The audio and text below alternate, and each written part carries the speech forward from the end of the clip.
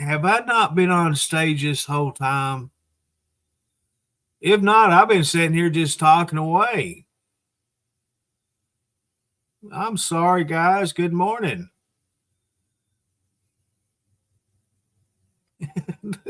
No wonder everybody left.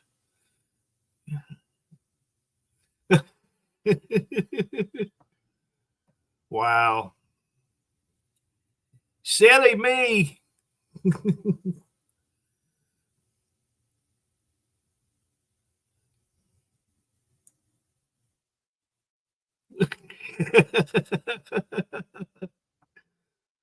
Wow. And that's honestly, have I not been on stage? If I haven't if I haven't been broadcasted, let me know because I got a good speech that I just talked about, and I need to repeat it. Isn't that crazy? Wow. Well, good morning, Mr. Bob. I was just giving kudos to the veterans out there, and made a okay. I made a comment about Dennis here changing one of the pages named and for what would you call it?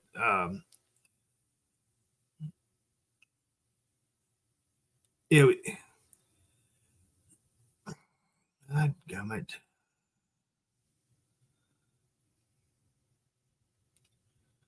Kind of a man, my brain is just waxed this morning.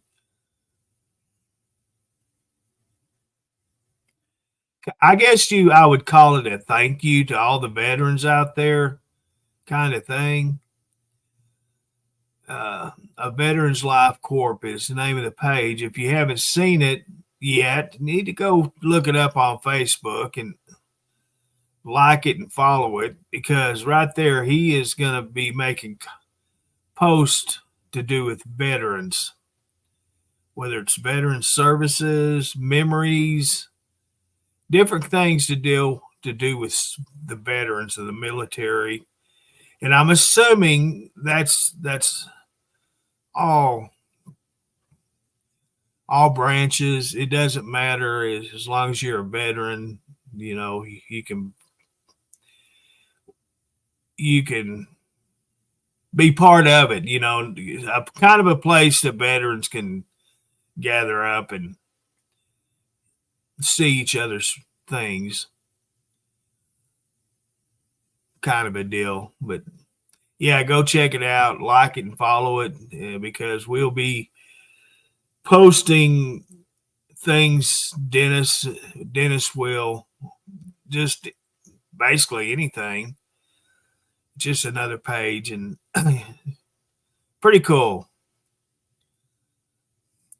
So a few podcasts ago, I was sitting here just racking my brains out. We were talking about steakhouses, and I need to talk about it now before I forget about it again.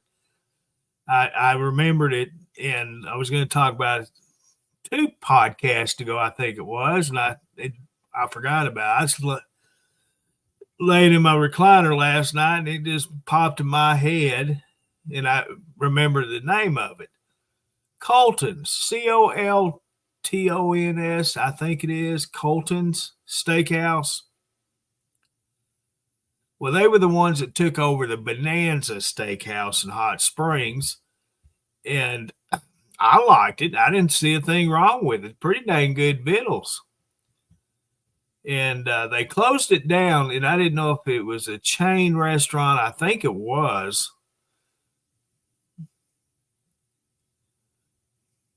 Is there one still in Springfield? Well, that's what I liked about it. They gave you a bucket of peanuts there on your table, and you sat there and munch on peanuts before you got your food, and you just threw the shells out on the floor. They gave you an extra bucket to put your shells in, but nobody used them. We just throw them in the floor, right?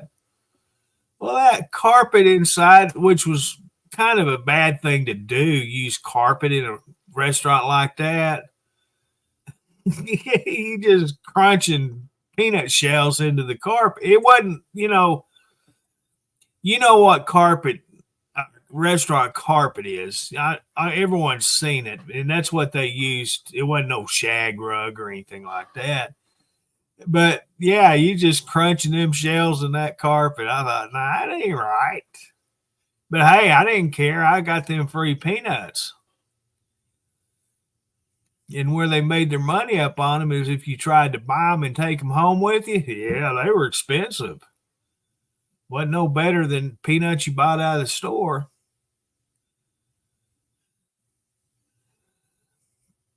But yeah, I wanted to talk about that before I forgot about it again. Colton's. I really liked them. Good char smoked steaks. Always got the ribeye there, and I had no complaints, never from them.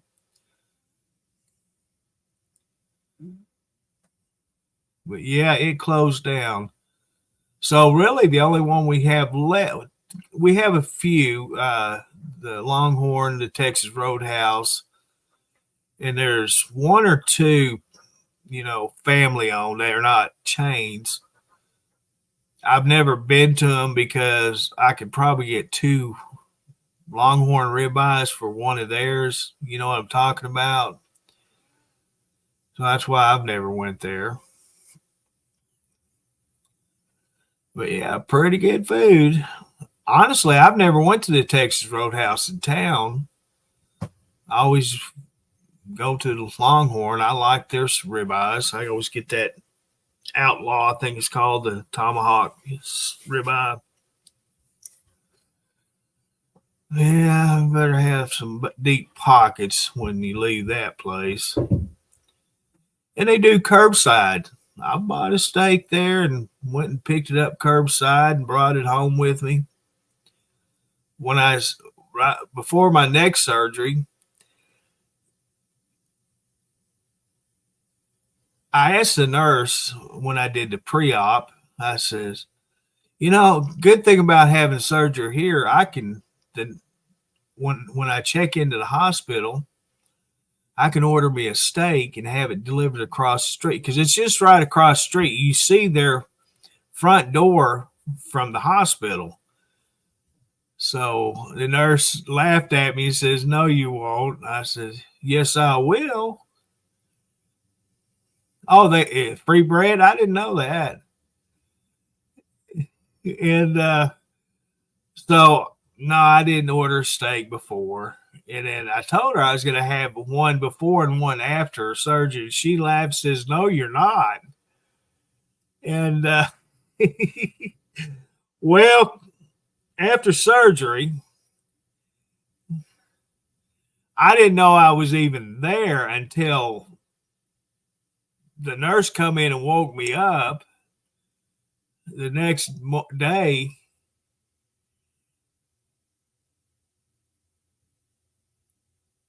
I didn't remember nothing, didn't know nothing. And all I remember from the whole thing was I kind of got in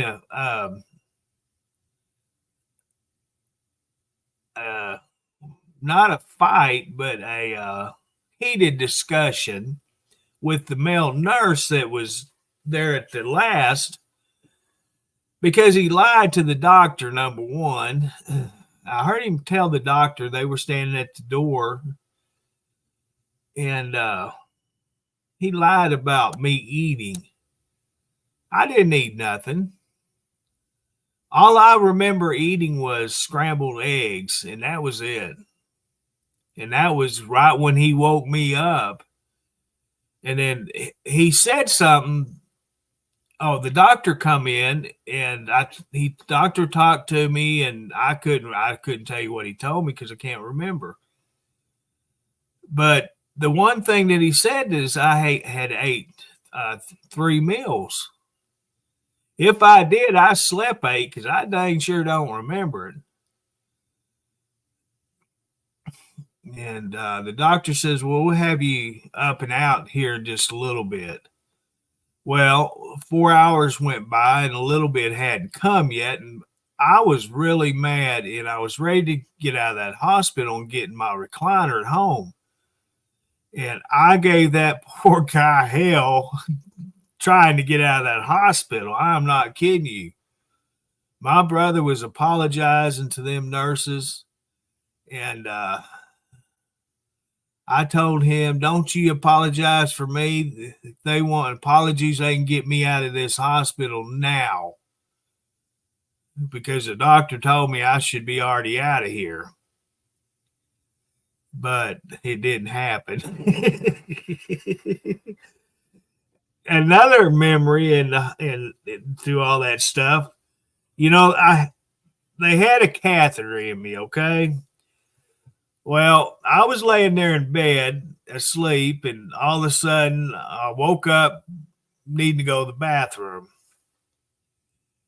So I reached down there to feel to see if that catheter was still there. No, it wasn't there. I'm going, oh crap, I got to go now. And well, you're out of it. You don't know what's going on, right?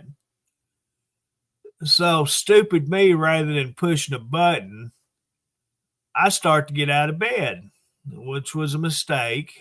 Here comes an orderly and 2 nurses running into the room. I'm halfway out of bed. And the head nurse is hollering, get yourself back in that bed. I said, I can't. I got to pee. So they grab a hold of me and steady me. And she says, here, take this pee bucket, whatever they call them. I says, you're going to have to hold it and get it in there because I sure can't. So that was the only 2 memories of it. And no, there wasn't no steak involved. Yeah, I didn't get my steak before or after. I know I couldn't eat no steak afterwards. I still have problems swallowing today.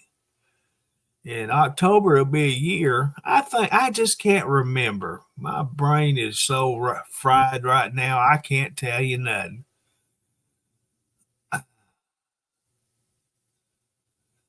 Oh, yeah, we had talked about that about the last podcast, Braden. I hadn't been to New Orleans. That, like I say, that was one place I did want to go. I've been to Baton Rouge and West Monroe, but other than that, that's the only 2 places in Louisiana I've been, but never did make it to New Orleans.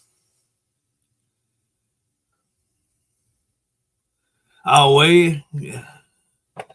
I've been to Texas Roadhouse, but it's been in Memphis and Little Rock, and I like their food. And you know what? In Memphis, I could get the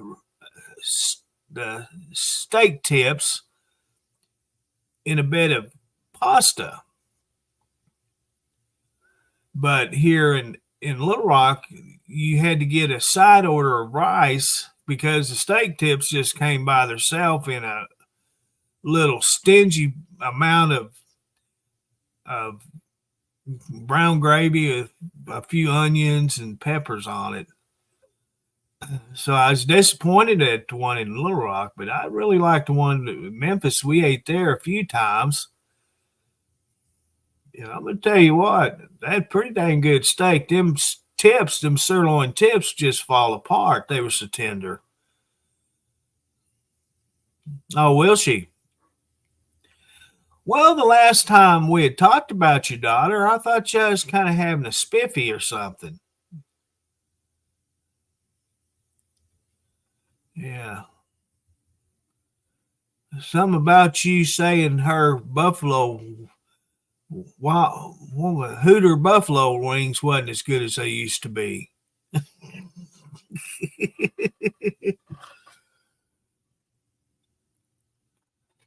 But no, yeah, I'm glad to see Dennis got that page set up for veterans because, like I said, I've always been a supporter of veterans and stuff.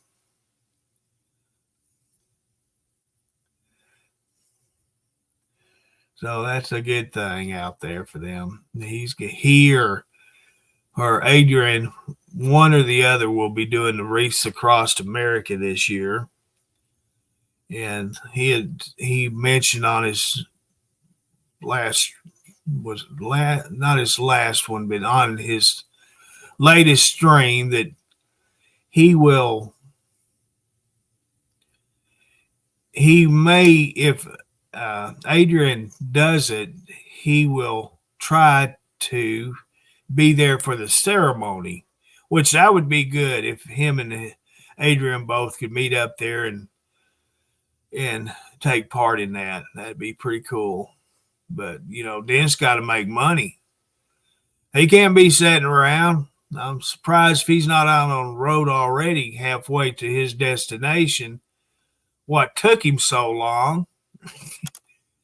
Hey, if them wheels ain't a turning, he ain't a earning. Get him rolling.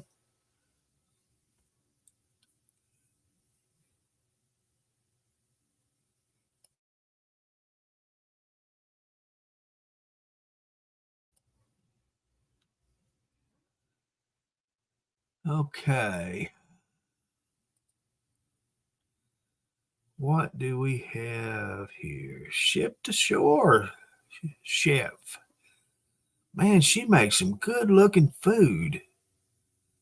I ain't kidding you. Them guys that works on that boat she's working on, they're lucky to have her as their cook. I ain't kidding you. She can flat cook some food.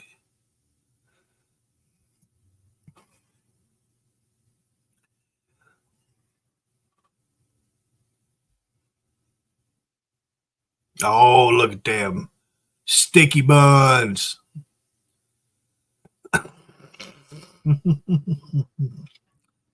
Everybody needs some sticky buns every now and then.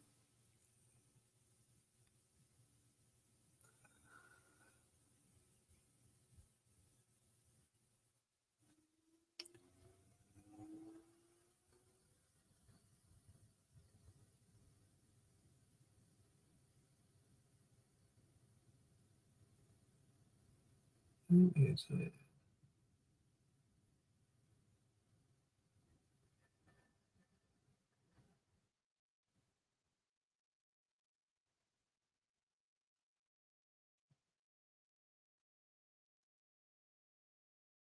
That's pretty cool.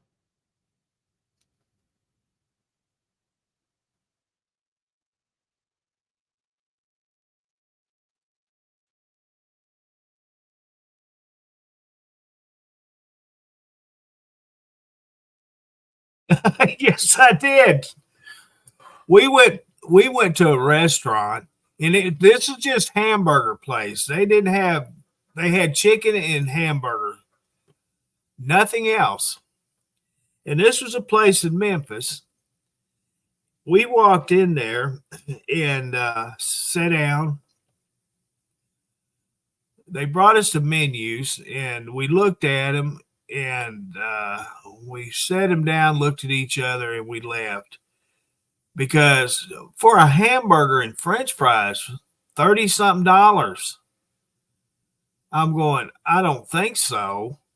So yeah, we got up and left because it was above our means. Good morning, Mr. Joey. How are you? Trevor, good morning.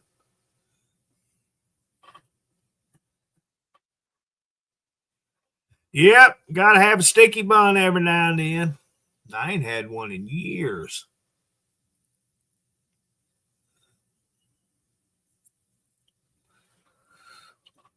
We used to have a bakery inside the village, and I always went there in the mornings because I would either get a couple of donuts or get a sticky bun.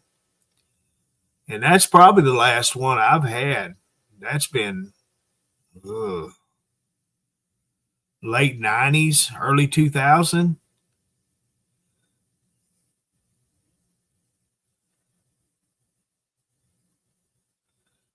I think it was actually the late 80s. Sounds like I need to get a sticky bun, doesn't it? I don't know.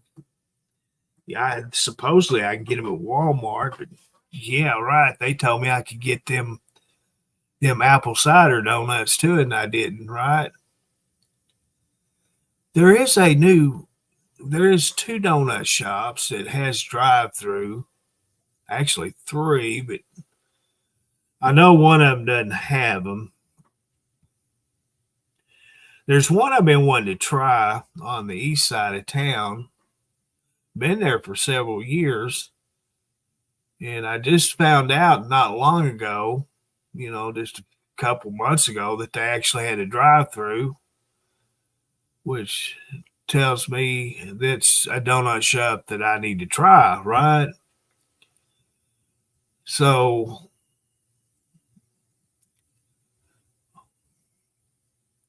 well, good morning, Miss Linda. You do the same. Thank you. It sounds like one I need to try out the driveway, right? There's one on my side of town, but she doesn't have a drive through and don't do that there curbside service. Good morning, Miss Kathy. How are you today?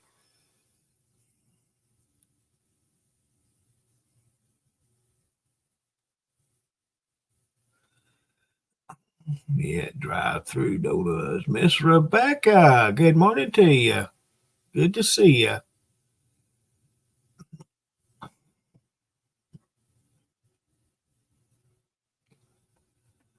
We've had a Shipley's Donuts in Hot Springs for forever. I mean, forever. And they have drive through, and I've used their drive through in years past, but it's on the west side of town, which means need to find a hotel between me and it to stop and eat my donuts after the trip to town.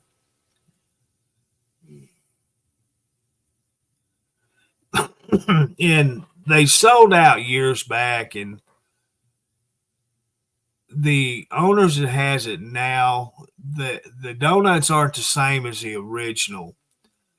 For some reason, they have it just a little taste of cinnamon. All of their donuts has a cinnamon flavor to it. I don't know what it is, what causes it, but it's okay. I know it's something to do with the dough, but they're still good donuts. Don't get me wrong, but they're not like they used to be.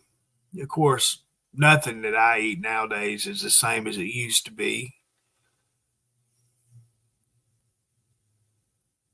Uh, then Paradise Donuts. I've never ate there. They've been there forever too, but I've never been there. I always thought it was a more of a coffee shop, but it turns out, yeah, it's a bakery. And of course, we have Dunkin' Donuts. And I used to like Dunkin' Donuts, but I'm not a big fan of them like I used to be.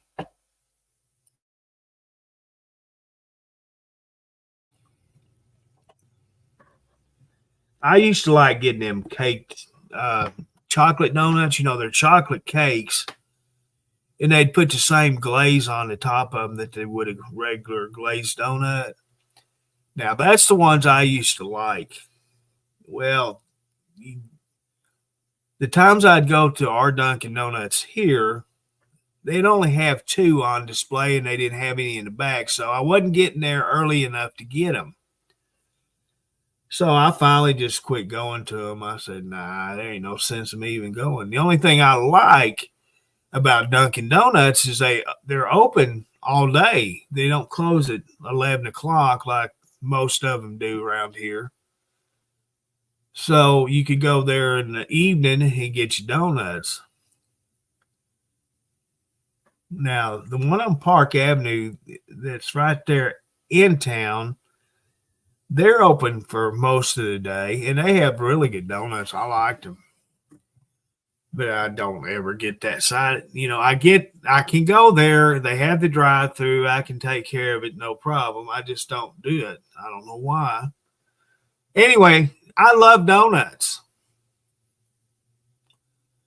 And most places like these that I'm talking about, they don't have sticky buns. So you'd have to actually find a place that does pastries. They most all of them have cinnamon rolls. They just don't make the sticky buns. And I like sticky buns. Hey.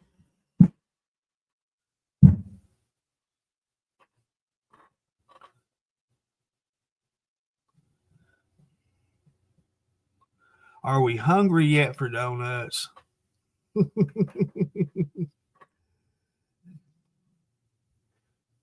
Do we all need a donut?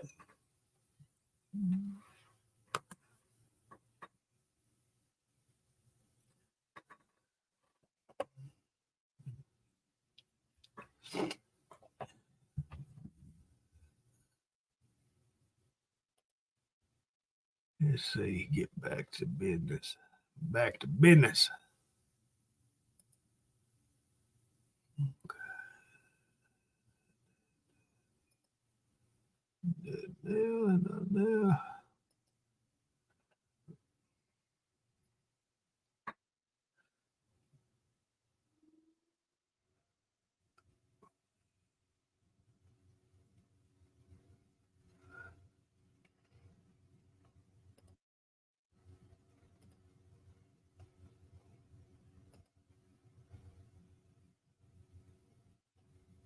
All right.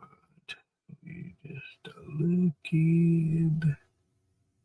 Oh, my belly. I think that that yogurt's working.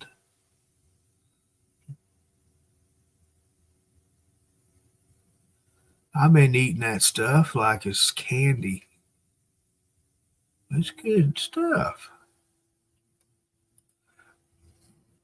Good morning, Mr. Jerry. How you doing, brother? Good to see you this morning. We talking about your favorite thing, Jerry. We talking about donuts and sticky buns.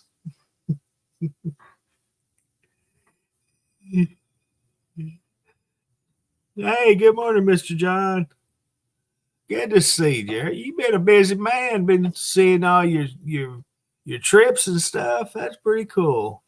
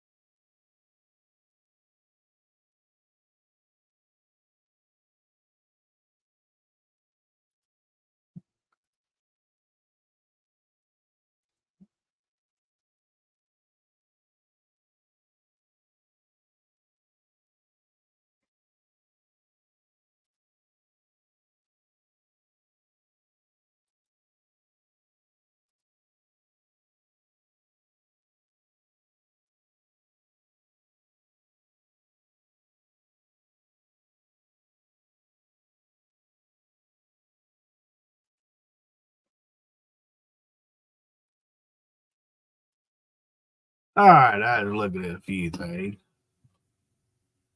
Yeah, I seen that you'd made a post this morning, or last night or this morning, about you going to start your morning inspiration again.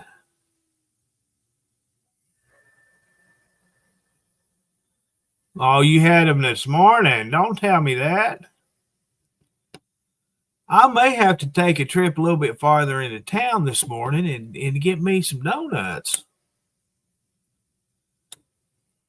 Yeah, I was gonna make a comment about that, John. Uh, I'd seen that we that the tropical hurricane or whatever had made landfall this morning. And I was going to say, everyone batten down the hatches and be safe out there, anyone living in Florida area, because it's a doozy. A lot of places were already making comments about heavy rainfall that they'd already gotten yesterday, and some places were like 9 inches of rain already. So everyone that's in Florida, I know Judy and Rex is there, and I was going to say be safe to them and everyone else.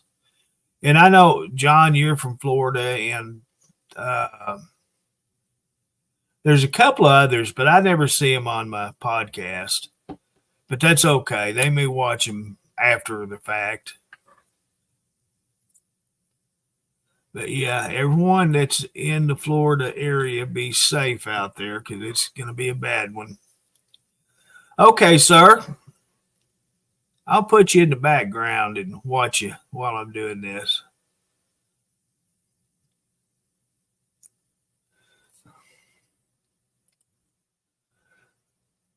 Let's see here.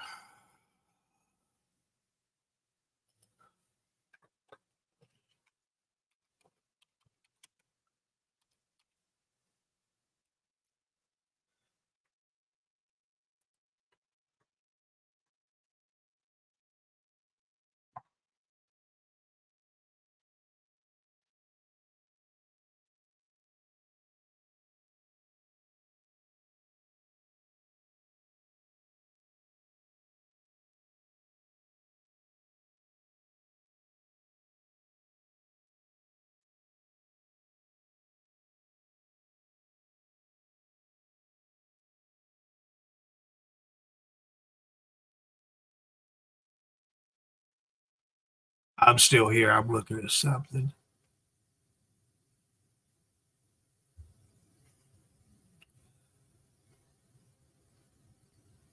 Oh, look at there, monkey bread. That look good.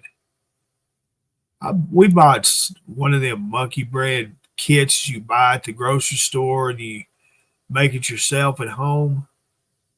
Now they turned out pretty good.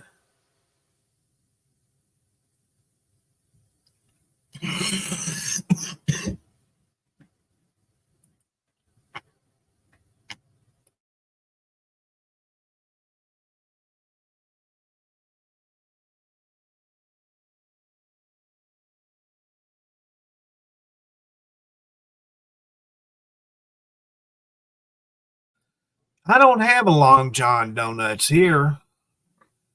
Oh, you're talking about the donut, the Long Johns. Yeah. Wow. Went over my head. Sorry about that. Good morning, Miss Diane. I never was a Long John fan. I've had them, but it was just too sweet for me, with the cream filling and the chocolate, all of it together. Just a little bit too much for me. So I would get them every once in a while. I'll tell you, if someone brought donuts to work, that's when I would eat a Long John, because they always brought varieties. So I dabble,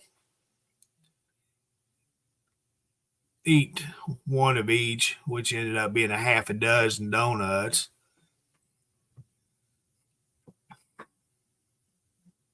Hey, if they didn't want them to be ate, they shouldn't have brought them, right? This one guy, he would go to the what was it called before Brookshire's?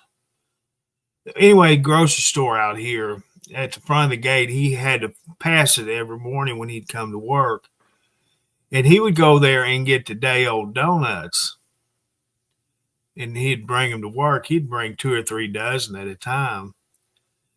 And I'd always tease him. I says, "Well, you're late. I've already had my coffee." Because Got to have coffee with donuts, right? So I'd sit down and eat 3 or 4 donuts and have another 2 cups of coffee with him. They always teased him about you're always late, dude. You need to get here about an hour earlier. But yeah, they were still good. You put them in the microwave for a few seconds and it just brings them back to life.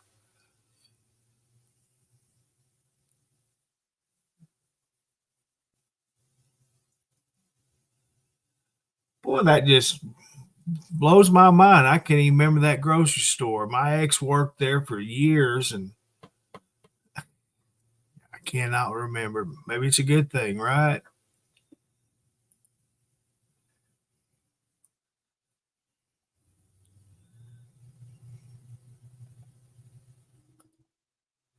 Yeah. So, Jerry, is the name of the page that you do your morning inspiration on? Is it still called Morning Inspiration, or are you doing it on your personal page? I can't remember right now.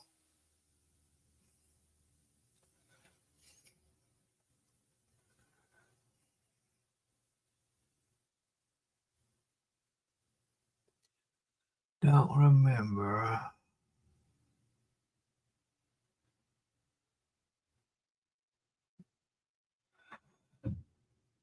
Well, I can't pronounce your name. I'm one of these here hillbillies. Naomi, is that it? Good morning. Over on the YouTube side. Welcome any viewers that's over on the YouTube side. Where are we at here? We have 3 over there viewing right now. Good to see the guys over there on YouTube. Good morning. I hadn't been doing many podcasts on YouTube. There, we tried to do it and we had so much just constant trouble with it. So I quit broadcasting on it. And here the last couple of weeks, I've been back on it. And so far, we've been doing good on it.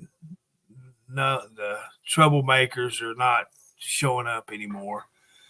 But yeah, I get to see all of you guys on YouTube. Welcome in into Truckers TV, Truckers Television. Dennis B. Adams Jr. page, you name it. I'm on several of them. I'm broadcasting on 6 pages right now. We got Truckers Transportation. We got Truckers TV Live. We got a Veterans Life Corp. We got Truckers Television, and then we have Truckers TV on YouTube. That's the pages that I'm broadcasting on. Yeah.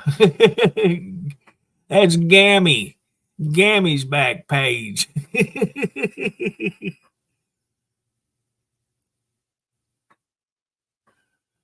All right.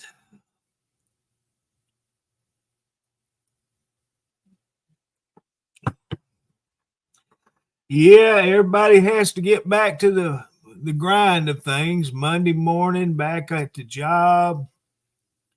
If you like Mr. Lee, he's been on the job. This is number 2 day for him for his week. He has to work Sunday through Thursday.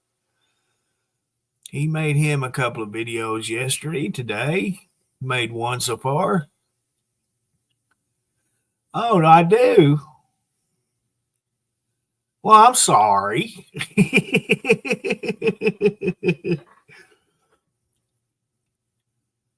I call my grandparents grandma and grandpa. Some people, they have little cute names for them, like Granny.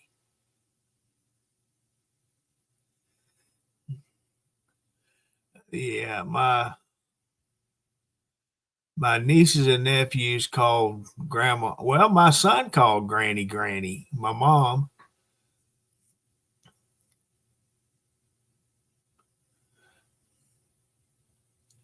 But I just called him Mom, Pa. Mima, yeah, I remember that. It's Monday in the Philippines. Yeah, we are Monday. It is 8:30, 8:31 a.m. Monday morning. We got 71 degrees. When I started it this morning, this podcast, it was 69 degrees. So we've come up a couple of degrees.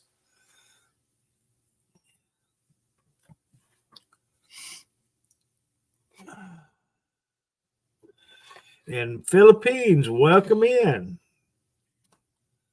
We've been getting quite a few viewers on the pages from the Philippines and all over the world. Pretty cool. I'm sitting here in Arkansas and I'm talking to people all over the world. It's pretty cool.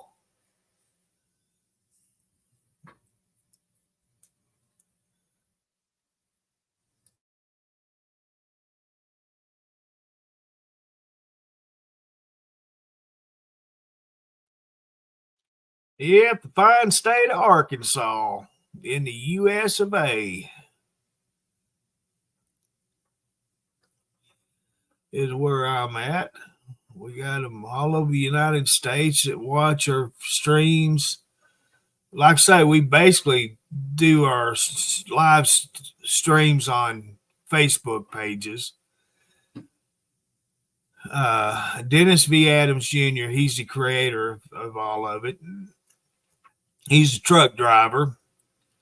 He's an owner operator. He has 7 trucks now, I guess it is. Well, actually 6. The 7th one is a lease driver. The driver owns his own truck and he's leased under Dennis's authority. But Dennis has 6 trucks that he has drivers. Dennis drives one of his own and then has 5 others. He has 2 drivers. He's looking for 2 more right now to occupy the trucks that are available. And he started all of this, his pages, to let everyone see what it was like to be a truck driver out on the road. He started the Truckers TV back at the start of the pandemic and wanted to let everyone see what it was to be a truck driver, especially during all the pandemic. And I joined in 2021 and became part of the page, and it's been pretty good to see what an actual truck driver faces, the ups and downs, having to deal with drop-offs, pickups, loads, what you deal with, the DOT, the lift station. Here goes with wastewater on my mind.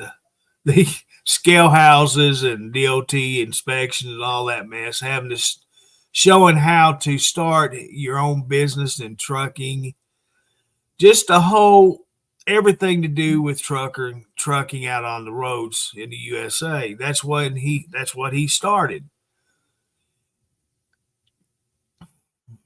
And that's where we are now. I do the podcast for him to let everyone be able to come in and if you got questions about trucking industry, you can ask questions and we can always get you answers for them. If not, you can just talk amongst each other in the comments or ask questions to me about whatever. And like you over in the Philippines, Naomi,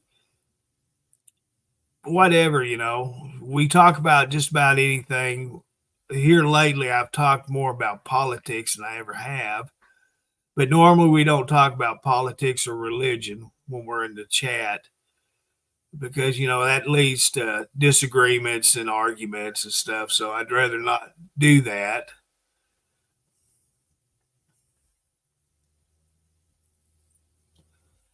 But you know what? If we're all on board, you talk about my side, we're all good. Talk about the other side may not be good. That's why we don't do politics.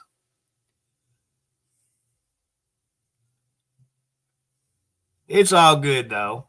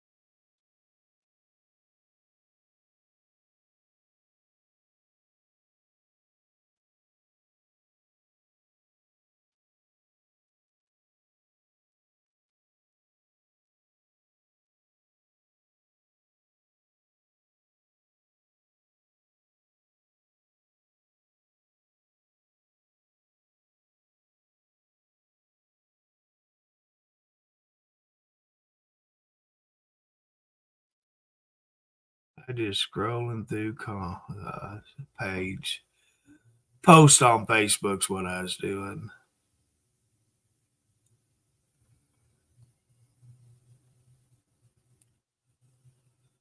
So, Henry, if you're out there listening to me, get your tail on stage. I got a bone to pick with you.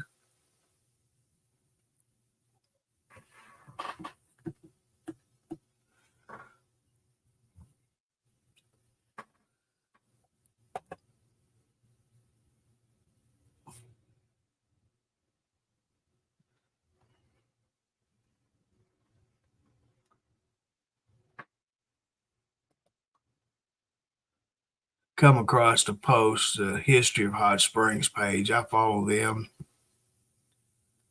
I got a post, a Hobson Motor Company. That's where my daddy worked for many, many years. He ended up the general manager of the whole shebang.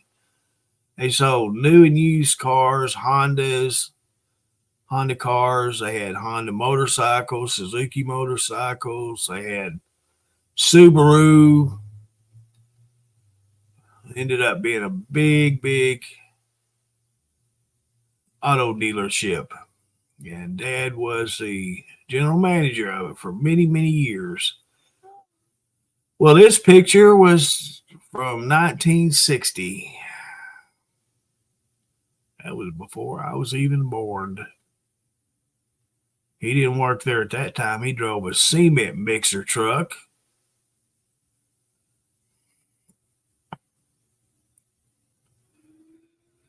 Cement mixer truck for years.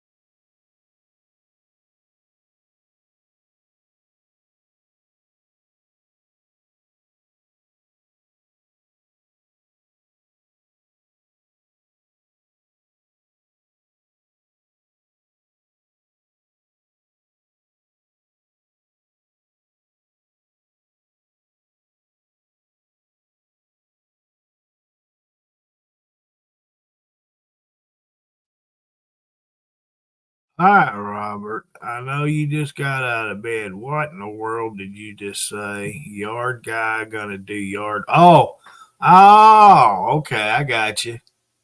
You talking about your lawn care dude?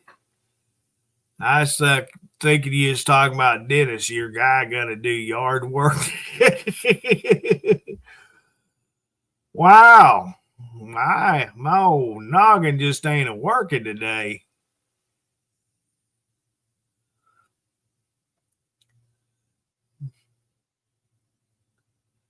I had you guys muted. I had it over there on Pastor Jerry's stream this morning.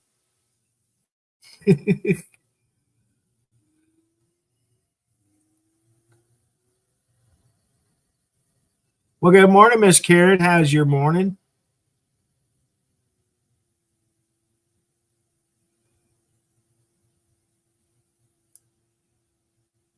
That's right. It's Monday. I got a good explanation, right? Good morning, Mr. Scott. Good morning to you, sir.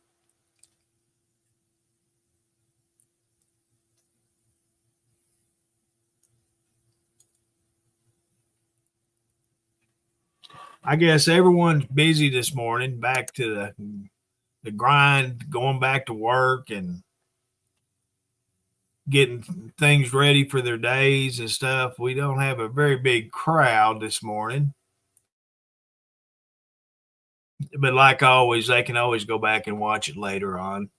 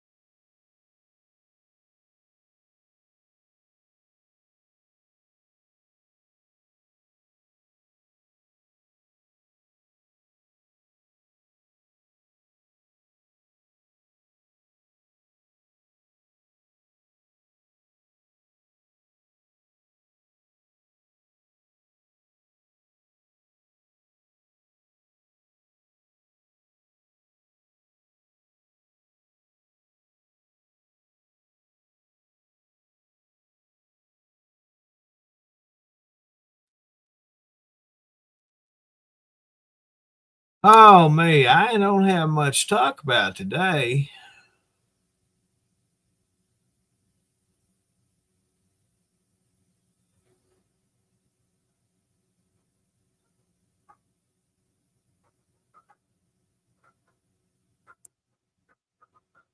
Other than it's been hot.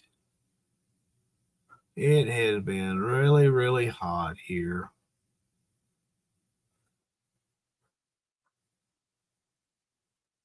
Yeah, I remember the week before this last week, it was 70s and 80s for the highs, and now all week last week it was in the hundreds. And I don't know what it's going to be today. And this week, I hadn't really looked at the weather. Maybe I should, shouldn't I? Let's see what they're saying. All right. It actually says it's 80, which that's not true. I'm looking at my thermometer. It's saying 72. Ooh. Ooh. Looks like we're not going to get a break till Friday, and that's 96. Sunday, 92. And then after Sunday, back up to the middle to upper 90s into the hundreds. Oh my gosh. That's not good. I'd seen, Karen, that Weather Channel had made a post about it hitting landfall this morning there in Florida. And they were concerned about the way the eye of the storm was building to where it could possibly get stronger after it hits uh, land. But I hadn't seen anything else on it, so I don't know. Yeah, August is the hottest month, but I actually September in years past I've seen actually where September was the hottest summer here.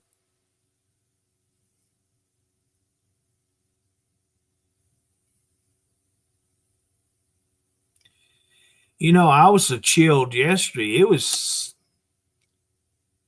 71 degrees or something like that when I got up. And I come out here to the living room and got here to desk and I sat there and I mean, freaking cold. I ended up turning my little leg warmer heater on and kept it on for a couple of hours. I'm not kidding you. I was cold.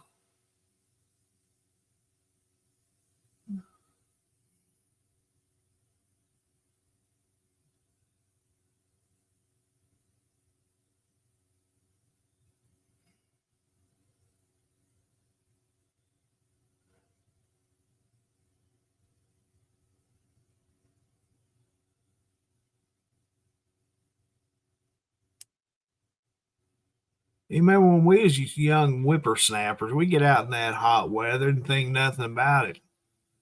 I remember times when mom would open the back door up, front door, and holler at us, get in this house. It's too hot out there for y'all playing.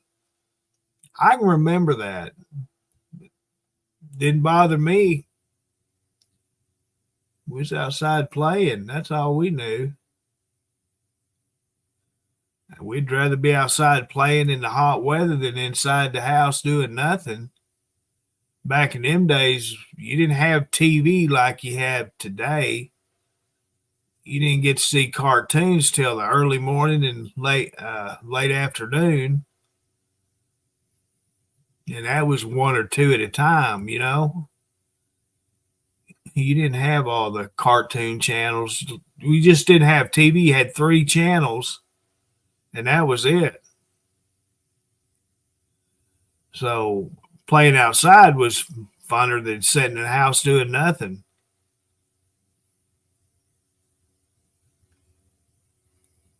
Have you really?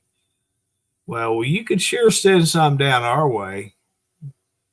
The week that it was 70s and 80s here a couple weeks ago, we didn't get hardly any rain. It stayed clouded up. It it thundered a few times, but we just never got any rain.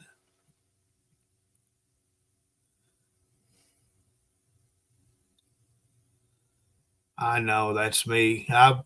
I've been running two windy units.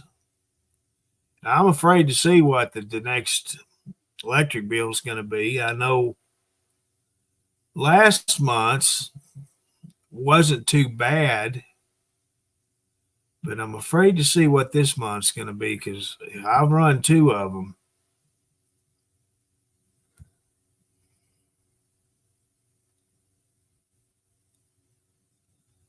Yeah, we are going to get some high electric bills.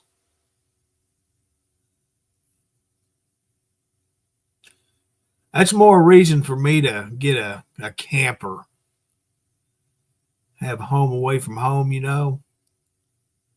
Yeah, I'd be parked here at the house, but it'd be hooked up and I'd be using it.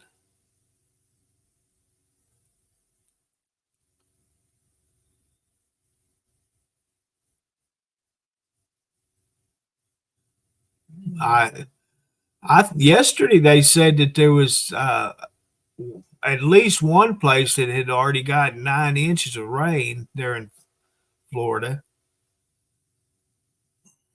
and we're expecting a whole lot more.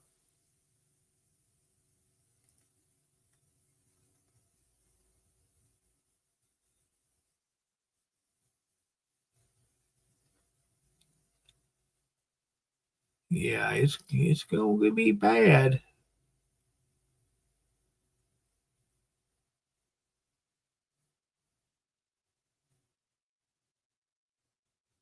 I think some of the places, the surges were going to be up to 10 foot. Oh, wow. In North Carolina. And see, that's crazy, isn't it?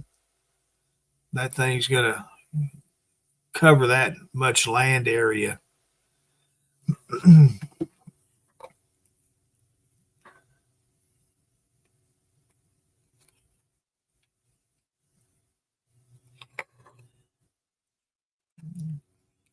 Crazy, crazy.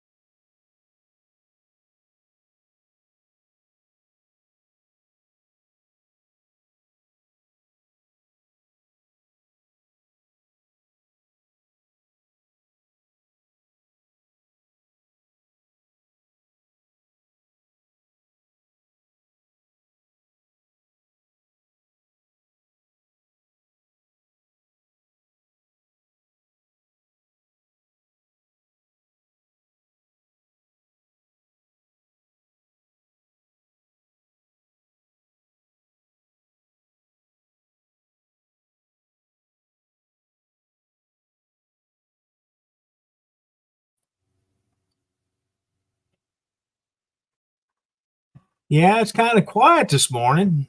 Dennis came in the comments earlier, said good morning to everyone. I believe today he's supposed to have or already got back out on the road. He got his truck fixed, which is a good thing. He got it fixed there in Alabama. I believe wasn't it Alabama or Tennessee? I can't remember, but he did get it fixed. It ended up being a def heater on the truck, which was a has to do with it's a sensor kind of thing, but also it's what it helps inject the def into the exhaust system. Well, they had to replace it, and but they got him back on the road, and the truck run good all the way home. So he's back in service. Didn't have to change out trucks when he got home. He's still in his truck. I don't want to even say the name because I can't remember how to say it. But he's in the same truck still. So good luck and be safe out on the road, Mr. Dennis.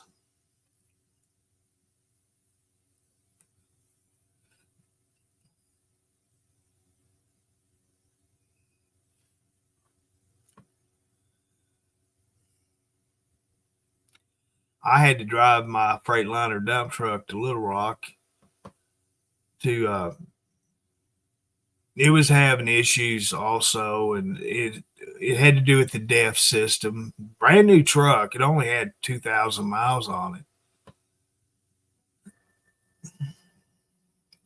and it only had half the power. You know, could only accelerate half power, and that was really fun driving it from the plant to Little Rock out on the interstate. Yeah, it wasn't fun.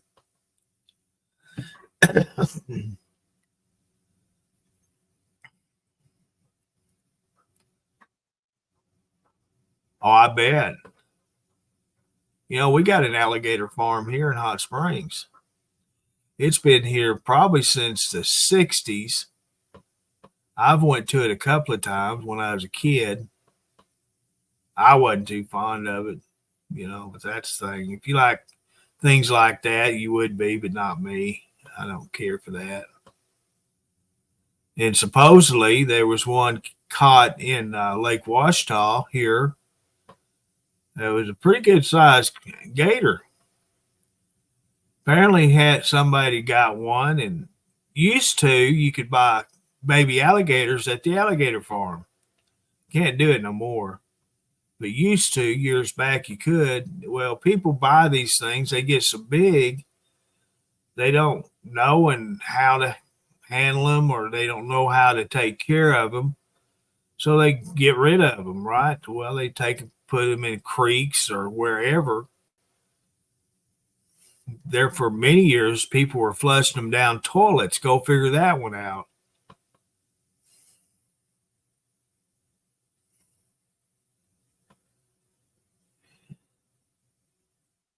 Yeah, that made headline news here about the one in Lake Washita. I didn't believe it. I thought it was a hoax, but yeah, it ended up happening. He was a pretty good sized gator too.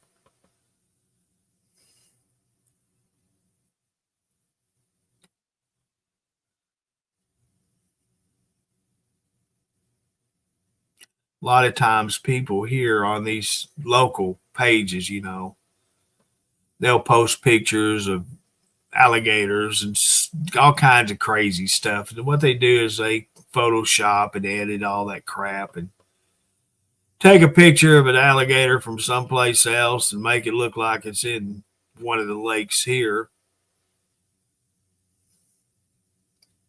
And that's what we thought at first it was, but no, it was actually one here. I know down in southern Arkansas, it's not uncommon to see them in the waterways there. But where I'm at, that's very unusual to see an alligator somewhere like that. You're out to see a kid on a limb playing a banjo before an alligator in a pond or a lake here.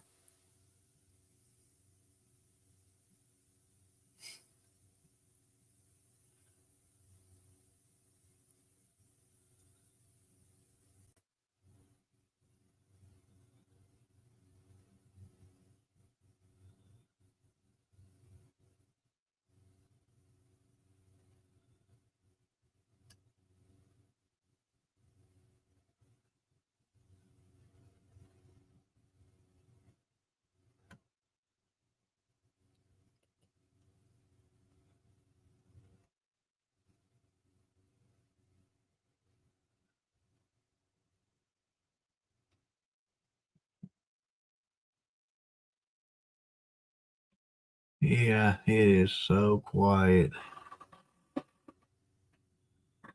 What's she doing? No, they not back in school yet.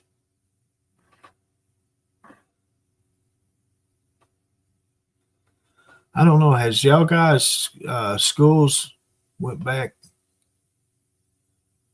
Hey, good morning, Mr. James.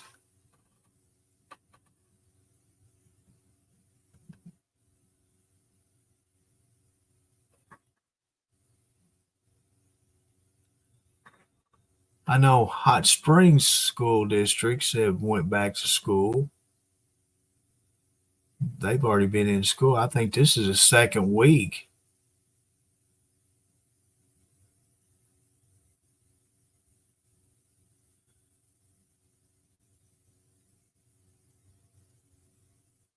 Tuesday. Okay. I haven't kept up with our school since my boy graduated, so I don't know any anything about the schools when they start, when they get out for the summer break or spring breaks, all that stuff. I don't have a clue. I thought ours went back to school, but apparently not. I just saw my great niece run down the hill. down to her uncle's house.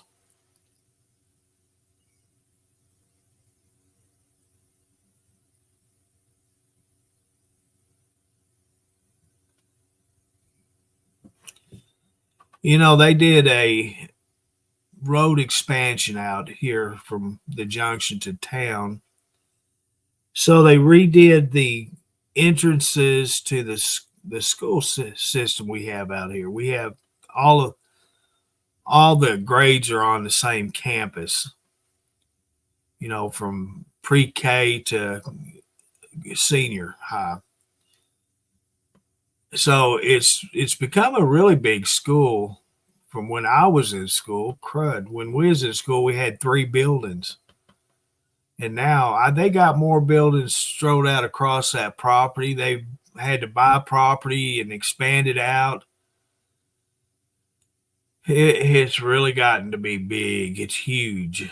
So they had to do something with traffic control.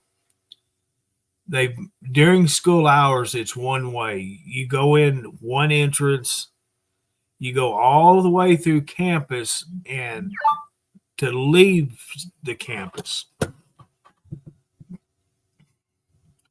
they've even got a stoplight up in front of it now.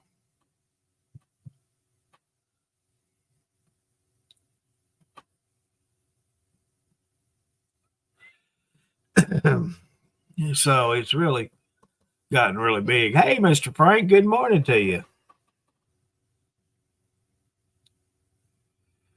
Today's August 5th, right?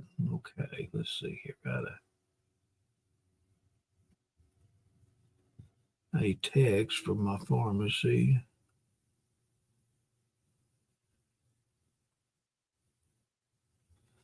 Yes, I need it. I just ain't been to it. I got out of the house yesterday, went up the road, and I didn't even think about going by the pharmacy.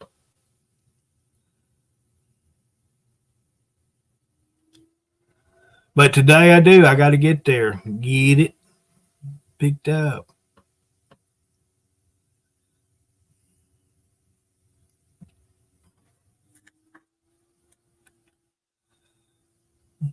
The 24th. Holy cow.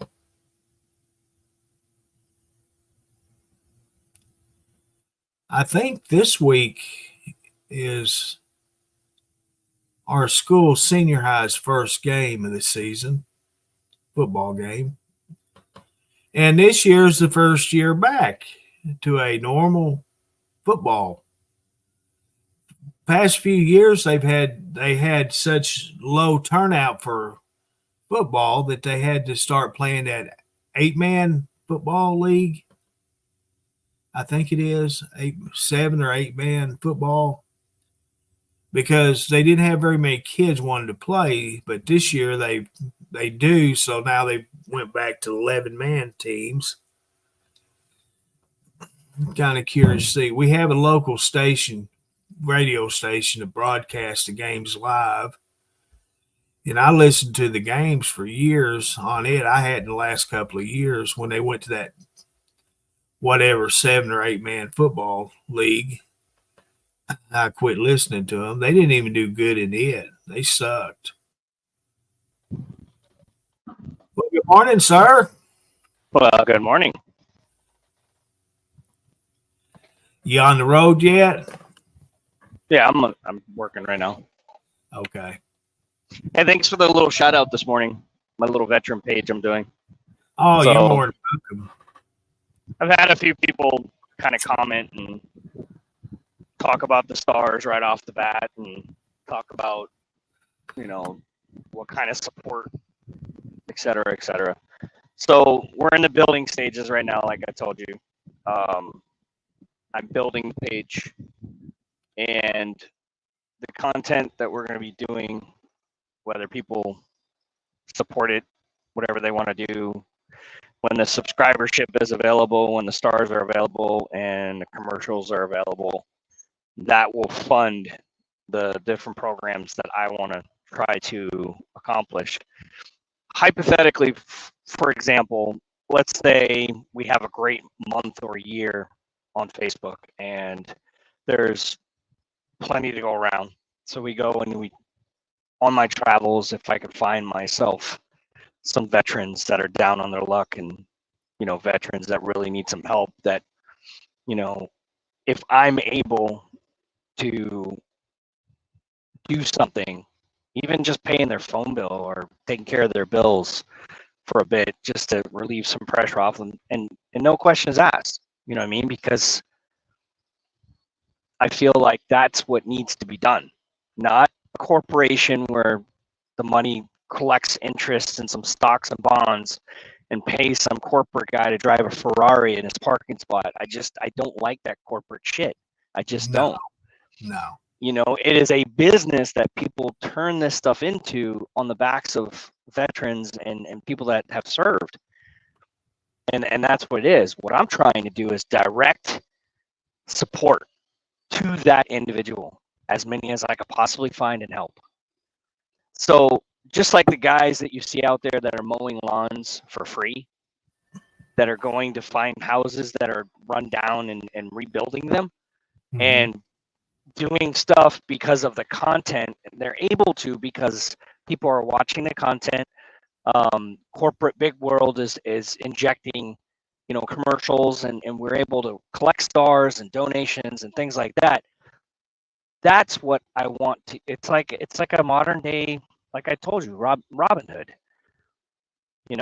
Using that platform to generate knowledge, buzz, and to truly pick out individual veterans along the way, as many as we possibly can. And eventually, if it gets really big, then we can make a huge foundation and a huge place for veterans to come. That's possible as well, but it all depends on the content that we put out, what people really want to support. They're willing to support a Hawk 2 and buy hats and t-shirts. Why not support veterans? What is with people not wanting to support somebody that went overseas, fought a battle for you, while you can stay home and have barbecues on the days that they're asking people to support veterans? Yeah, I get a free steak meal every year. Great. Awesome. Thank you. I get military discounts at stores and stuff. Great. Awesome. But I still got to work my ass off to pay off bills. I still got to do stuff. You know what I mean? We don't get a free ride. There's no free ride here. Mm-hmm. But collectively, as a society, as a nation, we can help these ones that are struggling, that are seriously struggling, and put an end to a lot of the other stuff. Yeah. Does that make sense?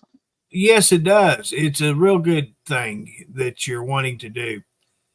I was going to put in there that it's really sad, people like you that did go overseas and fight battles. Veterans, period, okay? Someone that's trying to be honest and make their lives better, start their own business. It's really sad that the government doesn't help you guys. Well, in some way, shape, or form. They do, in a sense. They have programs for us, but like a lot of those programs, I don't qualify. For example, dental. I don't qualify for dental because I'm not 100% disabled. Well, I'm talking about. I have to pay out of pocket. I'm talking about your business. I understand the health and that part of it. I went through it with my father. I see how it works.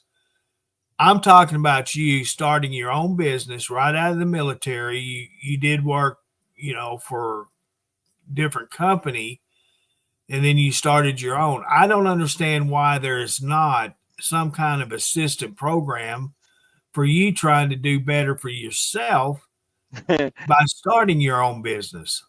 Again, there is, Curtis, but I don't qualify. That's the thing. I don't have a good enough credit score, and I don't have enough credentials, and I don't have enough push and pull. I don't qualify for any of that. But it shouldn't matter as far as your credit rating goes. You are trying to do better for yourself. being a retired veteran, and the government, I would think, would want to help you out more than he would anyone else, but it doesn't work that way. Again, they give you programs where, and these are all programs. Okay, this is all the government. It's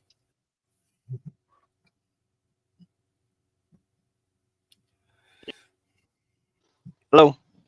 Yeah, you still you're there? breaking it out. Yeah, so it's there is stuff there, Curtis, but a lot of us don't qualify for it. We really don't, and it's very selective.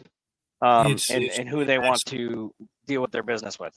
That's sad, and they want to send billions of dollars overseas to help these other countries rather than doing it the right thing and keeping it here in the United States and helping those that truly need it.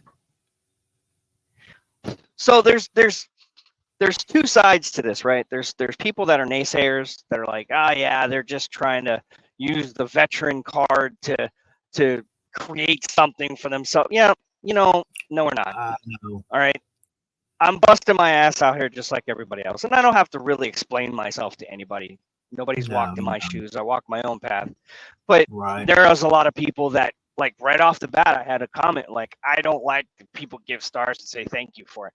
Well, you're not me, okay? And you're not what I am. And you didn't go through what I did. So I'm not really worried about your opinion on that. And you get that a lot. You really do. You honestly do. You get that a lot from people. For example, somebody stands on the corner of the street with a sign that says, I'm a veteran, need help, need work, need whatever, food, anything helps. I see those all the time. And it really, that's what drives me to not want to do that, because I have a lot of pride in myself. Even if I had one leg and one arm or a couple fingers gone, or I would still try to do something, whether advocate for others or I would put on a suit and tie and talk to people. I would do something, but that's just the mental state that I'm at. There are a lot of people that are more worse than I am, and those veterans are kind of getting lost in between all of the fuzzy gray area. There they are. So they are, and that's what it's. And then you have greedy type people, which I call it big corporate, that are, and it's not everybody, it's just like certain ones that I just don't care for, because I see, if you look at the paychecks of the executives that are running these programs, okay, they well over 6, 7, 8 figures. Yes, sir. Probably even more. The foundations that they grow, it's all about making money. Okay, now we are just in the beginning part of it. Okay, just the beginning. I haven't done anything. Right now, I'm just building visual. I'm just building. Okay, and that's what the stages are. So people can't come in here and be like, well, you haven't done anything for anybody. Well, we're not there yet. We're nowhere clear. We're nowhere clear. We're nowhere close to it. Now, Truckers TV and Truckers, TV Transportation, and my business, my personal bubble, we're getting somewhere, but we're not there yet. Okay, and that's where the support of people watching the videos, the content, like, share, follow, all of the Facebook type platform support and social media support, that's where that comes in, and that's where everybody comes in on a same game plan. Now, there's some people out there, like, for example, Karen, she gives stars a lot. David, her husband's a Marine vet. You got Jerry, you've got Wynn, you've got other Carolyn. You've got other people that give stars on almost damn near a daily basis, or even Robert. That's just a few of, the handfuls of people that support all of this content. Now, we're turning this slowly into a type of podcast, a type of discussion, a type of, all of these things that we're building in these platforms are one day, hopefully, with everybody's help, does something for the cause and that mission. So that mission is to find, hey, that's John. He sits on the stand. He sits on the side of the road. I'm gonna go talk to him. And say, what's your story, bud? what can we do as a society to help you just a little bit to make it a little easier for you? And if he says, man, I'm just trying to put food on my table, bro, I got you. Let's go shopping. Okay. Because I have the funding backing with all the video contents and everything else, just like everybody else is doing. We have that visual content where we can go ahead and just take care of that. Let's go grocery shopping for him. Something like that would help that guy out. He wouldn't have to stand there that day or month or whatever. And if it's continuous, it's even better. Right. Why can't veterans go on food stamps? Why not? You know, if a veteran comes back from overseas, fought his battles, has a disability, why can't veterans just as easily as a common civilian get on food stamps? But guess what? They don't qualify. They make too much money, right? But it's not enough money.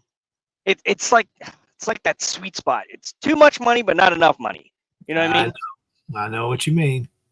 They got bills to pay, they got lives to live, you know, how they're living in their means and stuff like that. But you know what I mean? It's just, it's gut wrenching. It's not. I see it myself. Everyone that watches your videos knows how it is to live. They see that it's hard to live in your means because everything has gotten so expensive to live. Myself, I see it personally. Yeah. Mm-hmm. I've said it several times, and I'm blessed because everything I got's paid for. Mm-hmm. But I did that when I had to quit work, and I got my 401k. I cashed it out, and I paid everything off. So I'm truly blessed. I know people personally that are not in my situation. They're going under every day. Deeper every day. Yeah, they're struggling. And they do get some kind of assistance, but it's too much for them to qualify for the other programs. And I'm one of them. I'm at that sweet spot. So I don't get all, just because I say I'm on disability and I have Medicare, that doesn't qualify for me for food stamps or anything, which I don't need food stamps. But I see people that, and not no measly $20 a month. That's a slap in the face. But $20 is more than nothing.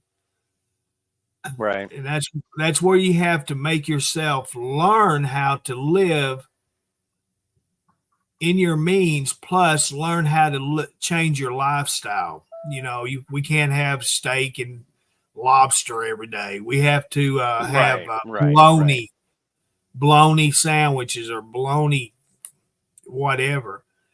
But for someone in the veteran situation, I agree 110%. There should be more programs that does not go by your income or whatever. If you're a veteran, you should qualify for everything, period. I don't care. That's the way it should be done. That's where it falls under the let's take care of our own before we take care of others. You know, quit sending our money to other countries. Keep it here at home and take care of our own. And that's, by God, the way it needs to be. You know what's messed up, though? There are some people that think we don't deserve it. You know, we're not deserving of getting that support and that help. They don't. We're just they don't. You know, and they don't deserve anything either, because number one, without you got people that went over and did what you did, we wouldn't be able to sit here and be talking right now on Facebook. You know, that's what right, and that's a point that everybody argues.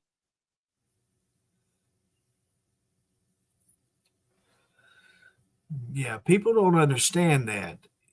The veterans is what gave us the right to do what we do. Because we could be sitting in Russia right now, right? Or North China. Yeah. Or Middle East somewhere that doesn't give the residents these opportunities to do what we do. All through America's time, existence, United States, men and women have fought for our freedom, and they have paid the ultimate price, whether they have lost their lives or they come home with PTSD, which we live with today. And the government kind of says, so what to? They don't get the adequate care that they deserve and need because they'd rather send it over to some foreign country, which these countries will turn their backs on us in a heartbeat. But yet that's the way America works, that needs to stop. You know my story. I've told it several times. But when I go, like I said, Dad and I, we bought more breakfasts for veterans than you can shake a stick at. Because, number one, they deserve it. They are the ones that made it possible for Dad and I to sit here at McDonald's and have our sausage biscuit every Friday morning. So you damn right I'm going to buy them breakfast. I'll buy them breakfast, lunch, and dinner for the day. They take a big bag home with them from me or Dad. It's plain and simple. Take care of our own. Quit sending it to these other countries. That's my biggest problem with our America is they suck. And you heard it from me. They suck because they don't have their priorities straight.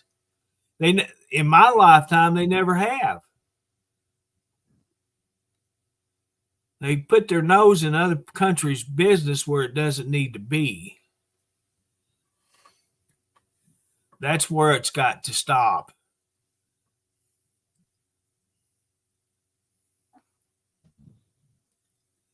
So go ahead, Dennis. I said my said. So yeah. So, no, that's good. So there is born a page that we can definitely try to use as a tool, as a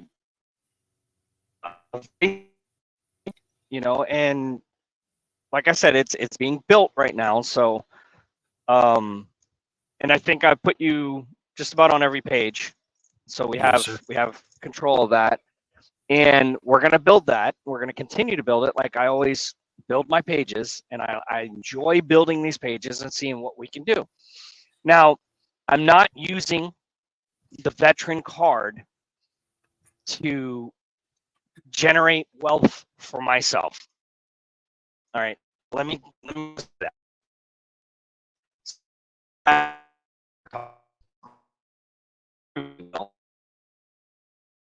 For myself, I have a trucking business that I have revenue coming in for everything else. So, you should know all that. I just want to make 100% clear that we are trying to generate the revenue to do something good for.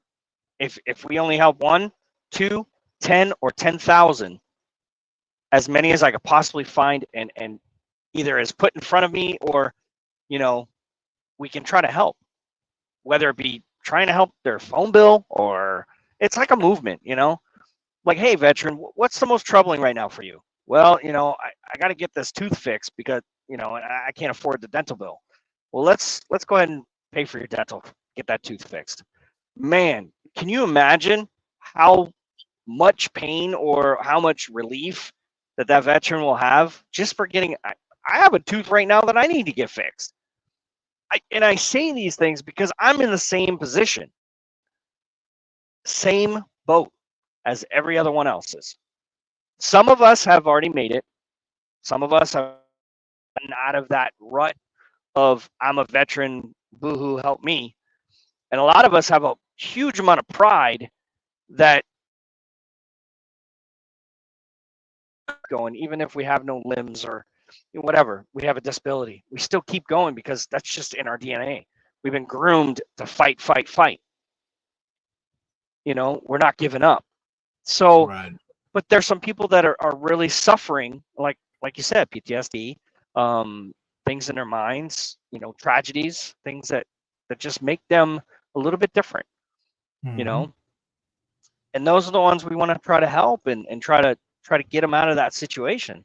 whatever it may be, even a haircut, as simple as a haircut. Some veterans can't even afford a haircut, literally. Mm-hmm.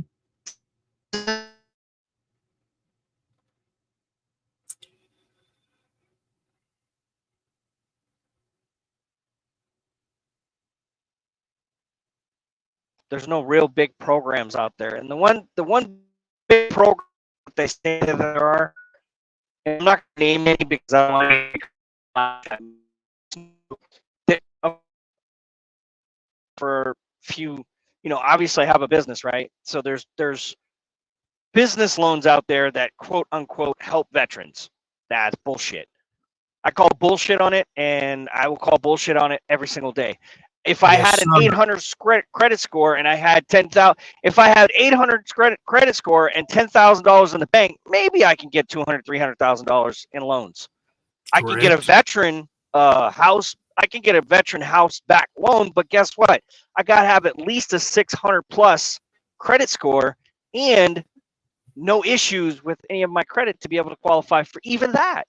Yes, it's guaranteed loan and it's a lower fixed rate and stuff like that, but there's still hoops that I got to go through that a lot of veterans can't do.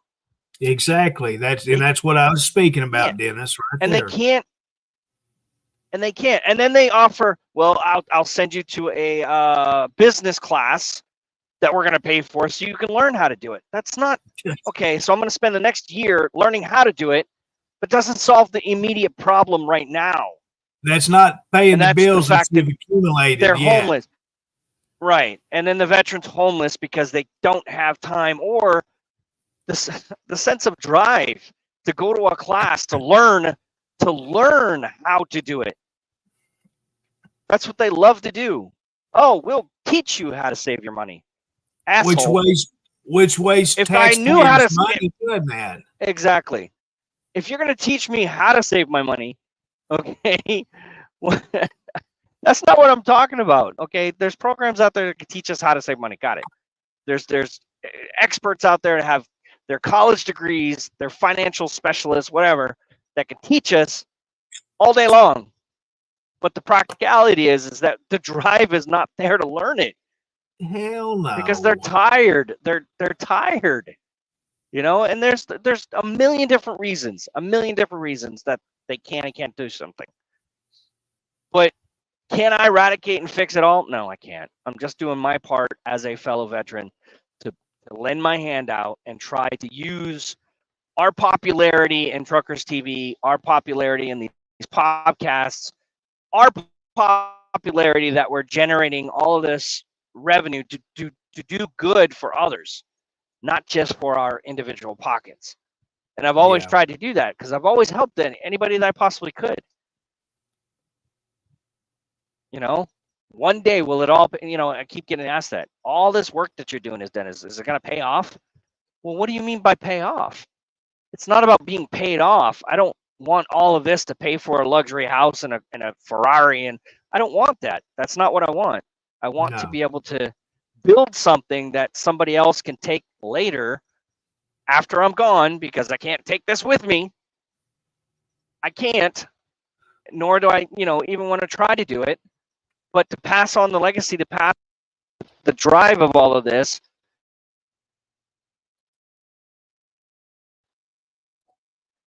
It was like the 12th call all day today. Jesus. When we're live, they just keep trying to interrupt me and call and call and call. Wow. So ridiculous. This person has nothing to do.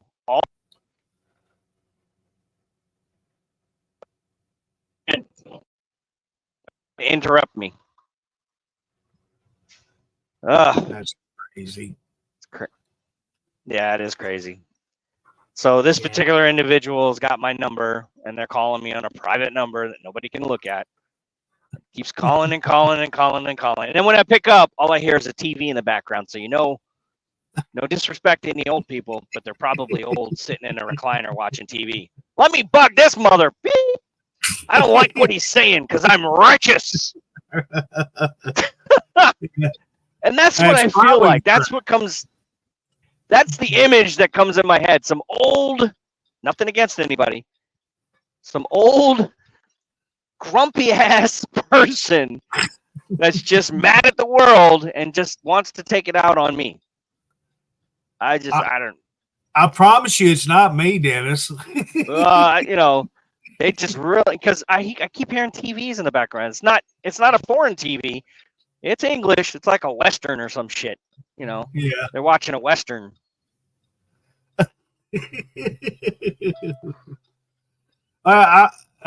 The viewers that's come in since we started our conversation, I'm sorry. We talk about topics and I don't overlook your comments as they're being made. I don't want to interrupt Dennis when he's speaking. So Thanks, Beth and Debbie and Donda, Michelle. See Irene out there in the Philippines. ¿Cómo está Yeah. acá? She's our second guest this morning from the Philippines. Yep. You know, there's a huge veteran population in the Philippines. A lot of the Filipino, even most of the cooks back in the day were Filipino. The stewards and the cooks. Yeah, back when Pinatubo, whatever volcano, and they had Subic Bay. All of my bosses were all Filipino. You know, my master chief, my senior chief, my first classes, my fellow cooks were all mostly Filipino. There was only a few of us white guys, and then and some other people of different. I even had a Muslim cook, which was very surprising because he couldn't cook certain things. I mean, we had everything on the menu, and he couldn't touch certain things, because of his religion. But we had everybody, all kinds of cooks. But prominently, it was ran by most of the Filipinos. And man, we used to party like crazy and eat the best lumpia and pancit and adobo. Oh, you get fat with gout real quick, man. Salty. Man, I tell you, bro. Best food ever, though. I love the Philippines. Yeah, I miss the Philippines. I love playing golf in the Philippines. That was one of the favorite places to go is Subic Bay. They got some real nice stuff there. Yeah. So, little shout out to Irene there in the Philippines. Yes. Mahal kita, Filipino. Philippines. I'm trying to go back. This other lady, Maomi, she was on the YouTube side. Oh, yeah, Naomi.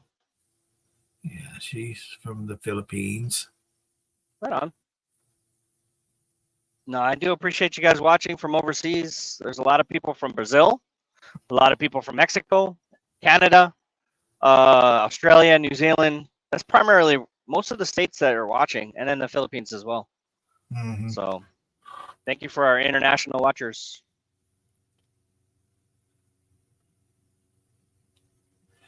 Good morning, Mr. Brian. How is your day? Morning, Brian. Yeah, I'm always happy to have Dennis come in because we do discuss things here lately, topics. And veteran services is one of them. I'm 110% for, and I'm supportive in any way that I can be, mentally or monetizedly. So yeah, we just need to get right now. I'm just building up the presence. People, viewers, fellow veterans, people that have stories, veterans that have every veteran has a story, right? Whether they want to share it or not, they want to talk about it, exactly. and that page will be something that if somebody inboxes us with the story, we'll put that story out. You have control, Curtis. If you see somebody that puts a story out about their grandpa or about their uncle or about their son or daughter. So there's a story about veterans, and then we can start talking about those things. And hey, this veteran did this or this veteran that, and those from that group of community, we start selecting, we start finding out, we start reconning what's going on with these guys. What do they need help? Are they good? What do they want to be part of this? And that's how we're going to grow the community real quick. I mean, we're almost into almost 1,000 people in literally 24 hours. I know, So that's crazy. it is growing fast. I see it growing fast, and I see that the backing and the momentum of it is going to be probably 10 times better than Truckers TV, because it's something that everybody has a piece of, whether it's an uncle, grandpa, grandma, brother, sister, nephew, cousin. Somebody has served in this military and is a veteran, and they can relate. And a lot of veterans are sitting there probably shaking their head. You know what? I can relate to this. This is really, because I am a veteran. I am going through the same thing. I know what it's like. And when you know what it's like, it's easier to try to find ways to fix it and help it. It's just easier. It comes naturally because it affects me too, on that level. So I'm not the only one. I know I'm not the only one that feels this way, So that's what we're trying to look for. We're going to build our audience. We're going to build a page. We're going to get the people to look and see if they want to be involved and part of this. Now, it's no obligation, obviously. You don't have to become a subscriber when the option's there. You don't have to give stars. You don't have to do anything, really. It's just we're going to build, and we're going to see where it goes. Right. And we're going to see how many people we can help along the way. And that's what I think, if it's a funny way of saying it, I think that's my calling. And I've been talking about this for quite some time now. Oh, you talking about veteran services and all that I haven't figured out a way to do it yet, but I know. What's funny though? I'm getting very good at building these platforms. I'm getting very good at finding the ways to get out to people and to really talk about some serious stuff without getting in trouble, obviously. We don't want to talk about some real detailed stuff because I'm not a professional. We're not professionals. We're not educators by no mean. And I don't have a degree in finances and stuff like that. What I'm saying is that if we have something come in, damn sure we're going to use it to go back out. You know what I mean? We're going to help people, but we got to get to that point first. We have to get to that point. You can't be a philanthropist with a zero bank account. That's a fact. You cannot give away. Look at Beast, for example. You ever heard of Beast on Facebook? He gives millions upon millions of dollars away. He's got so much money coming in from his videos and clout that he just gives that shit away and game shows and makes fun content. The Beast, look him up on Facebook. I know who you're talking about. Got the tattoos all over him. No, that's another guy down in South Florida. He blesses people.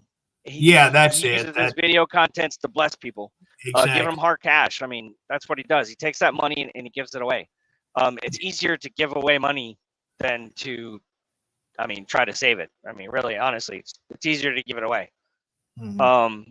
And if we use this as a vessel to filter that through, in being legal.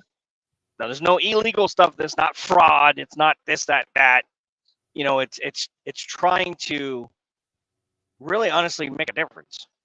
And that's what we're trying to do. So I don't want people to oh, it's fraud, blah, blah, blah, and start saying stupid shit, because it's not. Right. It really isn't. I'm a veteran.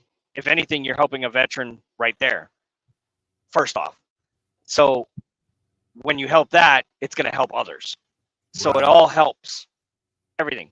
All the revenue coming in from all of the pages that we have created will go towards this mission and this cause, because that's something that's very dear to my heart, because I'm suffering just like every other veteran is. Right. And I want to make a difference. I want to use my talents that I've built for the last 4 years, almost 5 now, use my talents for something good and not just waste it away and just do stupid stuff. You know what I mean? Yeah. I know what you mean. Whether people want to back me or not, that's up to them. I'm not going to twist no arms and make anybody do anything. But if you're listening and you're still listening right now and you haven't scrolled on, then we've captured your imagination. You understand what we're going to try to do here. And we can only do it with people's support. You're right. And I have posted a link to a Veterans Life Corp on here. So if you haven't found it yet, there's the link. Just click on that link and it'll take you to the homepage of it. you can like it and follow it from that page there. So Dennis has posted it on all of his pages so far, the links, but I You guys just can see them. Are reposted. they visible? It says facebook.com and then a veterans life corp. It's just a link. It's not a picture or anything. Oh, okay. Yeah. But that's what that is that you see that's posted is a link to go to that main page Right. itself. So have you noticed, Curtis, every time that I build a page, we get bombarded by this, oh, your page is going to go through deletion. I Your know. page is you know what's funny though? I think that's what destroyed Truckers TV. And it's That possibly page, somebody or an admin or somebody clicked on the damn link and got themselves in a predicament and totally foobarred the whole page. yes, sir. And we lost it. I think somebody got curious or even malicious and clicked on the link and got contacted by one of these little, we're going to take your page down because you're in violation, which we're not in violation, you know? And we get those, like, you can tell them, just as like I'm telling them now, we get these like 4 or 5 a day, just like the spammer caller is calling me 4 or 5 to 12 times a day just to what? Annoy me? It's not annoying me. I just ignore your calls, you know? Yeah. I don't understand, you know, but those things are out there and we have to be careful. So don't click on anything. In the early days of Truckers TV, who you had as administrators of whether the moderators, content creators, they all have access to these malicious text or emails to the pages. They did not know what they were, and it was easy just to click on them, and it's taken many of them to realize you could tell the fake ones from the real ones when it comes from Facebook or Meta. So it's really as easy for someone that didn't know what they were doing to click on them because they thought they had the authority to go yay or nay on them, which now Dennis should be the one that is the final word on whether we click on this or that when it comes to his pages. Mm-hmm. And someone didn't and got the page in trouble. I believe that could have been the problem. So cutting that page away from any association with me has cleared up. And now look, all the pages are great. All the pages are thriving. They're growing. There's no issues. There's no problems. And if there is a problem, that's because somebody wants to try to, report a video because they didn't like it. Or we got people that are trying to annoy us or whatever they're doing. There's still some haters in the background, which we'll always have those. Every platform or every podcast I've ever listened to, they always touch bases on haters, people that have negative views on anything and everything that they just don't like. I mean, for example, you can have your cat on the back of your table or your chair while you're broadcasting, and somebody will say, "Well, that's cruel to animals because your cat's on the back of a chair." And you'll be like, "What? Right? What are you talking about? My cat loves sitting right here." That's his spot. Exactly. But you'll have somebody in society that will be like, "Oh my God, you're so mean to cats. I can't take it." Because they're just that compassionate about it. Got a noose around his neck making him stay there? No, these cats go where they want to. I don't care. You know what I'm saying? But that's what we're dealing with out here. Yeah, that's just an extreme explanation of what we're seeing. Oh, I know. I know how it goes. Most people don't know these stupid things, but I do. Yeah. Miss Margaret, good morning to you. Richard Gordon, good morning, sir. We're having a real good conversation this morning. I'm really happy to be part of it. Well, when it's something genuine, people can stand up and be proud of it. Yes, sir. Which this is. I've been trying to figure out a way. That's why I created all these pages, just to try to find a niche. That's the biggest thing of any platform is find that niche, find somewhere that you can get in there and get the most visible content platform. It's just really sad that America and the world likes Hawk 2 and makes that a popular thing for whatever it's worth. That's pretty. Well, I'm my just like, 2 cents whatever. on that is that's how sick America is today. Yeah, I mean, They'd rather see stupid, gory fighting, just all this stupid crap over clean, wholesome entertainment. and that what's tells funny you though? the generation that we live in. You know what's funny, Curtis? My footfetish.com has more views than Facebook does. I wouldn't doubt that. I Honestly, do some crazy stuff on there.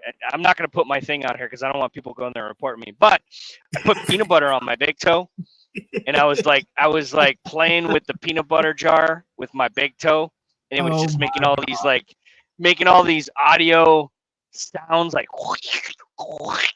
and it was just really. I've got like 1 million views on that one. My footfetish.com is doing really good. I mean, there are some wackos out there. I'm telling you.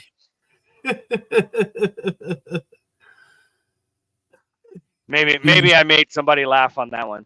do you shave your legs to do that on? No, I'm hairy as crap, man. But they just love that peanut butter in the jar. Man, you microwave it for a few minutes. It's nice and warm. You stick the toe in there. Oh yeah, and then you pull it out, and then you got your video camera just zooming in on the big brown covered toe of peanut butter with peanuts in it. Oh, it's a visual, eye-pleasing thing. Have you done the marshmallow? What you get in a jar? That liquid marshmallow, whatever it's called. Ooh, that sounds. Oh, maybe I'll do that next. Oh yeah, footfetish.com. Look for me. I don't think I will. Oh, that is Fluff. Thank you, Robert. Fluff. Robert laughing. Robert usually laughs on that one. Hard crowd this morning. Nobody's laughing. Jeez, man. I try to be funny. Not so serious all the time. Serious. It gives me wrinkles in my face. Well, maybe that's why I'm so wrinkled, because I laugh so much. Heck, my wife does that good because she spits her tobacco chew out. What? That's what Scott said. Oh my goodness. That's funny. Michelle, I did read Debbie's comments, but like I said, I was letting Dennis talk. I don't want to interrupt him when we have a good conversation. What did you say? What did you say? Debbie said that her father passed away yesterday. Oh, I'm sorry to hear that. She's having to make the arrangements. Well, I'm sorry to hear that. That's too bad. Yeah. But life is life, and you just got to prepare yourself, knowing that we're all going to punch that clock one day. Yeah. One day. Inevitable. Not a thing you can do about it. Not a person or yourself can help it. It happens. That's part of life, the cycle. Right.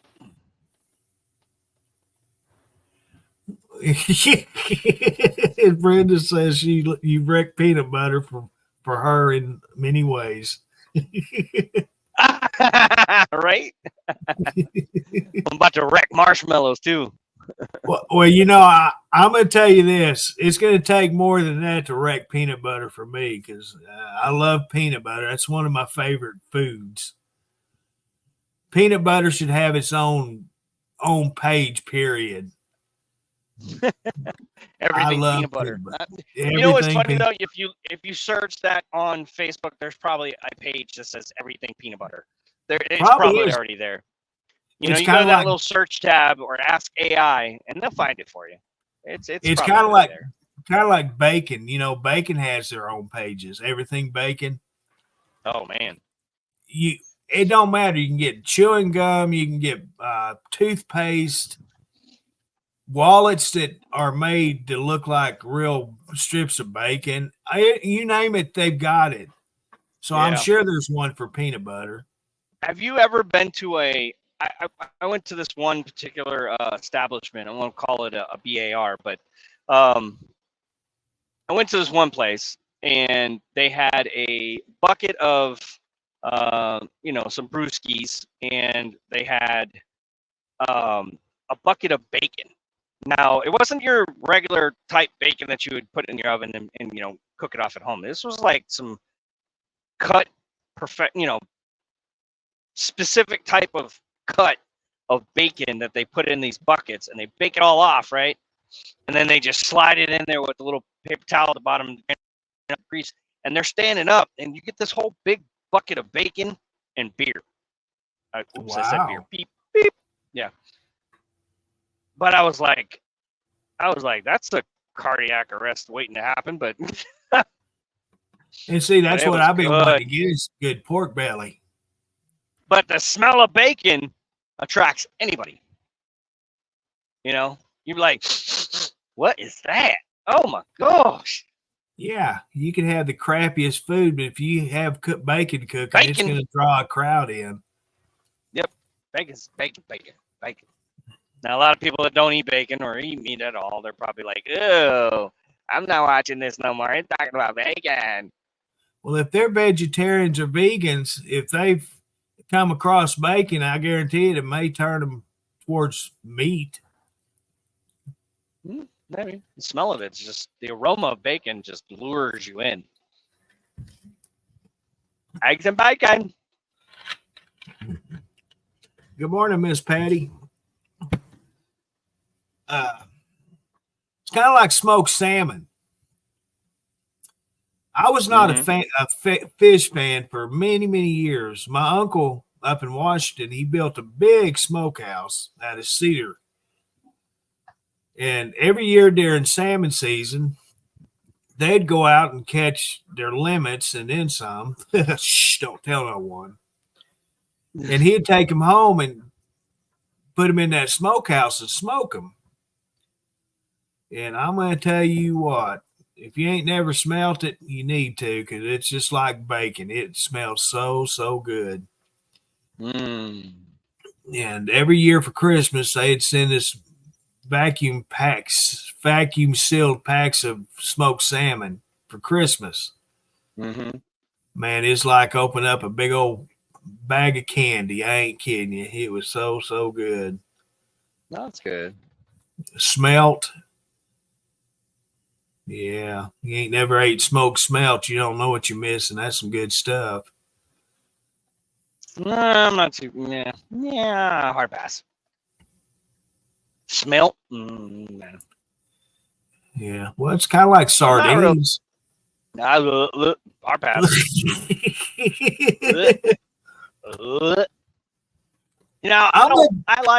I like fish, but I don't like the stinky fish. Like, that there's a difference between like cod and flounder and a whitefish and a salmon, right? It's literally very little, unless it's a skin on there, but there's very little fish smell. Right. I can eat tons of that stuff. Tuna, I like tuna. Tuna smell is okay until you sneeze it, and then it's all on your dashboard, and then it just kind of smells later. But I've done that a few times. But no, fish is good. I like eating fish, but I don't like eating like mackerel, the fishy, oily, fishy. Trout, mackerel. Yeah, just I'm not hard pass on those. Like that stuff either. Now, I love scallops, but I can't eat. I love scallops, but I can't eat oysters. You know what I mean? That slimy. Yeah. I've tried oysters just about any way you can cook them, and I don't like them raw, cooked. It don't matter. I don't like them. I like mussels. I like clams. I love clams. Yeah, clam chowder, roasted clam, fried clam, your mama's clam, your grandma's clam. I mean, everything. That's good. Sauteed. Cooked in a garlic sauce with wet red sherry, I think sherry and all that stuff. Oh my gosh, Uh-huh. that's good eating there. Good. That's good. It's good. It's good stuff. Patty, I'm gonna tell you what, you can put whatever you want on it. It ain't gonna kill that nasty taste in a trout or mackerel. Nah. Yeah, that smell is there. And you smell that first before you throw it down your throat. It's like, ugh. You taste it too. It's like, Yeah. ugh. I'm hard pass on that kind of fish. Now you open up a good can of mustard sardines. Now that's where you're going to in my belly. I love them things. Yeah. Sabrina loves eating those too. And I'm just like, ugh. She'll break out a can of sardines. I'm like, these are good. I'm like, no, they're not. No, they're not. She'll laugh at me. She'll try to sneak them in there. I'm like, don't put that in the salad. No. She's really good to me. She made some curry the other day. She knows I like curry. Yeah. So she made some curry for me. I ate 2 big ass bowls of that when I got home. Oh, good stuff. I've never had curry. Never have it. Curry? Well, there's a couple different ways to make it. There's a sweeter curry. There's a really, really, really like spicy curry. Right. And then there's just like, I don't know, just curry. So there's a couple different ways. Now, you think of curry, right? There's Japanese curry. There's Indian curry. And then there's like South African curry. Or there's all kinds of different curry, like Chinese curry. I mean, there's literally all kinds of different curries. But I personally like the Japanese curry. I think it tastes the best to me. I've never had any of them. All I've ever heard of is Indian curry, and I've always heard it was really, really hot. So I've never tried it. We have an Indian restaurant in town, and I've never been there. But well, you can get it non-spicy. You read Patty's comment, curry's like yellow snot. Yeah. If you make it that way, yeah. They got red curry. You can put red dye in it or red cayenne pepper or something in there and make it red. But it's all still snotty, right? I've had Jamaican jerk chicken. I like it. You had to say the word jerk. Okay. Many of it depends on the restaurant you go to. Some of it can be really, really hot, spicy, but some of them can be just mellow and it tastes really good. Curry goat. I've had that. You've had yourself a shawarma? Yeah. That actually. We used to go to the Sandbox, man, and that's all they fed us was shawarmas. I was like, it was goat or lamb or whatever lamb I think it is. Yeah, the one here uses goat, and that's what I had, and it was pretty dang good. And it was actually at a Jamaican restaurant. They have what they call a meat pie, and you can get it either with poultry or goat or beef. You know, there's a big difference between authentic Chinese food and American Chinese food. Yes, sir. And I do. Authentic Indian and Thai food versus American Indian and American Thai. Yes, sir. Such a difference. Like eating overseas, I mean, one, half the time your stomach can't take most of the things that they put in it, but eating like, for example, Thailand, I mean, God, the food is their fried rice is just to die for. And come back to the States and, they get it kind of close, but there is a huge difference between Thailand fried rice in Thailand, Bangkok, Pattaya, Chiang Mai, whatever, and then having it here in the States. Just the ingredients are totally different, how they're grown. Did you see that post that has to do with food? I get a lot of posts about food. Imagine that. But it's a Chinese restaurant. On their billboard outside, it says, "We know not where your cat is, but come eat our food. It's perfect." I just out of my head remember that. But you know what's funny though? They're probably busy as all hell too because of that little slogan that the Yeah, phobia right. people, hey, we don't know where your cat is, but our food is perfect. You see that Yeah, and you're like, oh man, we got to flip a bitch for this one. I mean, we got to go eat at that one. It's right, just like that one place that they humiliate you. They call you fat, or they do this, they do that, they call you right. dunce, whatever they give it. People go there and they just, it's an amusement. That's, like, oh my goodness, the things that they say to you. And I have yet to go to one yet. I think it's what called Dick's, something like that. it could I be. don't know which one it is, but there's a few locations that do that. And I've yet to go to one. I really want to go to one just for that experience. But that's what people like. Can you imagine how many people get up and leave because they don't like the insults and all of that? I mean, and it's funny, they tell you in the beginning, you will get your feelings hurt. Yes, they do. Do not sit here if you are acceptable to getting your feelings hurt very easily. And they probably do. They have people, and then they have people going there like, oh my God, you insulted me. I'm not paying for my meal. Well, you need to go ahead and pay for your meal because that sign right there forewarned you. Exactly. But I think it's really funny. Someone like me, at the beginning, I probably get pissed off in the end, but hey, it's my fault. My curiosity. Like, that chicken's free, right? Can I get comped on this, please? Y'all hurt my feelings. Right. Yeah, that's funny stuff. But yeah. I would like. That's why I order shrimp. I'd like to see a full video of a shift one day, just in one of the restaurants like that, just to see what people do, the reactions that they have.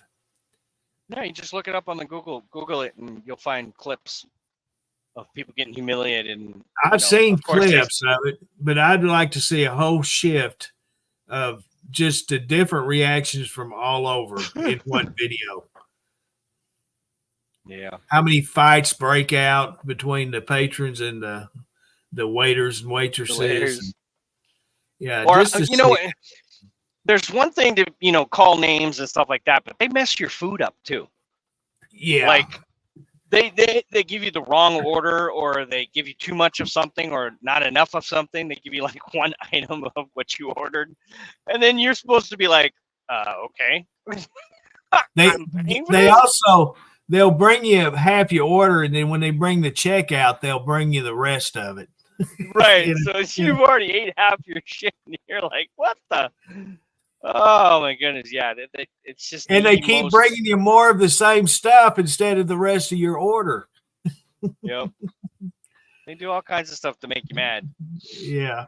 But that's part of the thing, There was a thing in Japan all the time when I was stationed overseas in Japan, that in Japanese minds, if a restaurant had nobody standing outside and a long line around the corner, then that place was probably not very good.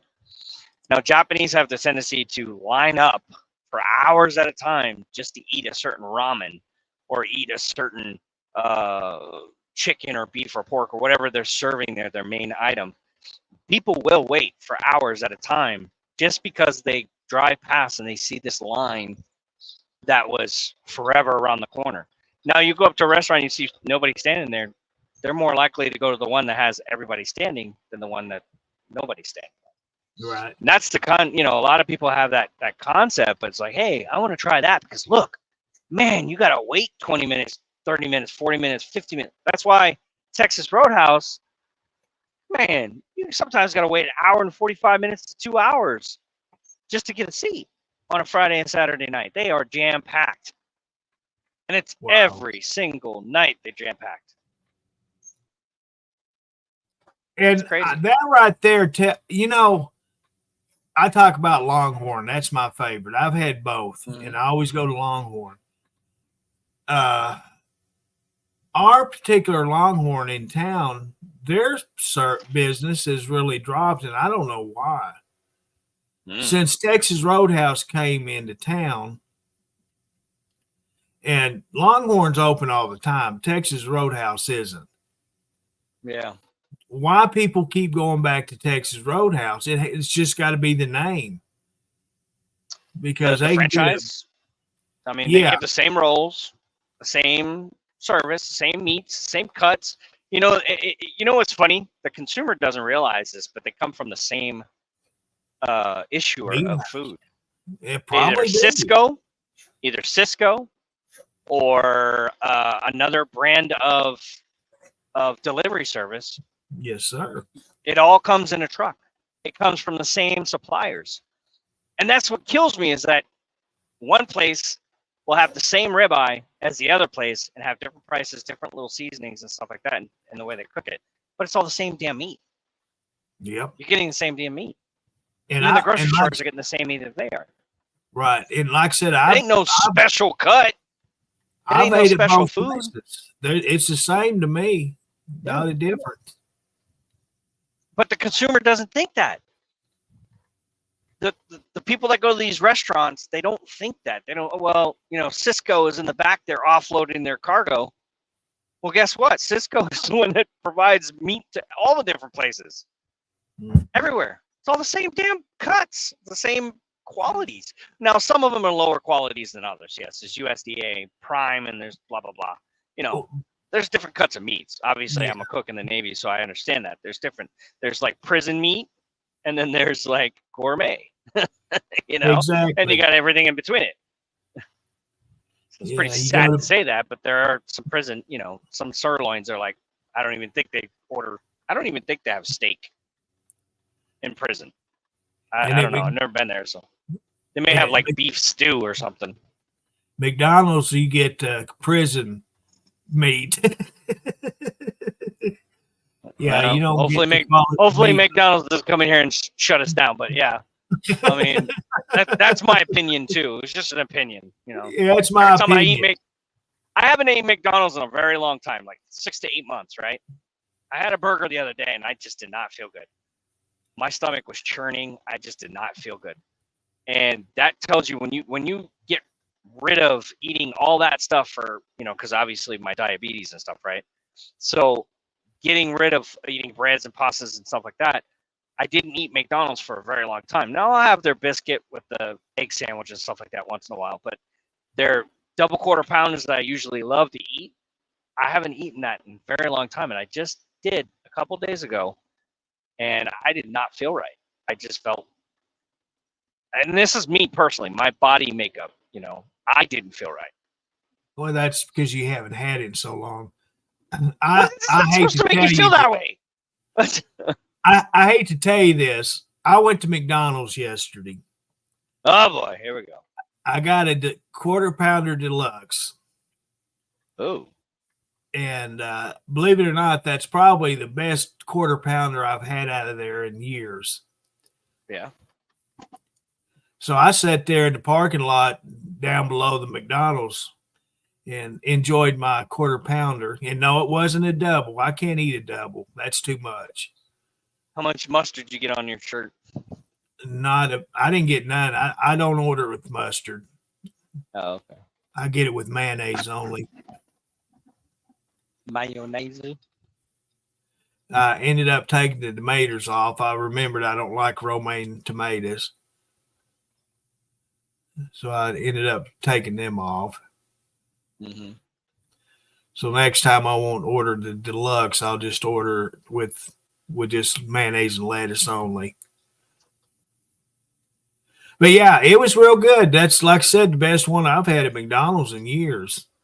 You know, when they come out with a campaign a couple of years ago about all of our quarter pounders are freshly cooked. Mm-hmm. And they actually did. You had to wait a little longer to get a freshly cooked burger. Well, that's when they really started tasting good. And that's the last time I'd gotten a good one like that. Mm-hmm. Since then. And I don't eat McDonald's hardly ever. I quit eating there because normally it's yuck.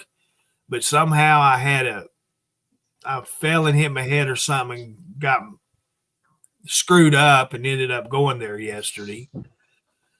and Well, they get probably had a good employee working in the back there. possibly it could have been, or they went somewhere Gotcha. else and got the patty. There's a Sonic just right there with them, so I wouldn't say it was a Sonic burger because their food sucks too. But yeah, I did get me one of the McChickens and brought home with me. I hadn't had it yet.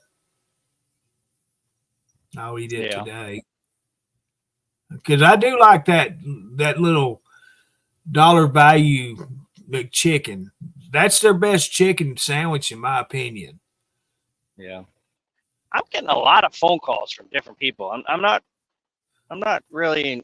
I'm like, they're all kinds of different area codes. There must be a lot of people watching that are trying to get a hold of me. I'm just not picking up the phone. So if you're watching this show right now and you're trying to call in, we haven't got to that graduating level yet. If you're trying to talk to Dennis personally, why don't you come on stage with him? That's the thing. I got a link pinned to 3 or 4 of the pages, and you can follow that link in, and you can come in and say howdy to him face to face. Yeah, just make sure you put your helicopter away. We don't want to see no helicopters. Put the helicopter in the, what do they call that? The hangar bay. Hangar bay, yeah. We had quite a few people try to do that too. Potted meat is like caviar in my house. Yeah, it's really good. One of my favorites. I got. You know how they get caviar? Yeah. You ever had fresh sturgeon? Have you ever had fresh catfish caviar? No, sir. I will not eat little fish eggies. No, sir. Hard pass. That's the only caviar I've ever had was catfish. I just don't understand. You know, sturgeon, right? Those big ass fish are sturgeon, right? You know, they cut them open and they drain all the caviar out and they put in these little cup things and they sell them at high quality, high price, right? What do they do with the sturgeon? Can you eat sturgeon? Yeah. Or is it all chewed up and put into tuna? No, it's not put in tuna. Or made out, you know, artificial crab legs. It could be that too, but possibly it's probably sushi. Oh, sturgeon? You can eat sturgeon and sushi? Well, that's probably what you get when you eat sushi. What you're thinking is one thing is actually. I think they got mackerel and they've got what I don't know, it's a whitefish. I think it's like some kind of cod or flounder that they use. You think it is? Were you there when they put it in that sushi? It's kind of like eating that. It's eating that artificial crab. It makes you mad, right? Like, this ain't crab. You go to a catfish house. You go to a catfish house and you think you're eating catfish. No, you're not. You're eating sway. You know that sway white fish. Oh. Yeah, we had 2 restaurants get nailed to the wall and shut down because they were claiming to be catfish and they weren't. Well, catfish got a very distinctive taste, doesn't it? I mean, you can tell catfish from a regular fish. Hell no. Catfish is a good white meated fish. It's not fishy. You were talking about you don't like the real fishy fish. Yeah. Catfish is a good one to eat. If you can get one that is actually Southern cooked and use cornmeal batter or cornmeal period to coat the fish in, and when it's cooked, you'll really like it. I'm not kidding you. It's so good. Good morning, Miss Irene. How's your morning? As we're talking right now, Curtis, you have your computer open. Can you look and see how many people we have following the veteran page? Okay. Are we hit 1,000 yet? Let's see. Let me switch. I'm on there right now. Let me switch and see. Business. Okay. We have 798. 798. Wow, 24 hours. Yeah, that page had 100 and something people when I first started it. when I switched it over to the new name. That is awesome. People are definitely getting behind it. That's good. That is a good thing. Thank you. Appreciate it. Now we hit those. There's certain categories we got to hit. Obviously, when building pages, right? You have to hit those certain numbers and criterias and accomplishments. So when we start hitting those things, then you'll see some changes, and we'll start doing the best we possibly can to manage all that. Yes, sir. So. And it's a good page. It's a good way to get in touch with veterans and try to help each other out. If maybe just to talk, not. Yeah. I keep saying this, and this is a thing that people don't understand. PTSD. When you come back, Dennis is living proof of it. Not everyone comes back the same as they left when they go into combat, battle, whatever you want to call it. And they can hide it so long, and then all of a sudden they change. And they don't want to go through the, what do they call it, the military, where they get the assistance for that.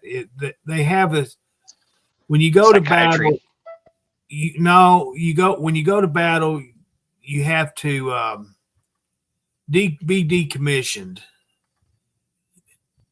And that involves, if you need psychiatric help, they'll help you there. Just different stages that you go through once you come back from battle. Well, a lot of the soldiers and troops, military period, they don't do that. They don't get the help where it's needed, so they live with it every day. They got to get a lot of them don't want that. A lot of them, I think, feel they don't want it on the record.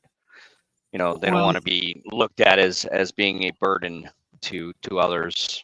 And I can almost guarantee that it could be that it's more of a burden, to your loved ones. They just don't want to be titled that, so they don't get the help they need. So it don't come out until they're already home. They're trying to go back to the normal lives, and then the family members are the first to see it come out. Well, veterans should not have to go through that. They should get the help whether they want it or not, and don't hold it against each other or people that don't have the family that are experiencing these individuals. They don't even know things that's happening to them in life. Don't judge them by the first meetings or appearances, because they possibly going through that right now that we don't even know. And these are the things. See, I'm not saying that I'm a professional, because I'm not. I'm only speaking from what I've seen in my life dealing with the VA with Dad. And went there for 12 years of his life. Every trip to the VA, I was with him. And that was several for a few years that we would have to make trips to Little Rock because of his situations. And from what I've seen, it's very obvious if you know what's going on. And that's one thing, if there's someone that watches this particular podcast that we're doing right now, or any others, and you come across Veterans Life Corp, that's something this page can also connect you to, maybe someone to talk to help with that. It's always good to talk to somebody, and it's easier for someone you don't know that is dealing with, they call them behavioral disorders. They're not mental illnesses no more. We got it. That's the next thing I was going to do is search for those 1-800 numbers for veterans to call if they need assistance and help. That would be a great thing, Dennis. We need to get that posted up. If you can find that. I know the numbers are pretty easy to find. Yeah. So hotlines and stuff like that. We got to get those posted up there. There is on Facebook, there is a link that I come across a couple of months ago, and I went on to it and read it. And what it is, it's a link, military link for PTSD. And if you don't mind, I'll go back and get it, and I'll post that link to this Yeah, that's fine. Veterans Life Court page. Yeah, that's fine. Or any of the official 1-800 numbers that anybody can call. I think it's 1-8 something something. Yeah, I have it on my.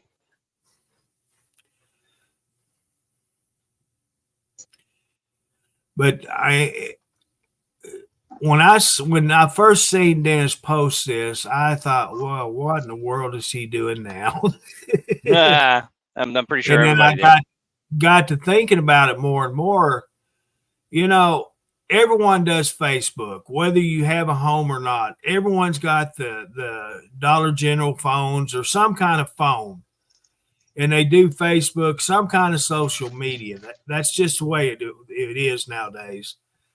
Well, if they come across and see this Veterans Corp, and they're in a situation where, yeah, they could use a little help somewhere, there you go. Here's a link they can contact. They may have already tried to contact, but we don't know that. Mm-hmm. And this is a good page for the veterans and family members of veterans. And so but there's a lot of resources. There's a lot of resources out there. We can definitely pass that on to everybody. Okay. Reads Across America has a lot of stuff too. Yes, That's what you're going to see, a lot of that stuff, which we are part of. I think Adrian wants to participate this year, so we'll probably send him out to Reeves Across America with one of the trucks. So he wants to do it. He stepped up and said, "Hey, I'd be honored to do it." That's okay. I think he really wants to try to do it. Yeah, so we're going to send him. So that'd be awesome. Yeah, and I'm happy. I'm happy that I'm in the position where I can do that. I wasn't when I worked for Knight. You know, they only send their specific trucks that they have allocated for it. They have a veteran truck. There's 4 of them. There's 4 veteran trucks. You remember I talked about that a long time ago as well, where I wanted to be nominated to try to get that truck while I was driving with Knight, but I never got nominated. I got mentioned, but not nominated. But I quit before that official, came out. Yeah. So I don't know if I would have been selected or not, but I was mentioned in the nomination process.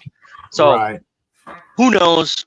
But now I have the opportunity to put my own trucks in there and be part of it through my business, and that makes me even more proud.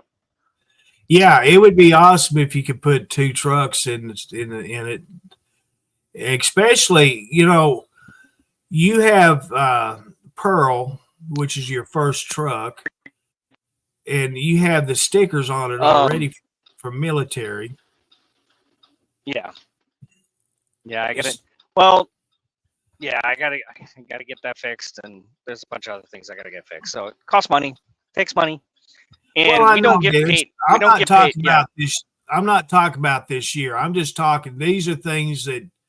Oh yeah. That would be nice to do in the future. I think you're supporting veterans. I think you should have on all your trucks the same as what you have on Pearl, the American flag, everything to do with veterans. All the stickers from all the different branches of the military should be on just like you have on Pearl. Yeah. That way you are showing your true support for veterans and military services. I would love to, Curtis, but it costs money. I know it does. And decals and all this stuff, it costs money. I know. If our pages were doing like totally outstanding and like everybody else is doing, then sure, I would allocate that to spooze them. I would even get brand new trucks if I could. And I know. You're talking millions of dollars. I'm talking a couple $100. Well, no, the decal costs $500 to $600 per truck. Well, now look, maybe the flags, but the stickers don't. I know what the stickers cost. I've seen them. Order those. You can order those on Amazon. Yeah, you can order them directly from the manufacturers that makes them, and you can find them cheap. Yeah. But we talk about supporting our veterans. That's a way to do it. Showing your true support is little things like that, and that's your pride in what you're supporting. I know we hadn't talked about this in Stickers, in a long time. I'm talking something else to do with the trucks is subscribers. We don't talk about subscribers very much. I know you thank them a lot, but I don't, which is my fault. I should. You had talked about putting all the subscribers on your trailer.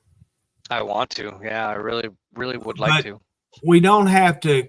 We don't have to say let's do it in these elaborate stickers or painting of them. You can get stickers with names on them and put them on the trucks, and then that way, when you need to give the trailer back to get another one, whatever, you can just peel them off. But that's telling the supporters, hey, this is where part of my money went, was the stickers that he's showing that he's proud and thankful for on his trucks. And I'm talking about this in public because the supporters need to know about this, and even it's been talked about a lot. It's been talked about a lot between all of us, and just trying to get it executed with everything else that's going on. It's been hard. It has not been an easy task. I mean, I got trucks breaking down. I've got people that can't stay working for me, and it's hard. I know, and you and I have talked about this. You can't just overnight build a big business. It takes time, and once you get things where you see yourself coming out ahead, which is going to take a few years. It ain't going to happen tomorrow, the next day. It's going to take a while. Number one, you got all your trucks back roadworthy. Number two, you hire 2 more drivers, which, you're going to have your overhead of fuel and payroll and all of that. But you're going to keep scratching and scratching until you get your ass out of that hole. Yeah. And that's what we need to look to is the future in building whatever, like the Veterans Court page. That's something that I feel is a very big asset for you, not money-wise, but viewer-wise. Yeah. Because it's not dealing with trucking. It's dealing with something that everyone has a connection to. Everyone in their family has a family member, loved one, whatever, that is a veteran. And so I think it's going to be a good thing. And it's going to take a little bit, but right now, you're right at 800 followers right now. You jumped up to 798 already. So that's a good thing. And that's the business part. The business, it's going to take a while. It just ain't going to happen overnight. Got to have patience. Something my mom always said I didn't have, patience. If I wanted something, I wanted it now, not tomorrow. And my mom fussed at me, no telling how many times about that. And there's always tomorrow. Let's look to the future and hope for the best and not expect anything less. Right. Good morning, Miss Pammy.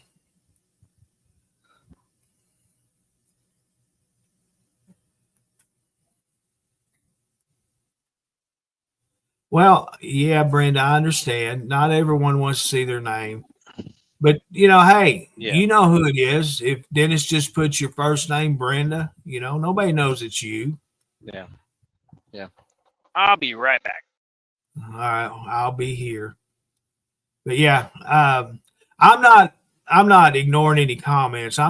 We're in a good discussion and all that, and I don't want to pause or interrupt our comments that we're telling each other and everyone. So while he's gone, I'm going to catch up on these comments. Oh my gosh, look, I'm going way back there. I think, okay, let's start right here. Well, they got us bacon. Ha ha! It's hot enough to cook bacon, isn't it? Let's see here. Salmon is good if cooked. Yes, it is. I never, like I said, for many, many years of my life, I did not like fish. I like tuna fish is about it. That's only because you put a half a jar of Miracle Whip in it. So you had more of a tuna fish soup than you did tuna fish. But I like a lot of fish now. Potted meat. Oh, yeah, I love my potted meat. Smear some of that on a cracker, and then it is good. It's like fine dining in my house. You remember back in the day, you could buy big cans of it for nearly nothing. And nowadays, it costs over $1 a little bitty can.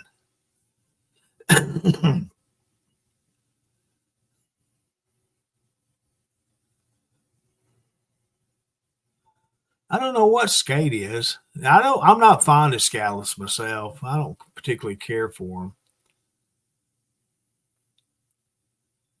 them. Good to hear, Irene. Having a good day. Miss Pammy, good morning to you. How's your day going? Yeah, unfortunately, Pammy, I can't. We're not going to have. It's going to take years to get this built up. And as long as Dennis has it and allows me to be part of it, we're going to try to build this Veterans Life Corps page because it's dealing with veterans, not just trucking. And so we're going to do our best to do what we can to help veterans out there. A lot of more mental and to where they can come on here and make posts of anything they want to talk about. And so that's what we're doing for now. But eventually, hopefully it'll get built up to where, yeah, we can pay a phone bill or electric bill for a veteran out there.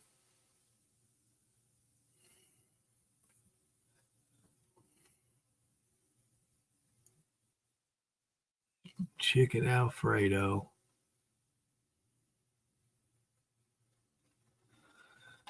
Yeah. Have you? It's compared to sometimes. What's that one thing up north? They call it something else. If it's made, homemade. I can't. Sometimes, like my family in Mississippi, they didn't call it. They made it themselves. If you buy it in the store, it looks different, but souse. It's similar to potted meat. My great aunts, they made it homemade, and once you cut a piece off, it looks just like potted meat on the inside, but they cook it to where it's crisp on the outside. Pretty good stuff. And back in the day, they made souse from the from the tooter to the pooter. Nah, it's not Spam. It's a different texture than Spam. I love Spam too, but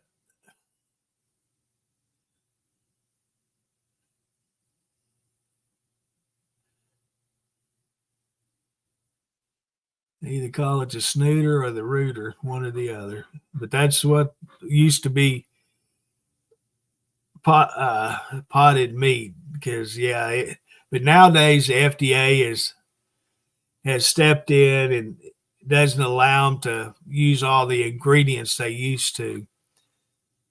Most times Spam is just made out of ham and a couple other things, but not the whole hog or chicken or whatever you want to use. But yeah, ain't nothing better than spam on a sandwich or spam and eggs. I love my spam and eggs.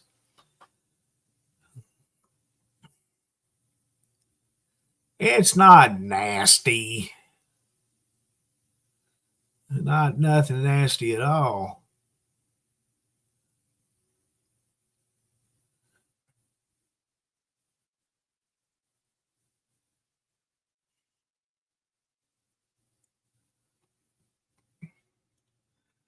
I'd like to see that Veterans Court page hit 800 before the podcast ends today.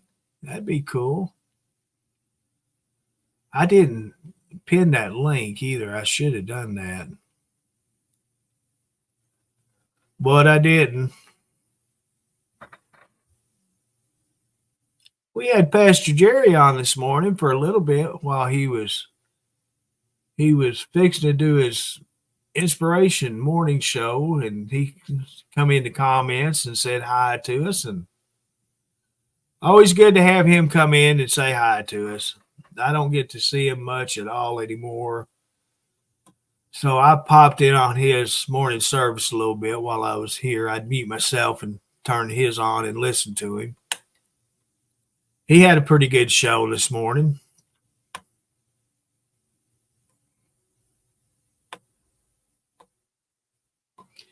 He had Nancy there beside him, and he was talking about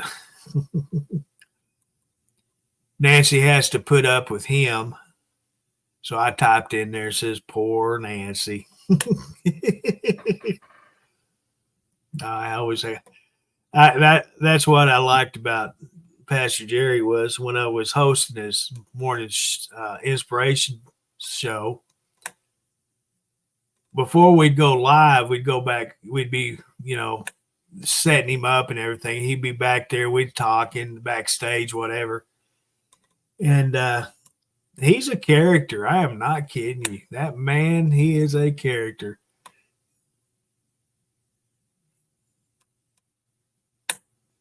He loves his sweets. I don't know that he ever come across a sweet he didn't like.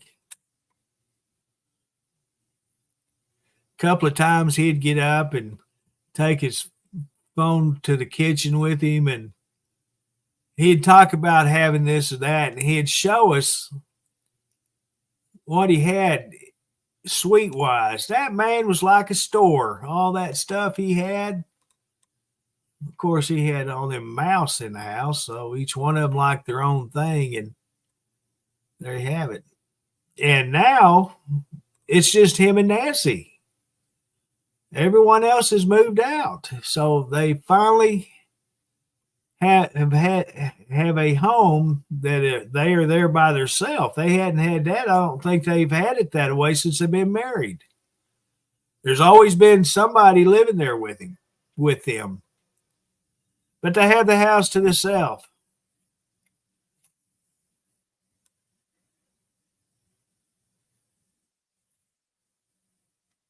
I told him the other day, I says, well, kind of like this. You have half the house and she have the other half. And he says, well, she'll get the house part with the kitchen.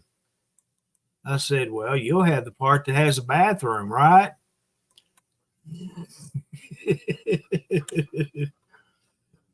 So I don't think that's going to work out for him.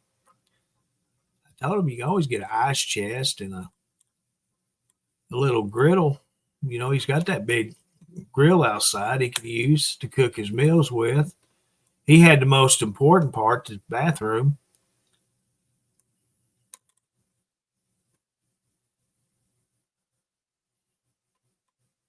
But yeah, we had a lot of good times before and after his inspiration shows. We just cut up and just laugh and laugh.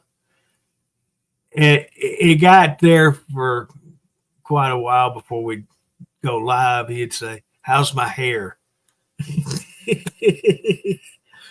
Because I teased him so much about his hair. He kind of like old Jimmy Johnson. You remember how he was about his hair? Got to be perfect. Well, that's the way Jerry was. His hair was always perfect. And I'd tease him and say, "Hey, Harry, hey, Jerry, you got a hair out of place."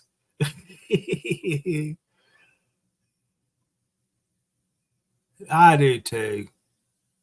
I'm hoping he'll get all of those problems fixed.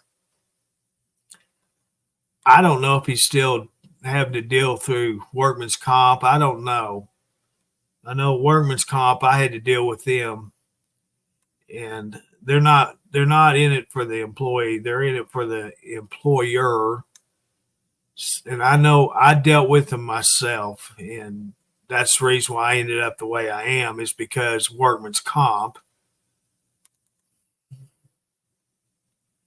And once I got away from them and got set up on my insurance and all of that, I started getting things fixed. Unfortunately, it didn't fix it, but it went through the processes. I had neck problems that workman's comp didn't want to deal with. All they wanted to do was the cheapest way out, and that's what they did. And unfortunately, I dealt with the rest. So when it comes to workman's comp, they don't care about the employee. It's the employer that they look out for. Yeah.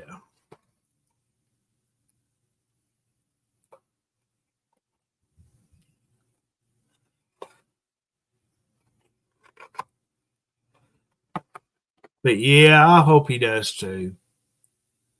I don't like to see anybody that's having to suffer and deal with things that he's going through. And myself, I deal with a lot, but I've done told the surgeons, plural, I'm done with surgeries because I've had two, didn't fix any problems. And so you're not going to cut on me again. It's just plain and simple. And so far I've been taken care of otherwise, and I'm blessed and thankful for that. It makes me comfortable enough to do some things. I can sit here and do what we're doing right now, which is fine. It takes me longer to get things physically done,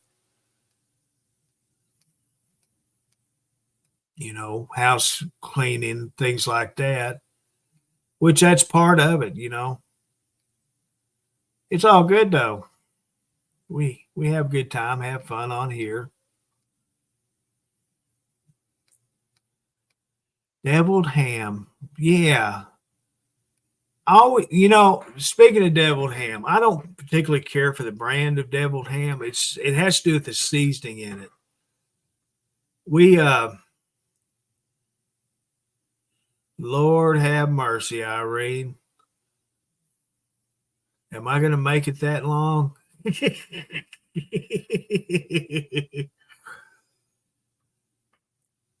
My mom would never buy that because that was more expensive in the stores, so she wouldn't buy it. And then I become a grown up, and I had that jingly change in my pocket, so I bought me a can of that deviled ham because I was rich. I think I had $2 or $3 in change in my pocket, and I could afford me a can of deviled ham. Yeah. I ate it because I spent all my money on it. But nah, I stuck with my Spam and Vienna sausages.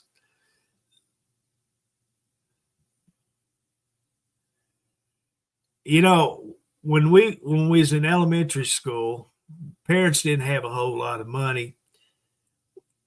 We'd go on field trip at school. We had a field trip every year up till probably the 4th or 5th grade. So Mom would always ask me a week or two before the field trip, what I'd want for my meal. We always had to bring a sack lunch. I'd get all excited because I knew I was going to get a potted meat sandwich. Mom would take the potted meat, smear it on a piece of bread, put mayonnaise on it, and put the other slice of bread, wrap it up in aluminum foil, put it in the fridge till the morning of the field trip. She'd wrap up a can of Coke in aluminum foil and put it in a sack, and that was my lunch. I didn't have chips. I didn't have nothing. I had a potted meat sandwich and a Coke. The hell you do? You look half your age. And I thought I was on top of the world, going to school with a potted meat sandwich with a Coke wrapped in aluminum foil for my lunch, going on a field trip. Yeah, that was the greatest thing. I didn't care where we was going as long as I had that sandwich. We took a field trip to Little Rock, to the state capitol. That was actually the last field trip that I took. And when you got to the state capitol, every kid on the school bus, Lujan, L-A-J-U-N, Lujan.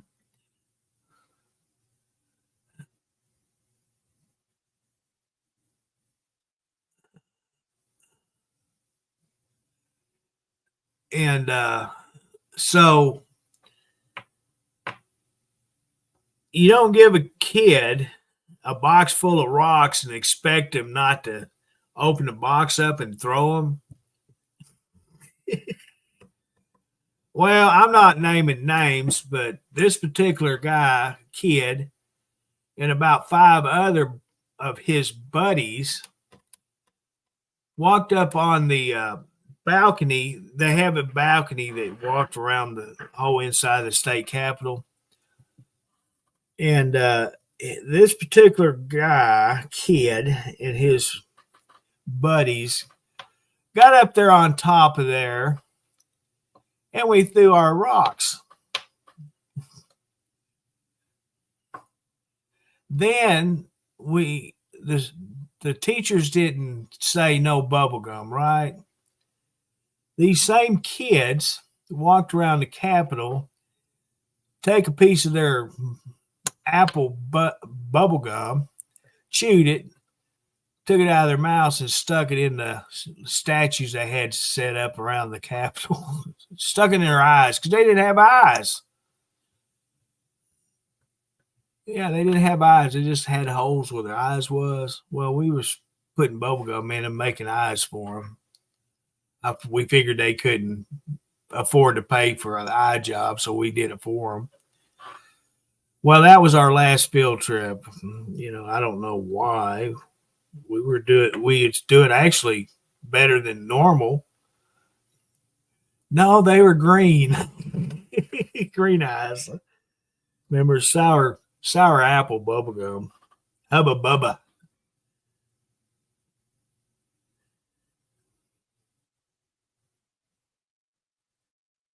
Yeah. Back in the good old days.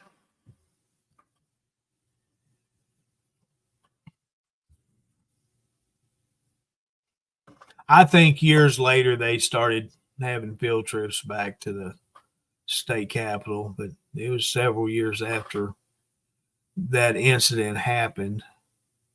We had 2 girl classmates got drunk on the bus. I don't know how that happened.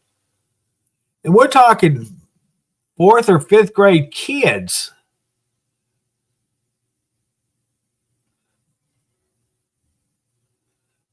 That didn't end well.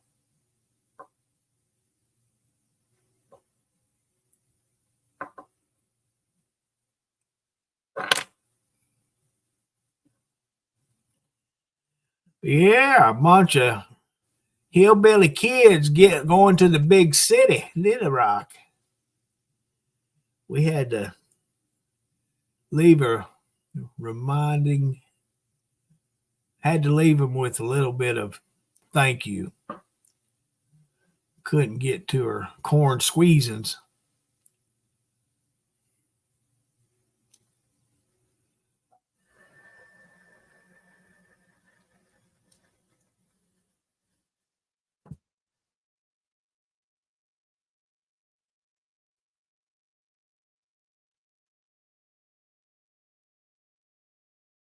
But yeah, I've got a lot of fond memories of things that we did in school we shouldn't have. But at the time, they were fun. The risk of getting caught, you know how it is. We don't want to get caught, but in a little bit of way, what if, that kind of situation to where it's fun.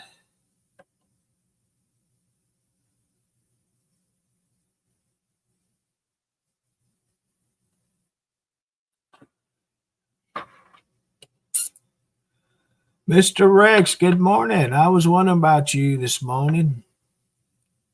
You and Miss Judy. I'm telling on myself. I know it. Well, my mom didn't ever find out. My mom and dad.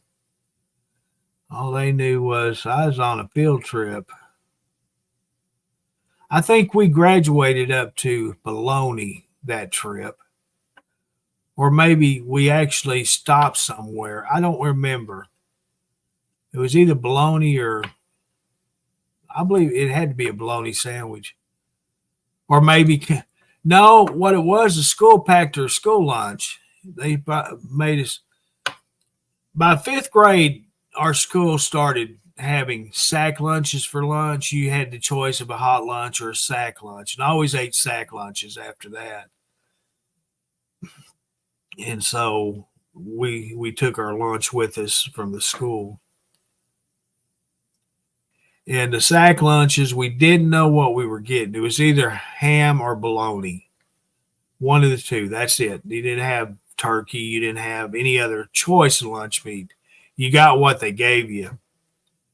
And it was either ham or bologna. I'd rather eat it than anything else out of the cafeteria because I love sandwiches. Just a good cold lunch meat sandwich.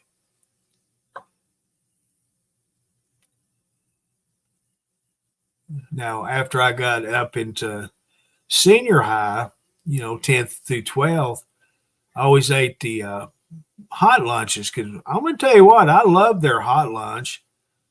That was some good victuals. A lot of times I'd go back and get seconds. Because you know how cafeterias are. They always make extra lunches. It's not just by head count or ticket count. They always ordered or made more food than they figured they needed. So this one lady, she worked in the cafeteria that I knew. I knew her personally because she lives just a little bit down the road from me, and her husband drove her school bus, so I knew them. And when they had rolls, them hot yeast rolls, homemade, oh, you smelt them when you got to school, already cooking. I always asked for 2 rolls. I love them rolls. And then on hamburger day, when I'd go in line and Miss Ford would be there, I'd say, hey, Miss Ford, give me 2 hamburgers. And she'd always give me 2 hamburgers. Most of the kids didn't like them. By God, I liked them. And like 2 of them wasn't going to hurt me because I was skinny as a fence post. I could eat all I wanted and you couldn't tell it.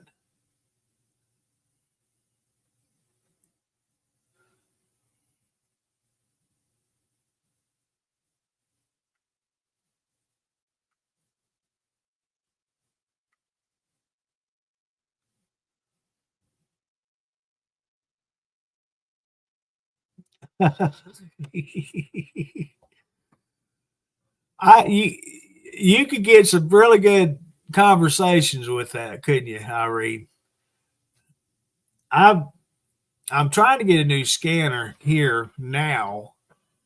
I got a buddy that's on the fire department. He knows a guy that knows a guy that knows a guy, and can get me one for a couple $100 that'll pick up all the medical services here and safety service, police and fire and ambulance. And so I've been trying to get him to he's pissed off at me apparently because I unfriended him back during one of my getting mad and unfriending everybody episodes. So I sent him a message, and there's a certain name I call him, and he and I are really the only ones that know it. So that's how I said, hey, so-and-so. And I told him what I was looking for, and he hadn't responded. He read it. I see where he read it, but he has not responded. So it tells me he's mad at me. Anyway, I've got 3 scanners in the spare bedroom, and not one of them will work because they're not digital.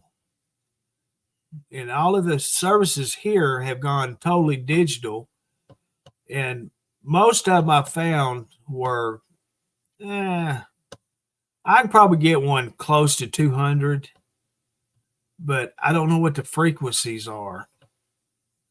And so they're preset. The ones he gets are preset.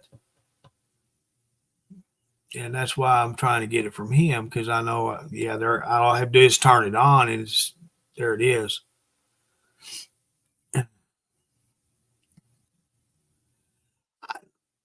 I really haven't been a pizza fan for that many years. In school, I didn't like their pizza.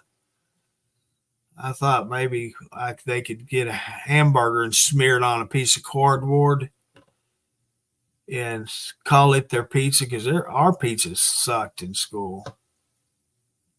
Yeah, you'd have been better off just to eat a piece of hamburger flavored cardboard. But they always made stew and chili, the hamburgers, of course, and fried chicken. That was the norm.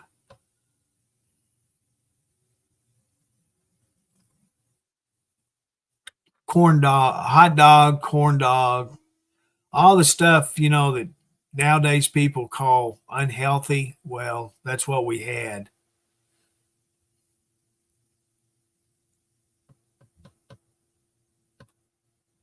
No, I can't, Braden. Hell, I get nervous getting in the car and driving up to Walmart's. I don't drive hardly anywhere no more. Only driving I do anymore is in this desk chair. I drive from the living room to the kitchen every now and then.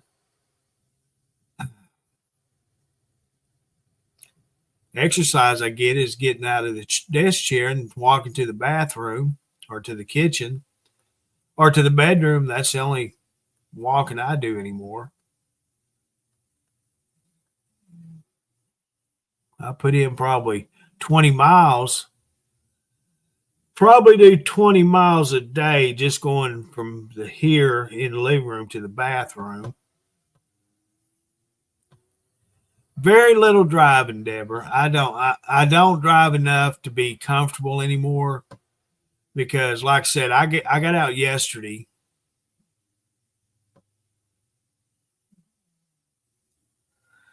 Well, happy birthday, Irene's daughter. 46 years young today. Hubba hubba. Is she like you? Does she look like a teenager still?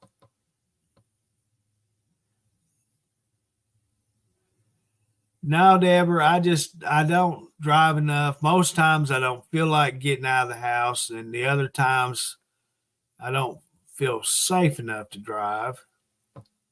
And I have to skip a couple of pills the night before to be comfortable enough to get in the car to drive. And I'm always I know people are cussing me when they get behind me because I'm doing the speed limit and everybody else wants to go faster and they can't pass me legally because it's double line most everywhere.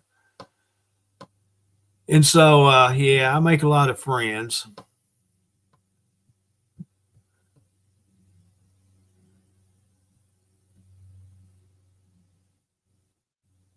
Oh, Sherry.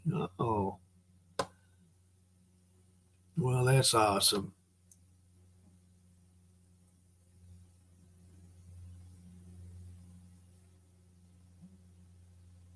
No, our schools actually gave paper bags, the sandwich school lunch bags.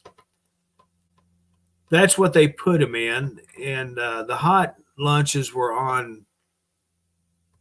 They may have been metal at when in elementary, but they ended up being them plastic ones, lunch trays. Because once we ate our sack lunch, we'd go straight into the garbage can or on the floor next to it. Some of the kids were too lazy to bend over and pick them up. They thought they were basketball stars.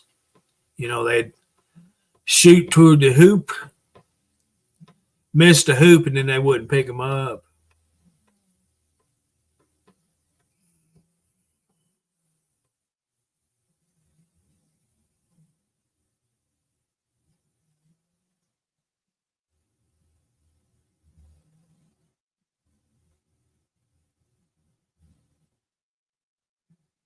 It's funny. It's funny. Fortune is laying up here on the table. He's about laid claim to this table next to me. But Ben is snoring. He's over laying with Jordan on the chair. And Ben's snoring, and it woke Fortune up, and he's sitting there watching Ben snore. Well, baby, you snore too. You just don't know it. Yeah, Fortune can snore with the best of them. You had metal trays in Catholic school.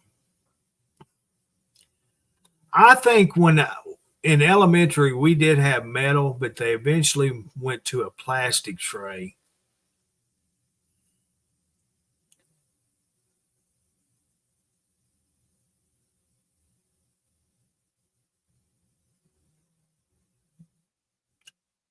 I don't know if it is the same, but when my boy was in school, you had so many choices of what meals and what type of meals you wanted. They had like 5 or 6 different menus for each line. Then they had the cantina that had nachos and hot dogs, things like that. I don't know. I don't know. They may have taken all that out during when the pandemic hit.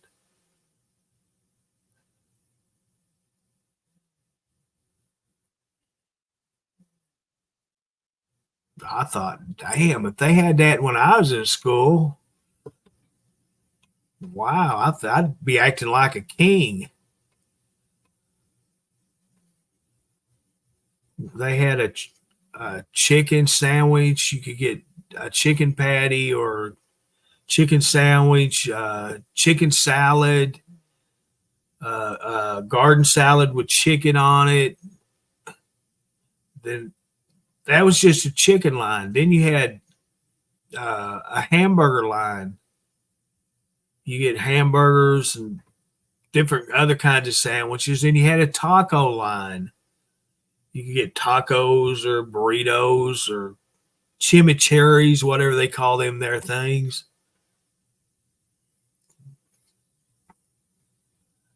Then you had a regular hot meal line, and that changed daily. Had different dishes on it. Then you just had a plain salad line, a salad bar. Then they still had the sack lunch, cold lunch meat sandwich line. There's several. Wow. they had pizza day for us too, but like I said earlier, I didn't like their pizza. I would usually give my pizza to somebody else for their dessert because I wasn't a fan of it. I didn't become a fan of pizza. I don't remember. I don't think we ever had spinach in school. We had a lot of lima beans, pinto beans, baked beans, and I think my senior year they started putting a salad on your dish too, on your tray. But they had, I couldn't even tell you what kind of salad dressing they had mixed on in it already. I couldn't tell you. I don't remember. But they didn't have spinach.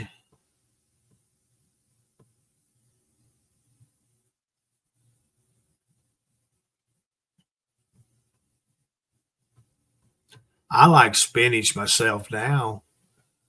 Put you a little bit of vinegar in it. Mm-hmm. Yummy. You got ours. Because, nope, didn't like their pizza. I didn't become a pizza fan till I grew up and started eating pizza out.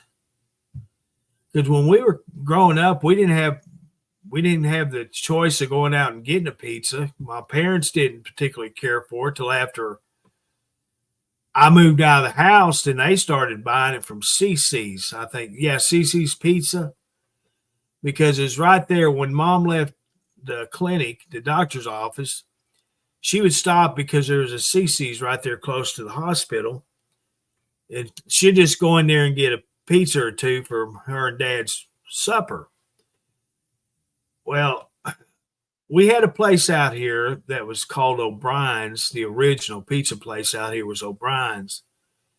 I'm going to tell you what, they had good pizza.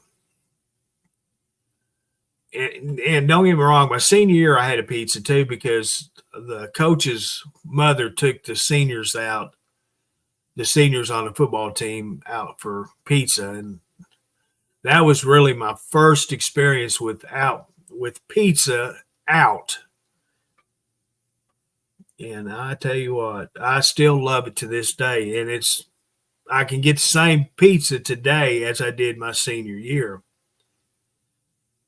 It's not called the same place, but it's the man that had the originals.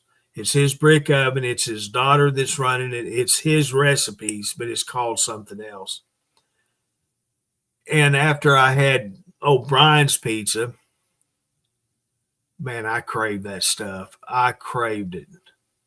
So I can still get their pizza, but their daughter, Molly, has her own pizza pub now. And I used to stop there after work and get a pizza to bring home for supper.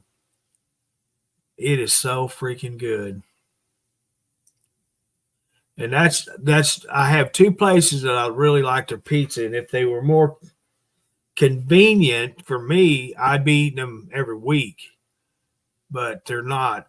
Beano's is my first favorite. They're in town. And then Molly O'Brien's, it's out here at the East Gate. And she doesn't open up hers until her work week is Wednesday through Sunday. And they don't open up till 4:00 in the afternoon. So that knocks me out altogether. I don't leave the house for any condition after 12 or 1:00. It just ain't going to happen.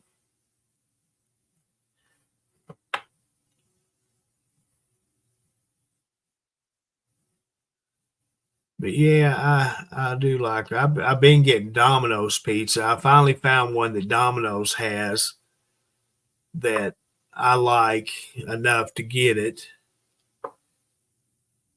In fact, I've got 2 New York style sliced pieces in my freezer right now.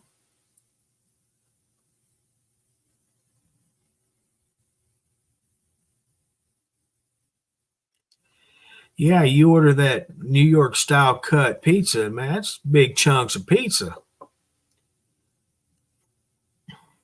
Almost the size of a medium. If you get the extra large, they cut it into 6 pieces, and there you go. There's nearly 6 meals. Yuck. Let me tell you, I did not buy Domino's for many, many years. I had one of their garlic herb sauces.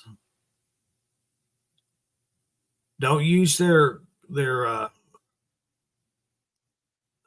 hearty or robust, whatever they call it, tomatoes. I don't use any of their tomato sauces, but I get that garlic herb sauce with a meat. I think you call it pizza. And that's what I get from them. I don't get nothing else. That is it. That's pretty dang good.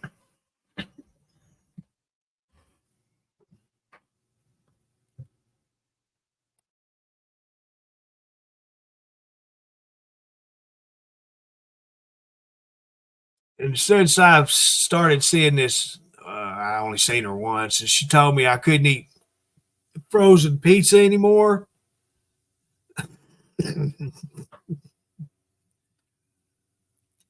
So I said, "Ha! I'll show you." I went and bought me a pizza. It wasn't frozen; they just cooked it, so that don't count as a frozen pizza, then, right?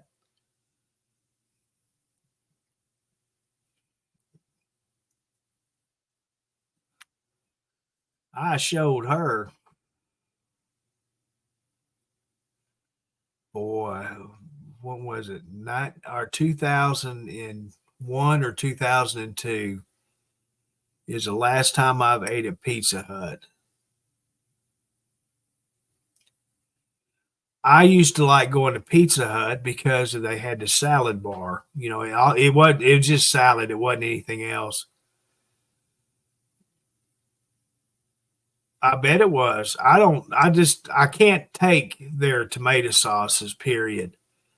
They give me heartburn really, really bad. And then I stumbled across the one that I get now, and I'm gonna tell you what, that's fit to eat.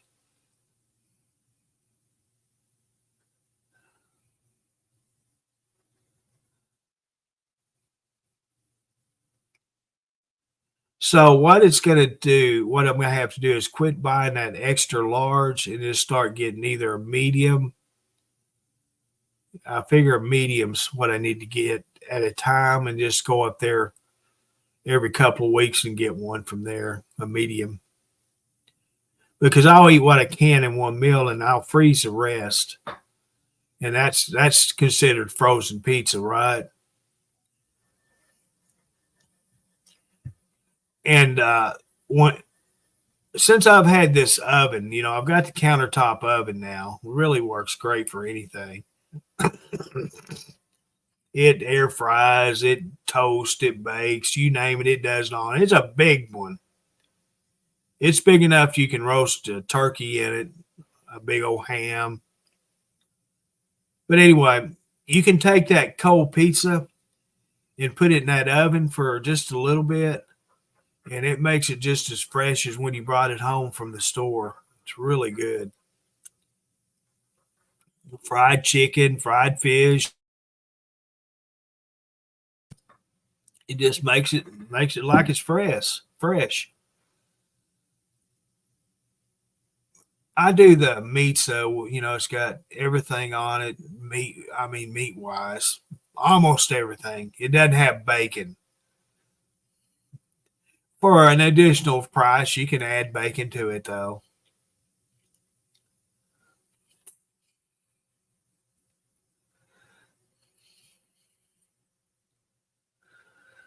I was gonna eat pancakes this morning. I bought them Pearl Milling Company pancake in a cup. I got a couple of them. I still hadn't tried them. And I was going to get up this morning and do that. And then, lo and behold, here I am doing podcasts instead. Because I have been wanting some pancakes.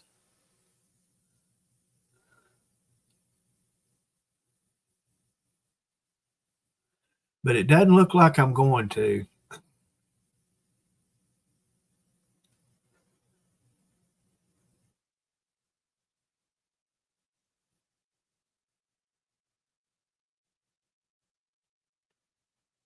Them McGriddles at McDonald's, them are pretty good. I like them. I always just get the sausage and on it, no egg or cheese, none of that stuff. I just do sausage on them. That's pretty dang good. Don't have to add syrup or nothing to them.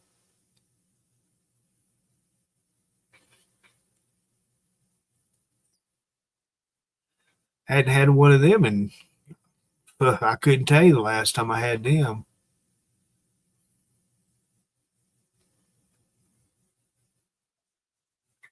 But yeah,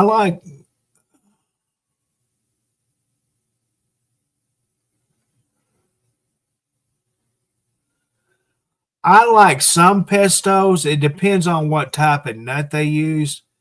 You know, most of them use a pine nut or a some use pecan, some use just different nuts. And if it's a pine nut that they put in their pesto, I will not eat. I don't like pine nuts.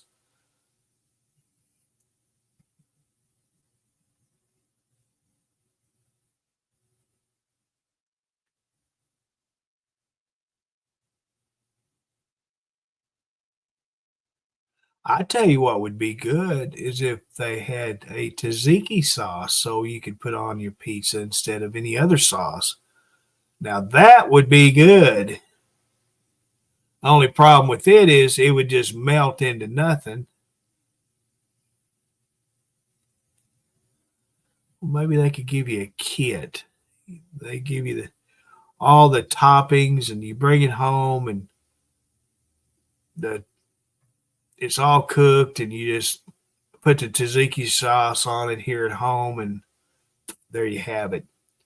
You can get a pizza without sauce on it.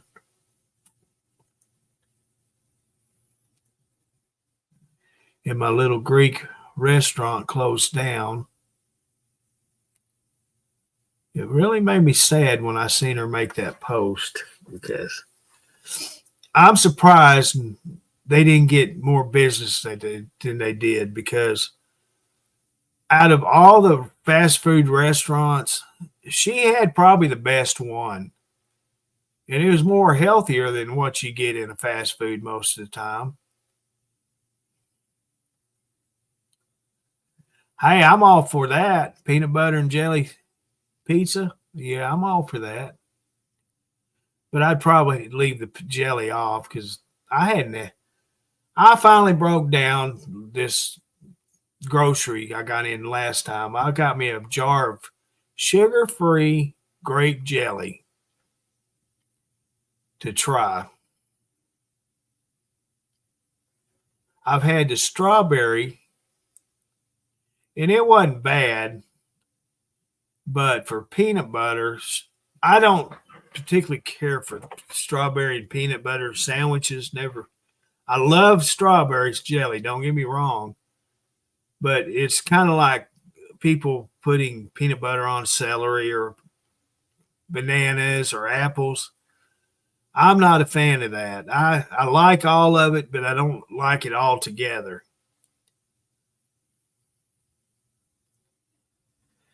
And I hadn't had jelly in the house for a year, I guess now. Hey, I'm back. I'm sorry. Yeah, that's all right. We talking food as usual.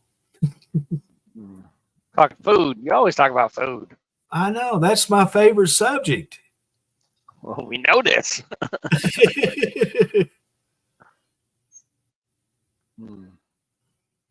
Yeah. Yep, I'm all fueled up. Got both my loads picked up. Headed to Pennsylvania. All right.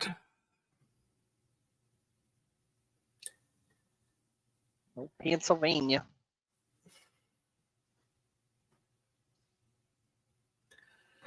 So I found pancakes in a cup. Hmm? what you do is it's kind of like my mashed potatoes I'd get. They come in a little plastic cup, microwave safe cup. You add just the water to the fill line in the cup and put it in the microwave and cook it. Well, Pearl Milling has this. It used to be Aunt Jemima, and now it's Pearl Milling. And so I got a couple of them this last grocery delivery because I've been wanting pancakes more than anything. And once I seen you just put it in the microwave, bam, problem solved. There I go. Now you got pancakes every day. Well, it's possibly going to work out that way. We have to see what they turn out the first batch. Oh, okay. And so if they're good, y'all have them once a week. Right.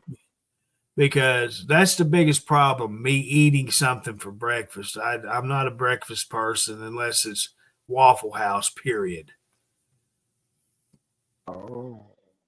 And so I do like pancakes if they turn out good. I didn't like the frozen pancakes. You know, I've tried different brands of it, and I'm just not a fan of them. They come out hard, not hard, but well, yeah, hard, but most of them are chewy. He said hard. Hard and chewy. So that's why I don't use frozen pancakes no more. Mm-hmm. And when I found these, put them in the microwave and cook them, I jumped on board. I said, "Hey, that's good as fresh made," and didn't have to dirty up a pan on the stove to cook them. Didn't they take Annie Mae's bottle off the shelves? Yes, they did. That's what I was saying. Pearl Milling is the new ones. It's same company. Same company. That's who makes Aunt Jemima products. Oh. But they had to change the name, and it's now Pearl Milling. Who's Pearl Milling? Aunt Jemima. Oh, that's her name? Yeah, that's who the company is that produces Aunt Jemima products. Okay. And so if you like Aunt Jemima, well, just buy Pearl Milling. It's the same thing with the new labeling on it. Well, that's just dumb. Well, a lot of things are because certain people don't like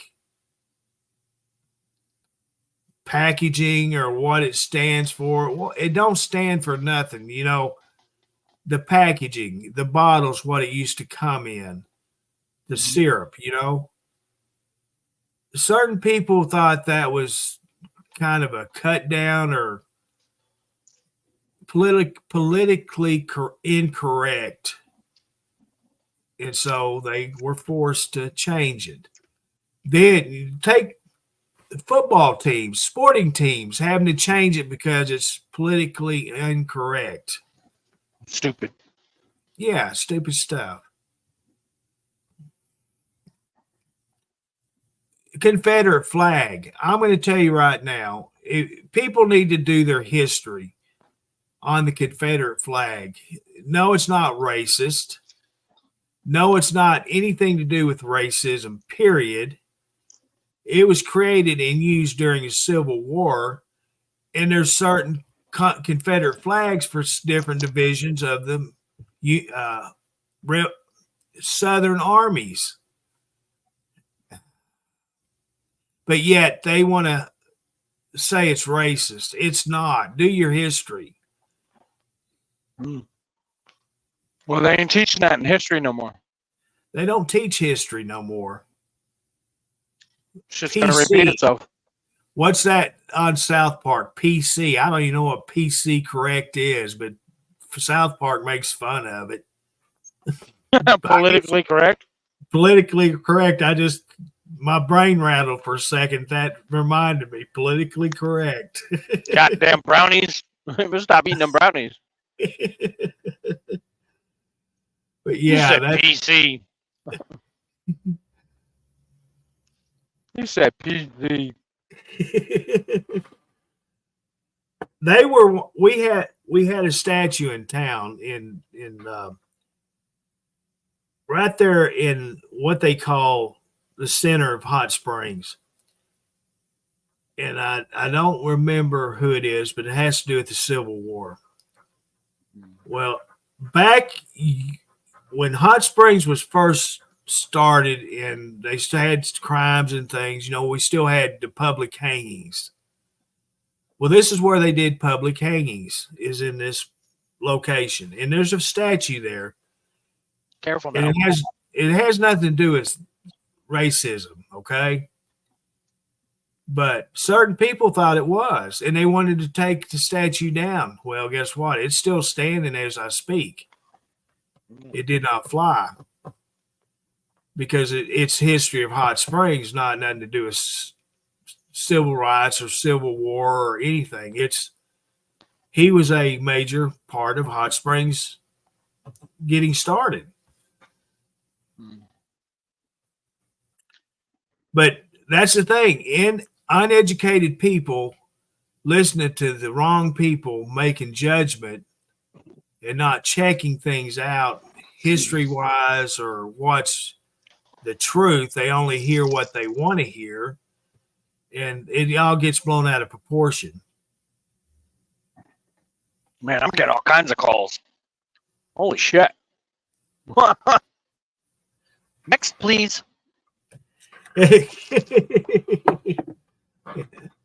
I'm serious, man. You ain't getting none from the White House, are you? Man, I'm getting all kinds of calls.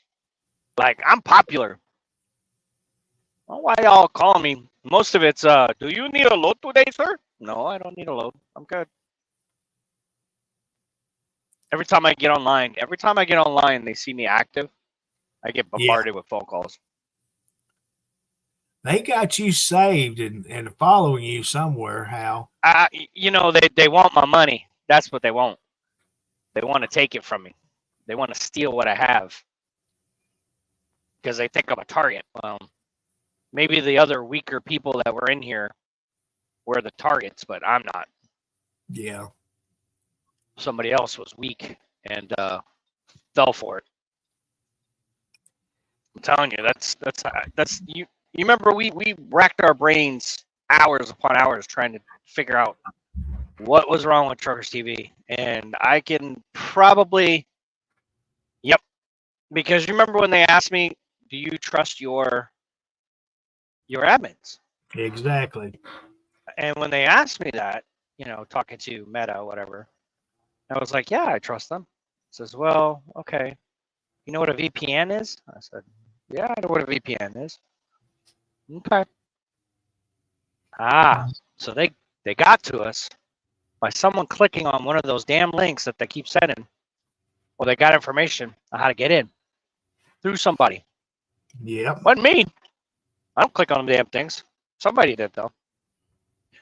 So now they're completely blocked out of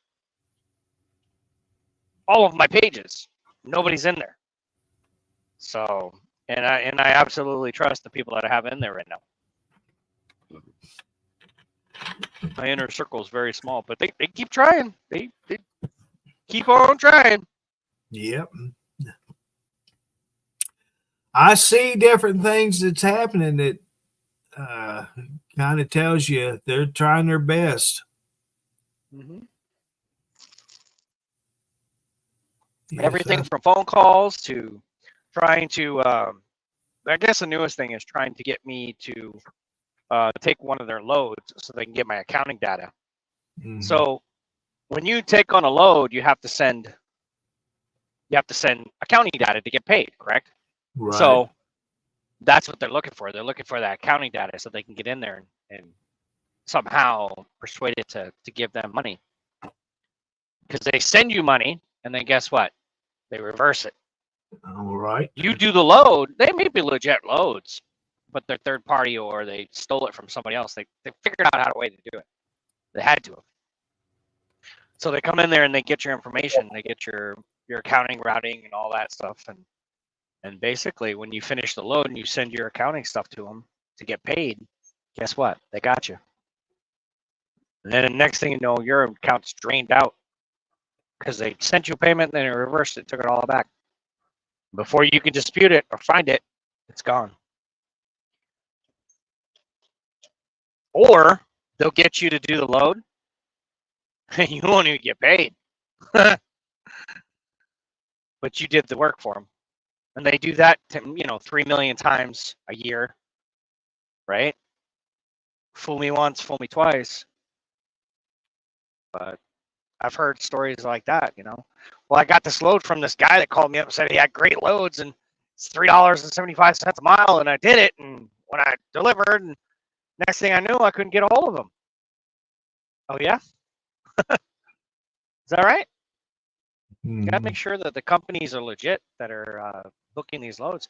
And that's what they're cracking down on. A lot of these apps are cracking down on third-party verifications. Like, for example, I'll go into the app, I'll book a load, then I'll sell the load again and sell the load again. If somebody could make money, they're making money. For example, you take a load and then you sell it for maybe $10 cheaper. You get the load done, you make your $10. You do that multiple times a day. Guess what? You just created an empire off of scamming people. All it takes, just $1 a day from somebody, 3 million times over. Guess what you got? $3 million. Yep. If you can somehow figure out how to get $1 a day from 3 million people, that's basically what it comes down to. Mm-hmm. A service or making somebody laugh, or they buy an ice cream cone, whatever it is that you get that dollar to get that dollar times 3 million people, you just made $3 million. Well, minus the overhead, but it may take you 50 grand to make 100 grand. I talked about it the other day. I looked on my checking account and I seen a withdrawal that I hadn't really noticed. Mm-hmm. And it was $10 and some change, and I didn't recognize the name. Mm-hmm. I thought, who in the world is this? So I actually got the phone number and I called it, and it was my vision insurance. I did not remember that I'd signed up for vision care. And it's cost $10 a month. And so, well, holy crap, here I am needing to go to the eye doctor. I hadn't been there in years. I've got paying for a service. Can you believe that? And I've had it since January. Well, shit, you got some equity in there. Go get your eyes checked. No, it's $10 for eye exam and actually contact fitting too. It's all included. Right. And Irene's like 3 million a day. Oh, la la la la, right? That's 3 million times I gotta get $1 from somebody. Hey, let me borrow $1. We used to. Oh man, it was so funny in the Navy. It was so. Let me tell you a Navy story. Let me tell you a shipmate story. All right. Known to be sailors, irresponsible with their money. They're 19, 20 years old, making, $1,000 a week or whatever they are. You know what I mean? So they spend their money on foolish things like the best cell phones, a car payment, insurance. They figure out they're living in an apartment all gathered up with like 6 of them together. So a lot of the times, these junior sailors, they don't have money. So captain's mask goes rampant sometimes. There's this one particular sailor. He went around and borrowed literally $1 every week, right? From every person that he possibly could. $1. So mind you, there's about 6,000 people on it, well, 3,500 crew, 4,000, 5,000 with air crew on, right? So this kid was going around collecting $1. Hey man, you got a buck? just asking random people, you got a buck? You got a buck? You got a buck? So NCIS got wind of this, right? Because somebody complained about, you didn't give me my buck back, or whatever it was.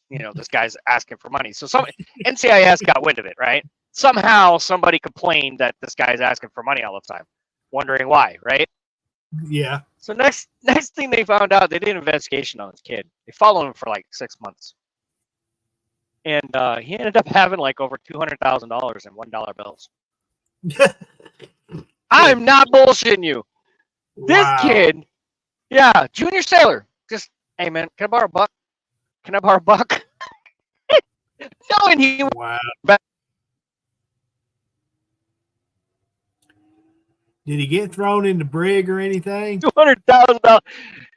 Yeah, he was court-martialed and for fraud or something like that. I don't know, irresponsible, whatever. They came up with some kind of MG or NJP, but I think he was kicked out of the military. Wow. I had transferred later that year, and I don't know what happened, but there was a huge investigation and stuff like that. But $200,000 this kid had in his rack in $1 bills. Wow. That's Just a dollar. Just a dollar. $200,000 over like 6-month period, or maybe a little bit more than that. That shit was hilarious. Everybody's like, well, "Damn, that's pretty damn clever," you know. Just a buck. It is. Everybody's like, "It's a buck. It's a buck. It's a buck." You know. Okay, yeah, I got a buck. I got a buck. Can you imagine? I mean, if you get $1 per person sitting on the side of the road panhandling, it's the same thing. $1 times that by 30,000 people over 6 months to a year. You know, you made $30,000 a year, That's a lot of money. and it's tax free. Nobody's taxing that. Nobody's getting money from Uncle Sam. So, and that's probably one of the NJPs too, because it was it was fraud-ish, I guess, Yeah. semi-fraud or categorized as fraud. You know, frauding people. That's Well, it what I know is. in the military. Because the phrase he was using, "Can I borrow?" Well, that Yeah, intention of paying him back, and he never did. So yeah. Maybe somebody really got hard up for their dollar back. Like, Yeah, it's I didn't ever possible. get my dollar back. The guy owed me. So, you know, story short is that in the masses, you can definitely raise a lot of money if you do it right. Like, for example, everybody chips in. I've seen a lot of people do like the lottery things. They used to do that in the military too. Like all the sailors would get together and put $20 in every single payday. There's about 30 of us. We put in $20 a piece and we play the lottery. It's called group lottery. And that massive amount of, $10 to $20 a piece for 30 people every 2 weeks upped our chances to win, a few $1,000,000 and split 30 ways. It was called a pot in, basically. And, there's a lot of things that sailors do when they're underway and they're out to sea. They gamble. I mean, there's a lot of poker games happening down in the reefer decks. I mean, there's all kinds of shit. Whether I did them or I didn't do them, I'm not saying, but I knew that they were there. right. But they would have poker. I don't play poker. I don't gamble. Wow, I can't. I'm not very good with numbers, anyways. So, but they would have poker games. People, just all kinds of shit, all kinds of stuff to make money. People would do weird shit just to make money, just to get a couple bucks here and there. Sometimes it paid for your, a good dinner out when you hit the foreign port. You get to have a nice dinner or whatever. So on and so forth. So, but it is what it is. People do some crooked shit all the time. Not that I'm doing it. I'm not doing it. I'm saying people do it. That's pretty cool there. I'm looking at custom military trunks. Mm-hmm. They call them shadow boxes, to where for instance, you got memorabilia that your medals or ribbons, whatever you would call them. I never got one when I retired. Oh, you did not? No, I didn't make one for myself, and nobody really. What they're supposed to do is the first class association or chiefs, petty officers will come together. I guess I was that much of a shithead that nobody really cared that I retired. And that's probably 100% true right there. But nobody really took the time to build me a shadow box. And I thought it was ridiculous that I had to do it for myself. I thought it was my dad had one given to him from his last command. But I never got one. Well, I'm looking at them. It's just the boxes. It's not. It doesn't have anything in them there, but it's made to put them in. Yeah. This, I mean, those are nice. Those are Oh, nice. they are. The mahogany type boxes that have the American flag at the top, and then they have this open casket type thing, and you stick all your ribbons, your awards, your ranks. Yeah, I mean, I would like to have, when I get like older, when I'm done working and I sit in my fireplace and I got a mantle, I might put one up there. I might go back and look at my DD Form 214 and put my ribbons together and go to the Navy Exchange and buy, all my ribbons again, brand new, and just put them in a shadow box and maybe build one for myself. Yeah. Or I might put one. What I would like to do is take my dad's, and put mine right next to him and put them jointly together. There you go. First generation, second generation, and then maybe do that and put it on my mantle, and then put my dad's ashes next to his shadow box when that time comes. Something like that. Well, they're really nice ones I'm looking at. Let me see what company. Relic Wood. Shadow box. And they're really nice. The ones I'm looking at is $409. Holy shit, Miami. Yeah, Rex just said he's glad I'm not in Florida. Yeah, we're going to stay away from there for a minute. Till next week. Yeah, yesterday I actually watched Weather Channel and watched a little bit of the coverage, and there was one town in Florida that had already gotten 10 inches of rain. Oh shit! And they were expecting more. So wow, yeah, they're getting hit pretty hard. Yeah, so that's why I'm focusing on the Pennsylvania stuff right now, not too much of Florida. I gotta give my customer a call and be like, "Hey, you seen the weather? Are you good?" I don't think the horses might need some hay next week, but I don't think they're eating it right now. Right? They ain't got them barns or anything. I don't know. Where I deliver it, they put them in Conex boxes. They fill up the Conex boxes, keep them in there. They got to keep this particular alfalfa dry. Can't be wet. It gets moldy if it gets wet. Oh yeah. So staying dry is very important. So I was like, yeah, I think we got some time. Next week it should be cleared out and the water should recede, whatever they call it. That's a bad thing about Florida is it's humid and it's hard to keep hay dry. So that's why probably they get so many loads of it. They try to keep it fresh. Like here, people just bale it here and leave it in the fields until they put it in the barns. But yeah, because dry. They do it here in Missouri too as well. I wouldn't. I can't see some place like Florida being so humid with the water surrounding like it does. Them barns would have to be climate controlled to keep the mold and all that algae from growing inside that hay. Mm. Or they just get it shipped in there and they feed them as they need. Yeah, that's more fresh. Like what I was thinking, because you have like a week worth and not anything more. Right. You have a continuous run to Florida. And that's what this is. That's what we do. It's not once every 4 or 5 months. It's once a week. Yeah.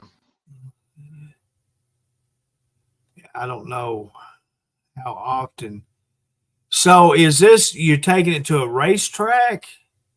No, it's just feed stores. Big gotcha. high-end feed stores. Okay. They got everything there. They got everything from troughs to, I don't know, everything for feeding. But one of their main things is alfalfa hay for, there's a lot of people that buy it for their own horses. It's a high protein. I guess. I mean, they Yeah. actually test the hay. What the farmer was telling me. You know, they have somebody come in there and professionally test it to make sure it's a high grade of protein for the horses, because obviously they burn more calories and more. Yeah, they just burn a lot of shit running. You know, so they Mhm. want to feed them the best possible quality stuff. And lo and behold, this comes out of Michigan and it comes out of Colorado. So best climates to grow this. I mean, I'm sure there's other places, but these particular farmers, you know, have been growing hay their entire lives. So they perfected it, kind of, sort of. But it's pretty cool because I'm learning about agriculture and learning about hay and what's good for horses and cattle. So if I ever did have a little farm with a cow and a little goat and a little piglet, then I can feed them properly. I get my hay for free. I'm gonna feed a pig some alfalfa. Go ahead there, buddy. High protein. Come on. Actually, they'll eat my leftovers. I'm looking at these military keepsake boxes. They were Yeah, pretty just cool. make sure you too. take the jewelry off before you throw it in there. You know, some big old hogs. They'll eat anything, man. Oh yeah. Brother and I got in trouble when we had Shetland pony. We'd take our hot dogs out there and feed it to him. Mm-hmm. The horse would eat anything. Let's see. Army. What's up, Faye? Faye has become the little free spirit. You just I think noticed she's, that? Oh, yeah. She's like the biggest hippie I know. She's a Delaware hippie. I'm sorry. I've been looking at them keepsake and shadow boxes. I got lost off the comments. She's like ass and grass and nobody rides for free. Hey, Ass and grass and nobody rides for free.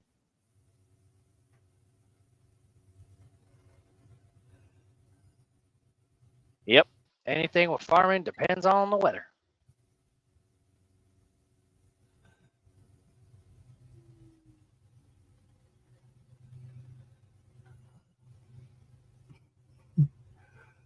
Yeah, hey, you got $1 I can hold, Dennis? Right? Well, if you think about it, it's the same concept. Let me get your stars. But I'm not saying I'm borrowing it. We're taking it and trying to do good things with it. Right. But, yeah, you can support our pages by sending stars. Each star is a penny. We're asking pennies on $1. I think 10 cents is the minimal. Oh no, you can give single stars. I think there's a couple options there. Nope. 10 stars is your minimum. No, there's sometimes there's a flower there. You can hit that flower and it gives you 1 star at a time. Never seen that one? I guess I haven't. Yeah, it's on Truckers TV. Truckers Television channel has that. If you're watching from that broadcast, you can hit that little flower and it gives 1 star at a time. 1 penny at a time.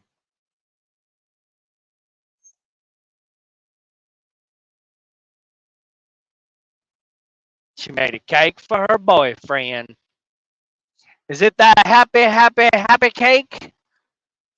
Miss Faye? You making that happy cake, are you? Happy cake.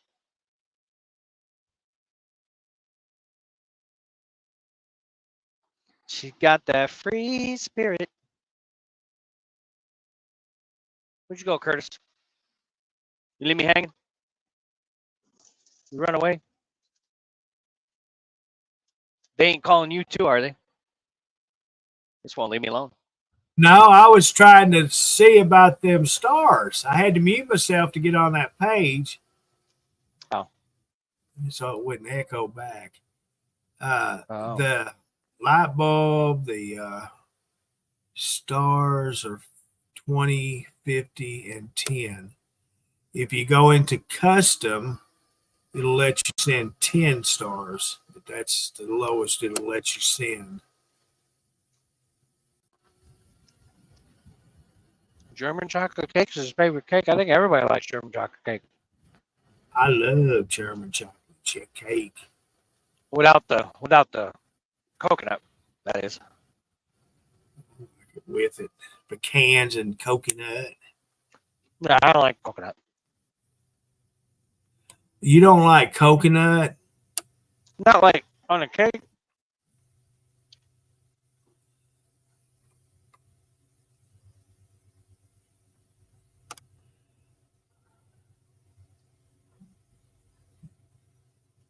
Oh, he's making dinner tomorrow. Oh, she's just gloating. Look at this. Man, I'm jealous, man. You all gloating and shit? I got my cameras set up, the live cams in Sturgis right now. I can click on them and watch what's happening in Sturgis. Oh, yeah. Yeah. You A lot of people know, there, for sure. Oh my gosh! Last night you should have seen it. You could not Man. walk without walking at each other. You know, they had snowed up in Dogwood. Did it really? It got so cold that night. Yeah, I guess they had some snow or sleet or some kind of hail. I don't know what it was, but it looked like snow, ice. Wow. I know they. That's like the second year it's happened. Yeah, it was bad weather last year, wasn't it? It flooded last year. Dogwood was completely underwater.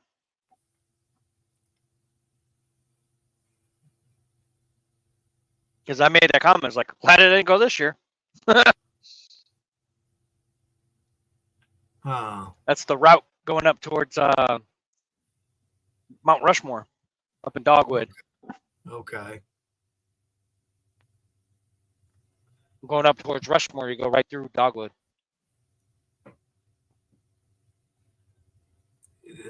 Now she's calling you a doctor. She said dentist.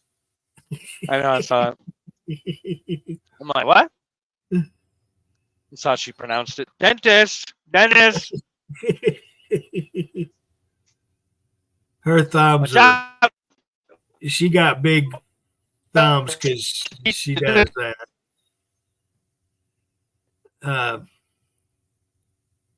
No, I think she does the speech to text. Could be. Siri comes back. We don't understand you, Faye.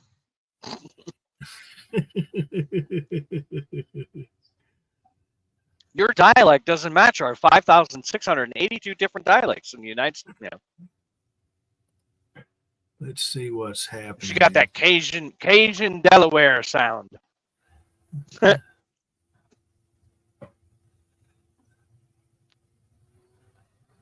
Let's see. It's still pretty early for Sturgis, so the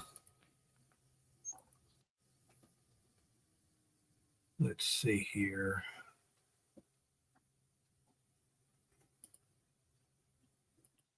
What is happening? This is Lozelle Street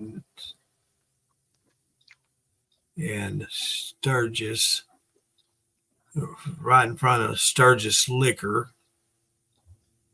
And there's some, but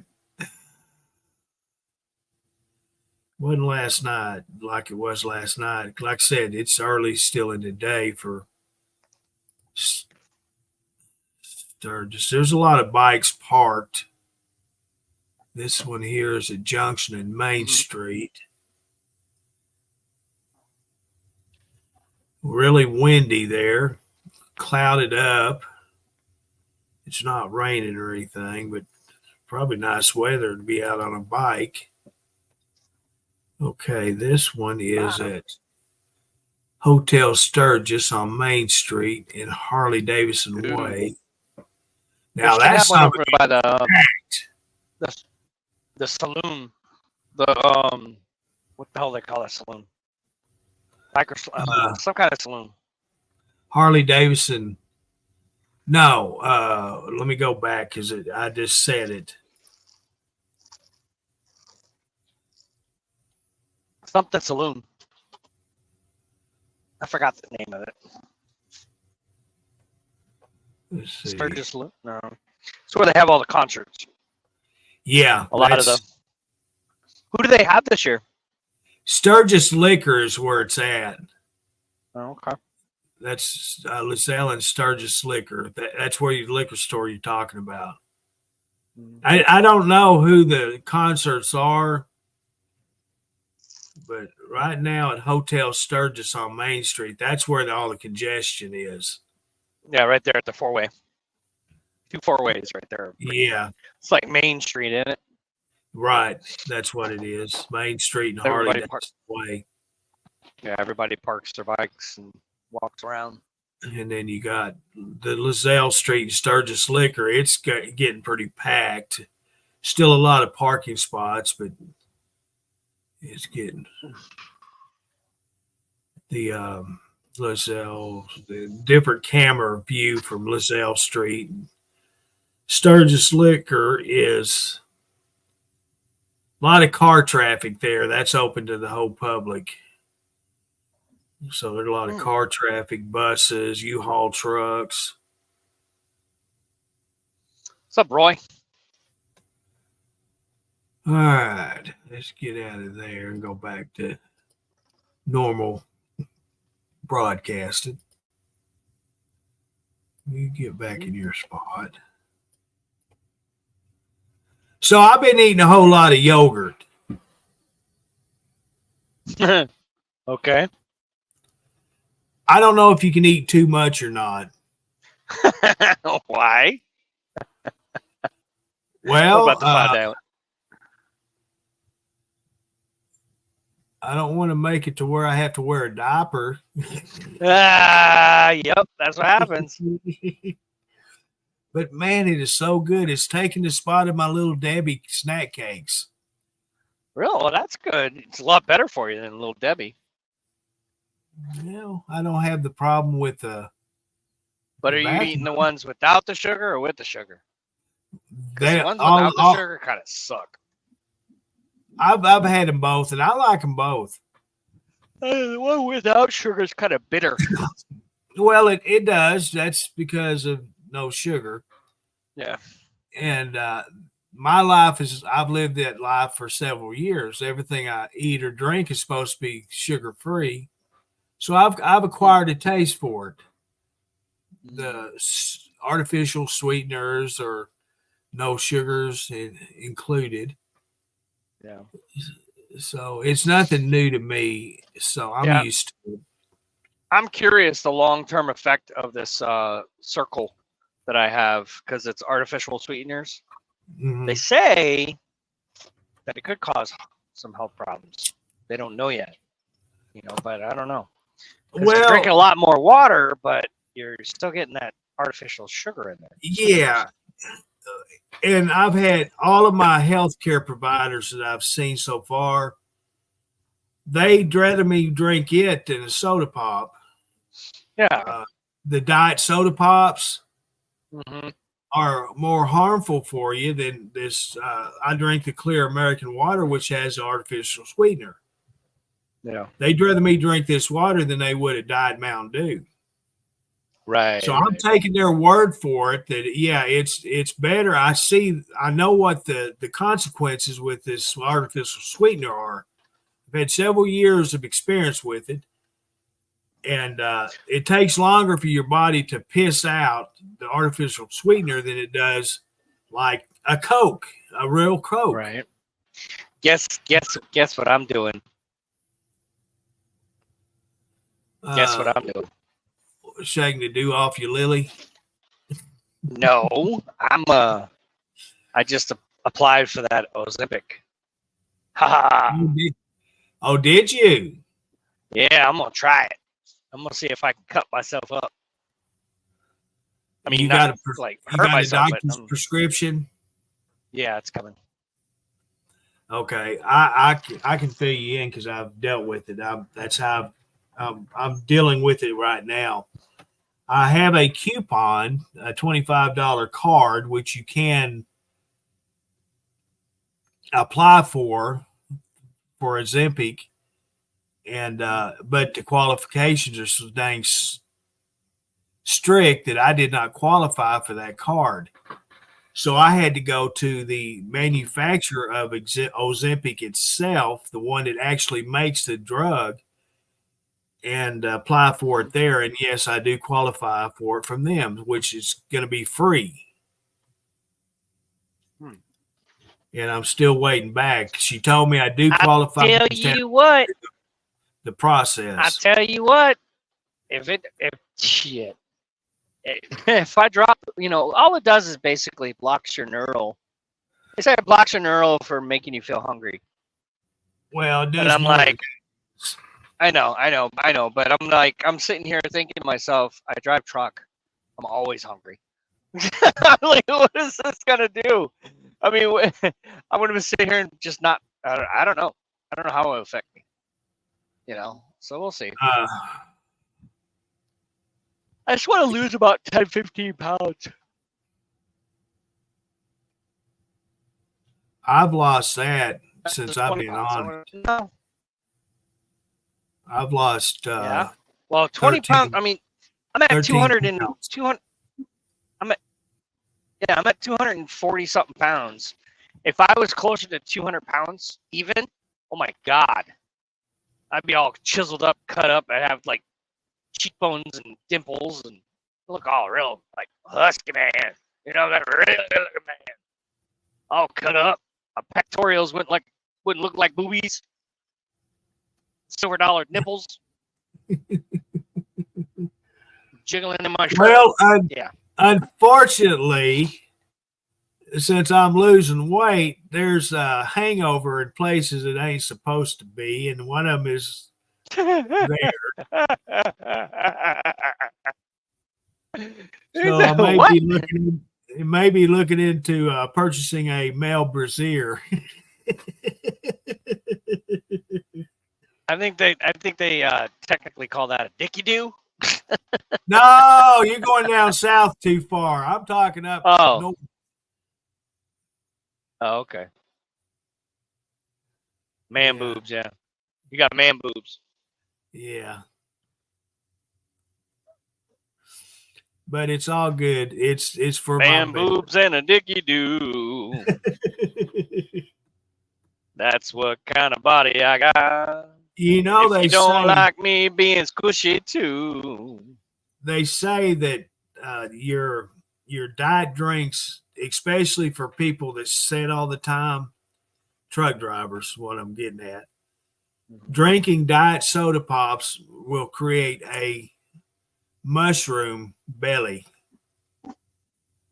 because you're drinking these diet sodas with all these man-made ingredients, and for some reason, because your body doesn't expel it as fast, so it's collecting up in your belly and produces a mushroom belly. You sounded like Casey Kasem right there just a second ago. Well, that's good. I don't sound like a hillbilly. Casey Kasem's a hillbilly? Roy Wise, I think y'all got some problems. Yep. Roy, you got a dicky do. I know you got one. He hadn't worked in no telling when. He was doing the garden. Well, he didn't do a garden. He's given up deer hunting altogether. He lets his wife do all the hunting. He likes golf, though. He plays some golf, though. I still think he just goes to the golf course to get drunk. Little golf cart girl.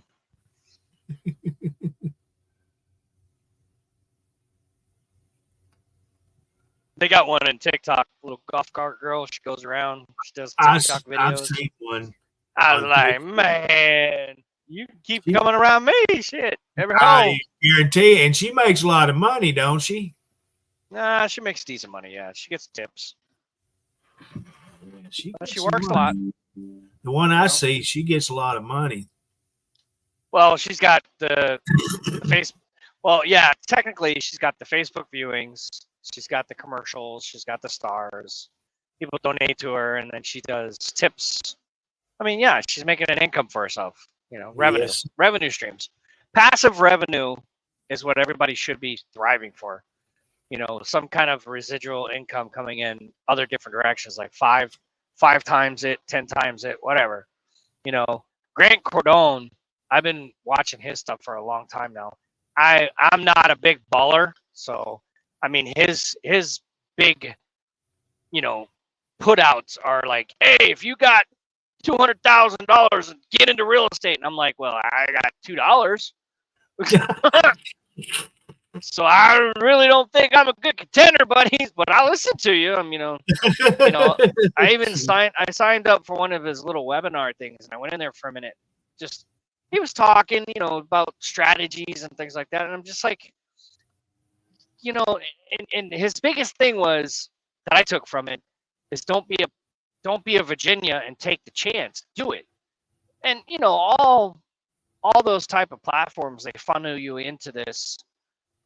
This thing, and then they talk to you about you can get this and get that. Yeah, you can if you have the right formulas and you have the right capital to mess around with it. But he seems very legit, but he's got a lot of rich people following him. So when you have rich people following you, they tend to put forth that 10 grand, that 100,000, that 200,000, that $300,000 for a chance to go ahead and get into the millions. It's very easy for them to do that. But for the average person like me, a veteran out here, got his own little business going, I don't have $200,000 to go invest in real estate. I would love to. Well, of course, anybody would. Yeah. So the main thing is you got to have the money. And people that like us, what we do or what we did, people that watch your streams, they don't have money. They're the common working class person. They don't have the money that you're speaking of to just give to somebody. And that's the problem we have. The problem we have is Facebook. If you had, and I've said this many times on these podcasts, if there was another company that we could actually build a chat on other than TikTok or YouTube or Facebook to get it started, I believe what we do right now, what we're doing right now, would be even get bigger. Because number one, Facebook has us throttled down so much that it's sickening. We have a bad reputation with some people, not everyone, just a few, that causes problems for the whole page. But if we had another company that we could do this on, or even you driving down the road streaming, get a whole new fresh start, I think it would work because we could get out to a newer audience, a younger audience to take part and be part of that would just make it go over the top. Yeah, but it is what it is. I mean, we try to talk about different things that are, I don't know, even the content, talking about the content. I mean, we're not talking about, shit that would get us in trouble, like borderline talking about, the real things that, people talk about in their living rooms or in their kitchens or face to face with each other. The real things that the PC is not there. It's not politically correct. That, right. You would shoot the shit with somebody and talk about this. Well, you can't really necessarily do that on a public platform, and they do censor a lot of that stuff. They don't want that spreading around. Somebody getting too big where they got millions upon millions of followers doing exactly what they're doing. If you get too big, they kind of smack you down a little bit. Yes, they do, because they don't want a uprising or people doing the same thing. I think we got so big for our britches so quickly that it kind of spun their heads a little bit. Oh shit! Whoa, we can't have this. Everybody's gonna be doing it. And we'd have to pay, millions upon millions of dollars out to people for all the video content that they produce. Because if you think about it, 32,000 videos. I do the math all the time in my head. And it's simple math. 32,000 videos times at least $10 per video in advertisements. There you go. 32,000 times 10 is what? A lot of money. That's per month. They're not going to shell out that much money. They're going to find every single which way that you would fall into a booby trap and not be able to get out of it. It's just, it's become the norm. So you have to literally be so gray area. That's why you see some of these goofy videos that you don't even get the point to the video. It doesn't make no sense. But yet they have millions upon millions of views because they stay within those guidelines of not being controversial. Mm-hmm. And a lot of these podcasts are getting their wee smacked too, because now they're going to YouTube thinking YouTube is the same way. But guess what? YouTube's the same way. They're smacking people down too. Yep. TikTok is really bad right now because they're in the limelight with the United States government. They want to shut it down completely for espionage. Yep. You know, they're like cloak and dagger shit's going on, so they want to shut it all down. So they're okay. All right, we'll play by your rules. You want sanction? We'll make sure nobody's talking about this, that, and that, and we're gonna go ahead and just block people. I mean, if I go live on my TikTok and driving live, they go ahead and block me. I mean, it took me like 5.3 seconds the last time I went live, showing.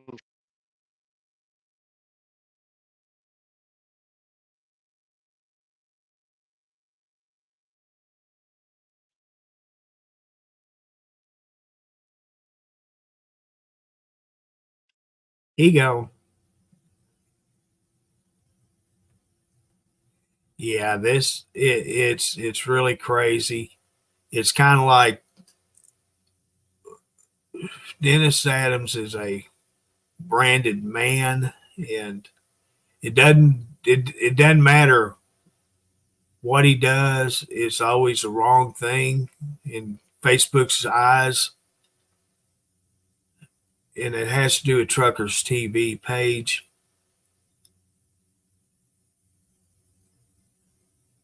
And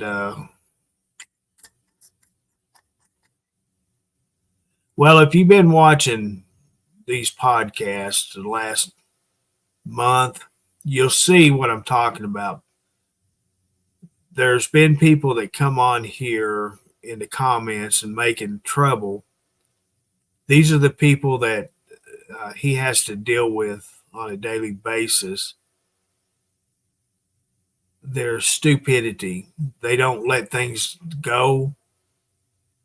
And they're the ones that's causing the problem for the whole pages.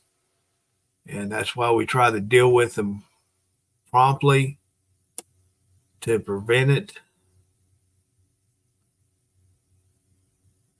And it's really kind of sad because it's the same people over and over. They're so jealous and mad at him that they don't let it go, which they should.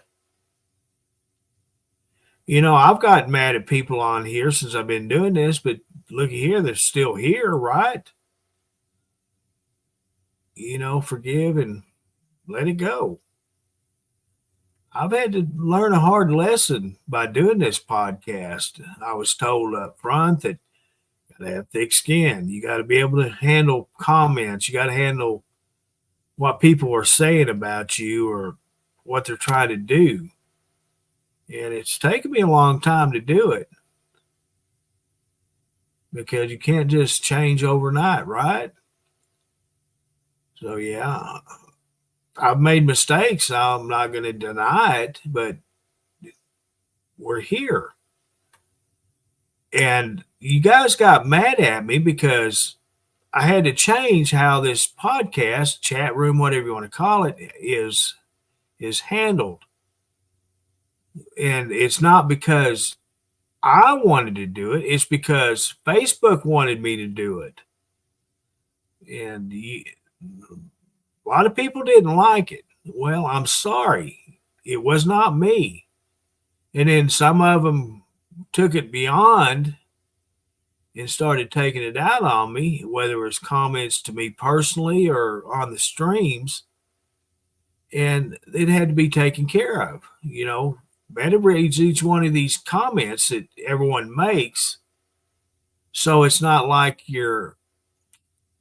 what you type is protected. No, it's not, because if it's not a good one, Meta's going to take care of it themselves. And then I got to blame for it. And Frank got to blame for it. Dennis got to blame for it. No, it wasn't us. It was Facebook. And then if you got blocked, well, it wasn't us. It was probably Facebook blocking you for a day or up to 30 days. Even in some cases, 90 days. But that's the way it works. This is social media. And you can follow Facebook's community standards. This is their operating procedures, and you follow them or else. That's why you don't see us smoking on stage. That's why you don't see us drinking adult beverages on stage. That's because Facebook said no. It's there. It's written in black and white. They got upset. You remember the joking around and teasing that we always did? Explicit sexual content. All of these things fall under Facebook's no-nos. And it's written in there, and it's not.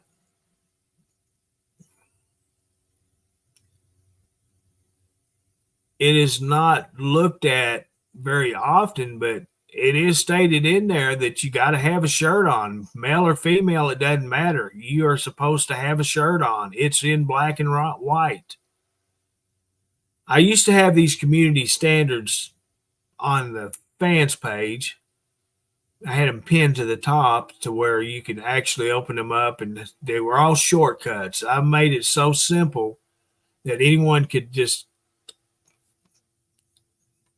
tap on whichever one you wanted to see, and it opened it up and it showed you right there what they talk about. And it explains it, what you cannot do on every one of their categories. It's under community standards.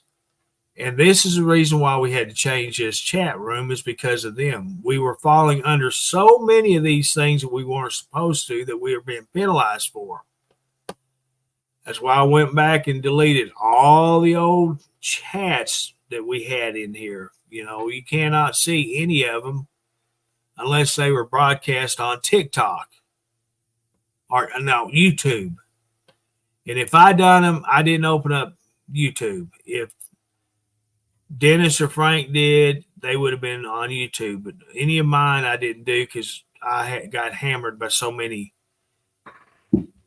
people that were on YouTube that were causing trouble. So I had to never would open them. But yeah, that's why you can't see any videos that we created on our chat room, is because all the trouble we had. We were getting flagged. We just a lot of trouble. So well, we had to change them. I am the first to admit, you know, I love doing that. And we had so much fun. But, you know, I grew up, or my adult life, I had fun without it. You know, I didn't do anything. Once I got put into plant, I wasn't exposed to the cussing or the kidding about this or that. You know, all that left. The plant was very professional, and these guys were so smart. Every time they talked, they made me want to throw up, because I didn't understand what they were talking about. That's where I worked at. But yeah, then I got Truckers TV and all that stuff started coming out again.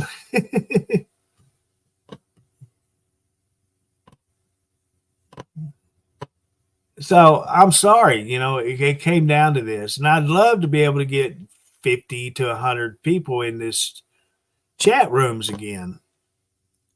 The more people that are here, the more fun it is because we have more comments with each other and with us on stage, and we have more people on stage. You remember back there for a while, we were having so many people that wanted on stage, I'd have to keep a couple backstage and me off stage just to get 10 people up there. And you remember, everyone was wanting to talk so much, they were talking over each other, so you couldn't understand them. It was a big mess, but at least we did have them on stage. And that was the good old days. And it'll never be that way again. Now, people so butthurt because they weren't allowed to do what they wanted to, so they went elsewhere. They got mad at me, got mad at Frank Dennis. It just all boiled down to they couldn't do what they wanted to do anymore. And so they left. Which is fine. You have that right. You can go wherever you want and watch whatever you want to watch. But when it comes down to it, a lot of pages that do all this nonsense kind of thing we used to, they're not monetized. Okay, there you have it. Yeah, they're on Facebook, but they're not able to collect stars. They're not getting money off of ads being played on their videos. They may show ads on the videos, but they're not making money off from them. And they'd rather do that than anything else.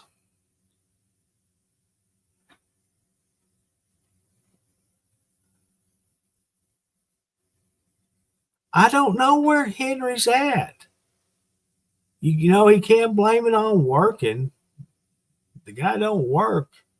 He shows up at a location and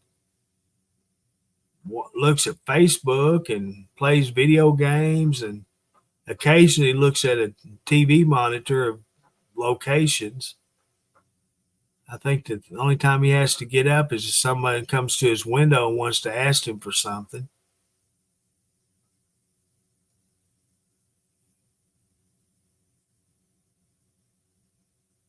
That's all I seen him do when he was on here last 2 times.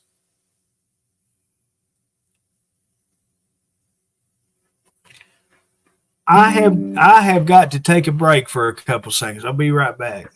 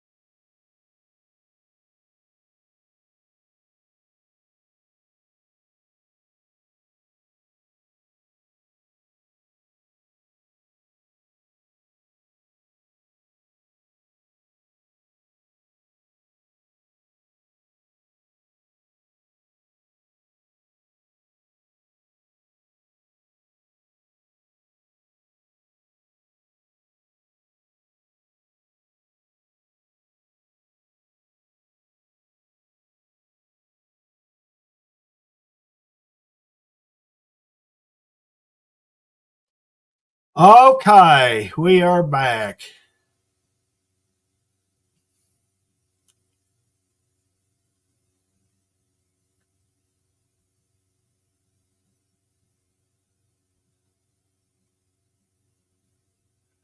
Yeah, right, Roy.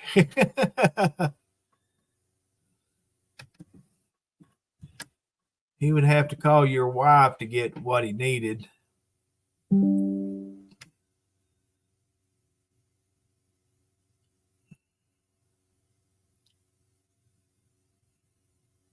Yes, ma'am, I do every time.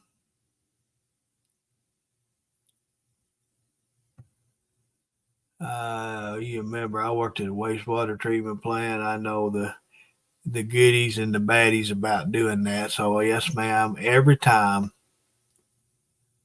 20 seconds in between.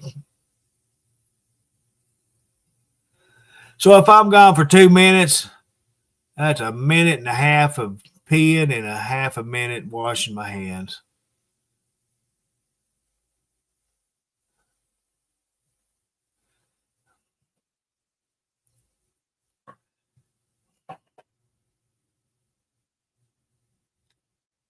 My uncle, well, actually, it's my cousin. I always called him uncle growing up. One day we was in Hot Springs and I was in the back seat. Dad was in the front seat and Billy Joe was driving. And there's this good looking woman on the side of the road street on the sidewalk in town. And he pulls up next to the sidewalk and he hollers at the woman, "Hey, you like deer meat?" And she says, "Yeah." Billy Joe says, "Yeah, I got a dear old weenie you can have." That's my dirty joke for the day. Oh, she gave him a bad cussing and we just run off laughing. Or drove off. Wasn't no running. We drove off.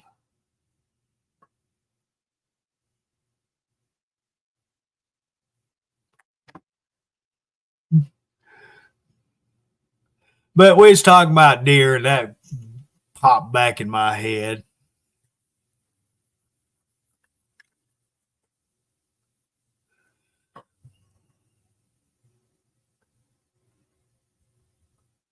So, Roy, when your wife comes home, tell her that one.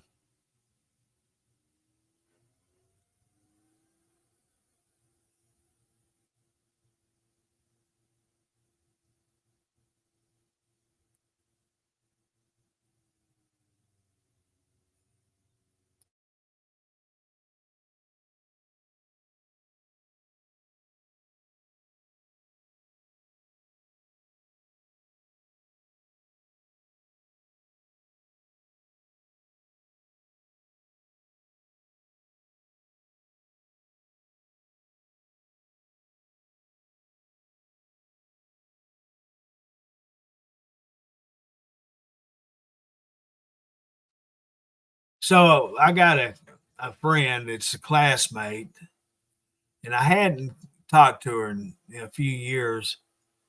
And she's married. Don't get the wrong idea. But anyway, I was chatting with her one day and she asked her how her son was doing because her son and my son played baseball all through little league all the way through high school. So I know him. And I seen him at Subway one day just a few months ago. And I talked to him a little bit. And he's married, got two little kids, two daughters, I believe it is.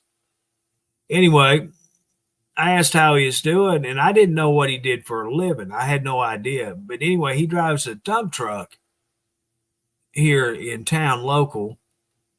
Well, not in town, but just out here where I'm at.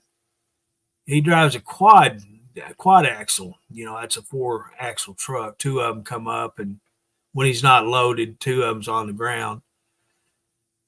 And she sent me a picture of it, and I thought, holy crap, I remember meeting that truck on the road not long ago. And yeah, that's her boy. Thought that was pretty cool. Big old blue Kenworth. That was nice. It was a nice looking truck. What got me to think about it, I'm scrolling through reels right now, and there's a guy that's showing his dump truck. He got stuck.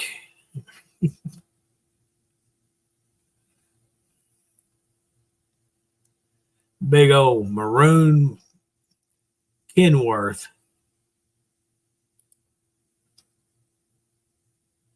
It's more red than maroon. So that jarred a memory out here lately.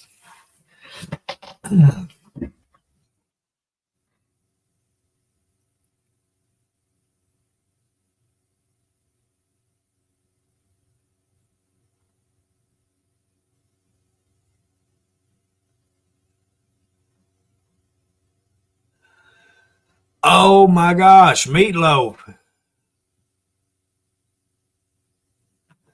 What I ought to do is make up an order at Brookshire's. And what time is it now? 12:30. I could go pick it up in an hour from now. I bet you are, Donna. You know, I don't hardly ever get out of the house, right? I don't even open the doors. But yeah, I can tell in the house when it's humid. You know, it makes it for a bad hair day. No, it actually, you can tell in the house that it's humid outside.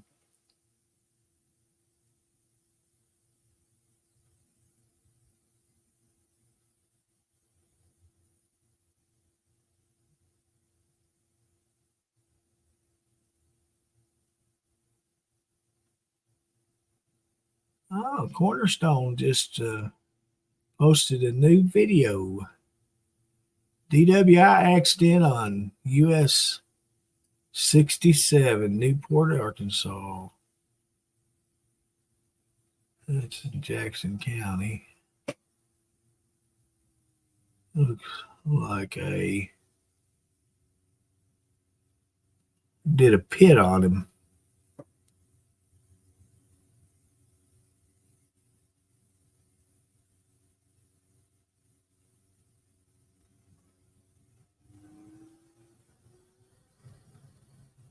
Go figure that one out. A pit.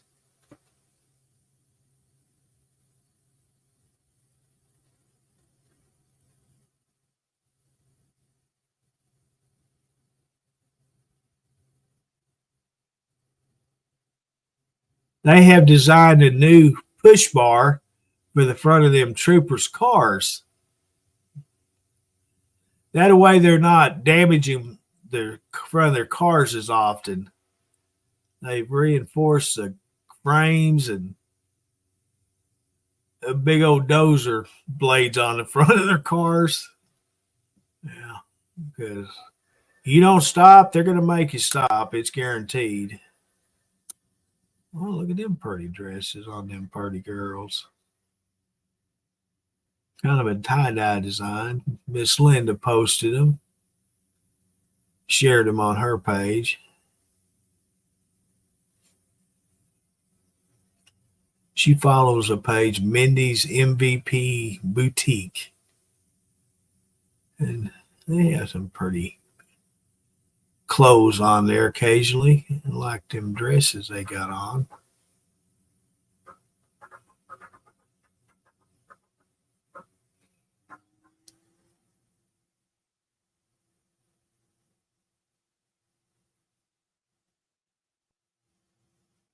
Good thing it didn't run off. Jerky snack sticks, summer sausage. They got cheese right in the middle of every one of them. That's pretty cool how they made them. Looks like they had a stick of cheese run through the whole stick. Pretty close to the center. Some of them aren't right in the center. But I've come to like the jalapeno cheddar. Pretty good. Hey, Johnsonville.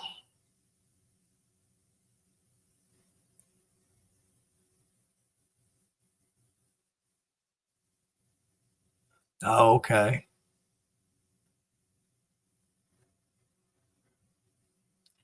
Oh, Bruce Wilson. I like watching his videos too. He's dealing with more big trucks, tractor trucks.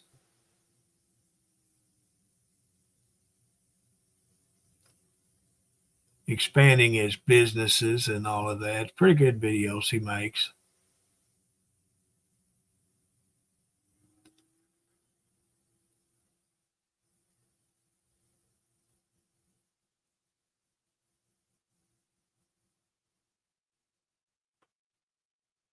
Clubman aftershave. Ham and beans. Oh, yummy.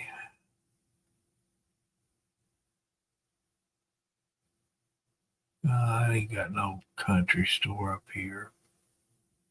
I'll tell you what, them beans look really good.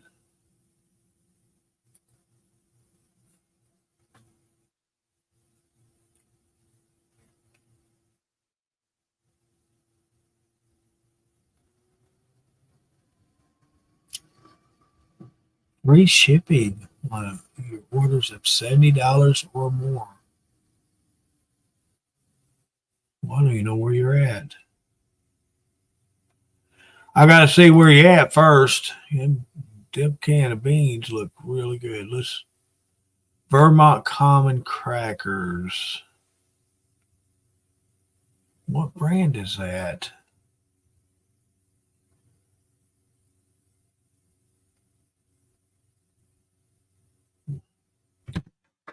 $15.95. I don't think so. I'll do without.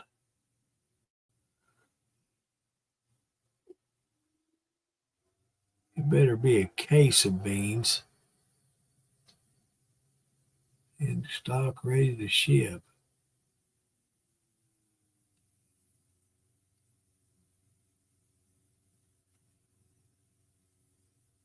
All right, Irene, you be safe. And listen, tell your daughter Sherry happy birthday and I hope she has a good day today. But you have a great day and be safe, and we'll talk to you again.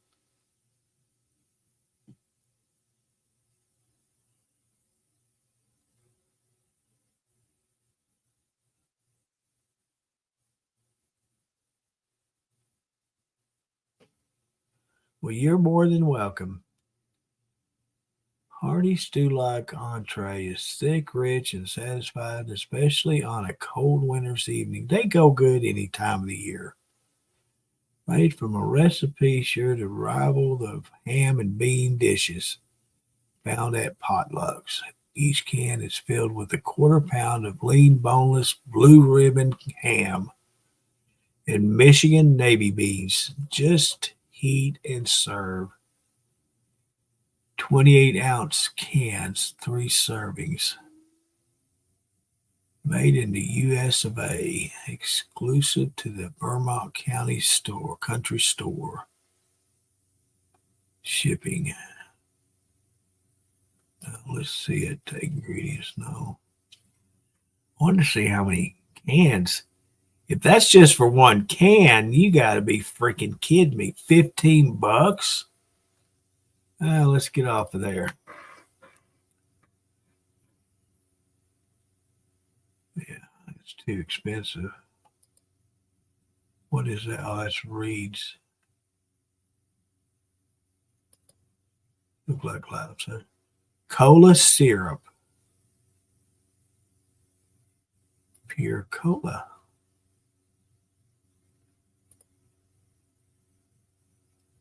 Jujube Divinity Candy. Oh, I hadn't had that in a long time, probably since I was a kid. Mom used to make her own Divinity. Hey, who remembers English Lather Cologne? That is old. And here we go with the old-fashioned candy. They got a little bit of everything. British Sterling. I hadn't seen that in forever either. That's some old stuff.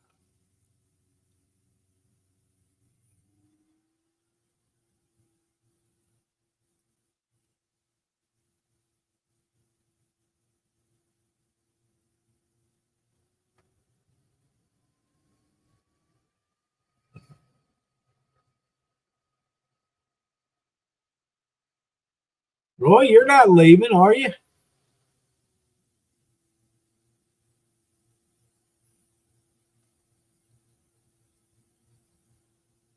Well, it may smell good, but for $15, that's a lot of money. Plus, I got to pay shipping and all of that. I don't think it'd be worth it.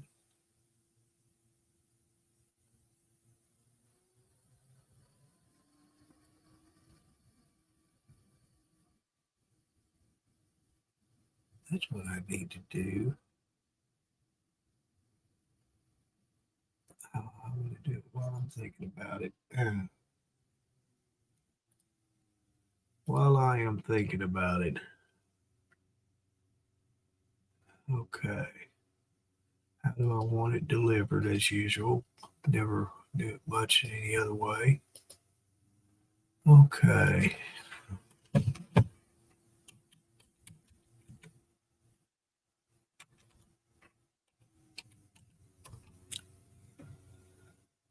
Okay, let's see here.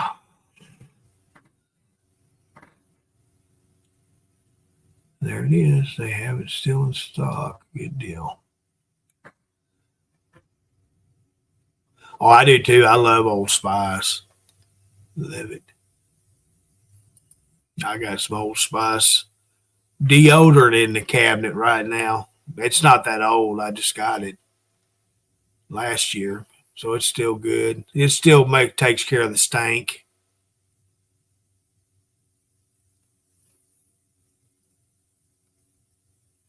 Yeah, it takes care of that stank. I used it one time. I wasn't. It didn't go with my bath soap. You get too many funky smells on your body. Makes you people start looking for a cat house. One of them burlesque house, whatever you call them. Look there, I done run through all the posts. I got to go back and reload.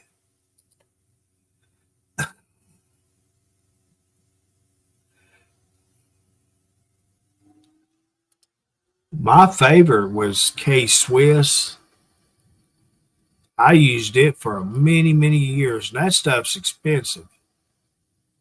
I get it once every couple of years, so I use it very sparingly. I always got a gift set which come with a small bottle to keep your console of your car, and came with a bigger bottle and deodorant is how it came.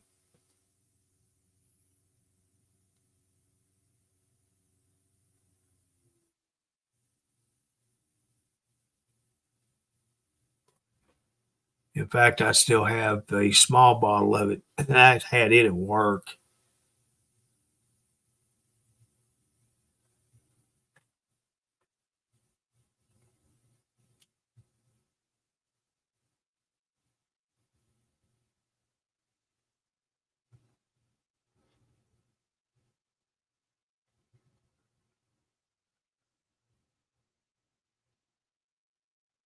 I used to have one that it was a car, an old car, had a spare tire on the back end of the glass jar car.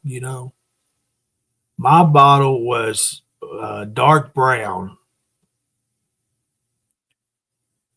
Brother got one. His was a clear bottle. Mine was brown. And I had mine for many years. And I didn't bring it when I moved out of the home. I just left it in my old bedroom, and I guess the grandkids got a hold of it or something. And yeah, Avon. But it's gone. I hadn't had it since my parents had grandkids. But I didn't hardly ever use cologne growing up. You got what I smelled like. I didn't doctor myself up. I didn't. I was taking 2 or 3 showers a day. Come on, I was a teenage boy. Woman's man. Do you still got them? Wow.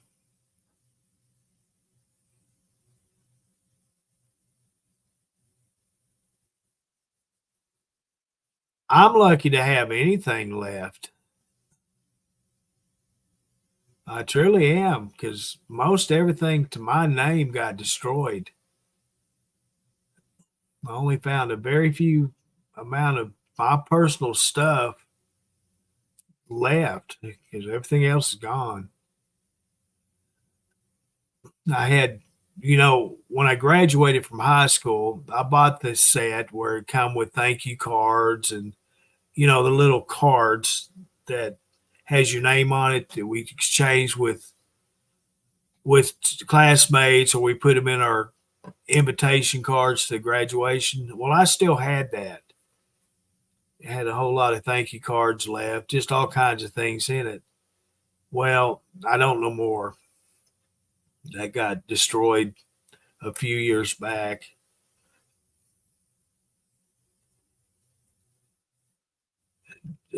Just a lot of stuff that I kept for keepsakes, I did finally find my football I was talking about during one chat that I've had since I was a kid. It's a plastic jewelry box that looks like a football. And I'd bought a necklace there at the Mount Rainier Observatory that I've kept all of these years. And apparently it was in a place that she couldn't find it because I found it. I had two necklaces in it. One of them was, I don't remember what it was. I gave it to the boy. But the one necklace I did keep. There may be just a plain chain in there too. That was my first necklace my mom bought me back when I was a teenager. I don't remember what all's in it. There's a ticket that come from apparently a carnival or a fair that I have, or some kind of fundraiser drawing. Well, give me a second. I can go get that thing and look.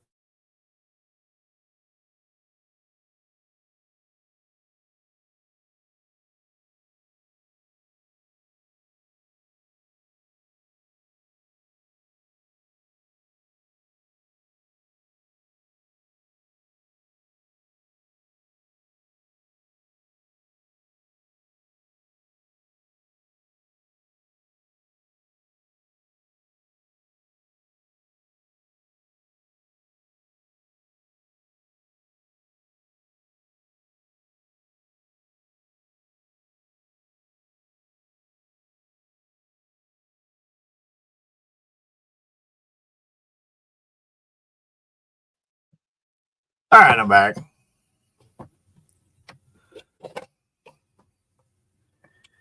All right. Wow.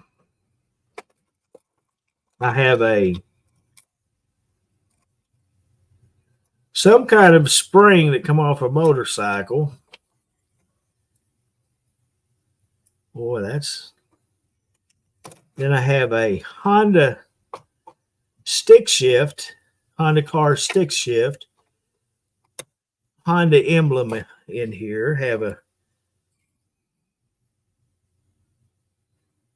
AAA battery, two coupons. I don't know what they go to. They have two of them, and I do have two necklaces still in here. Now these things are really old. They're probably, see, 53 years old, 54, 53.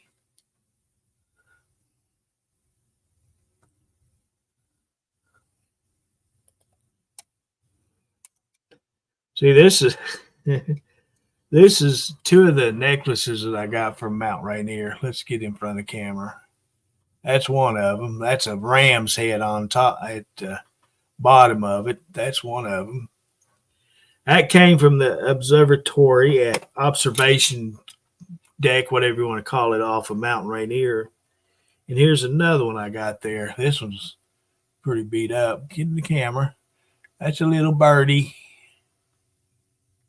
Let's see. Yeah, it's a little bitty birdie. That came from the observation point on Mount Rainier in Washington State. Put that back in there. That's what I've kept it in all these years is this football. See, it opens up and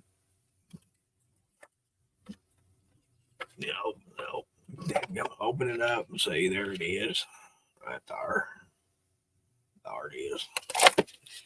That's about the only thing I got left from my growing up times.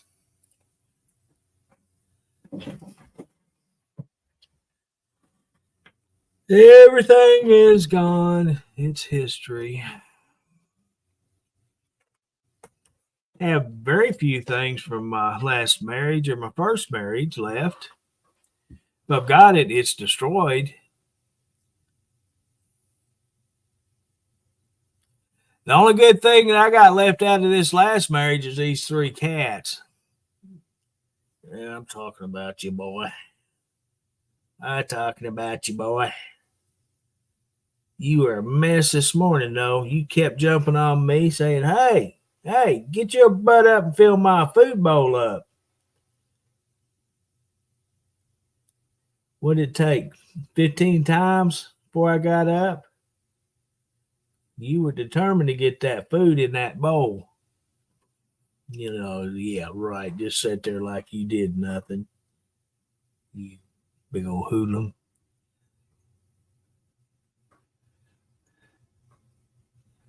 Yeah, it's a AAA battery. I don't know why it's in there, but it's there.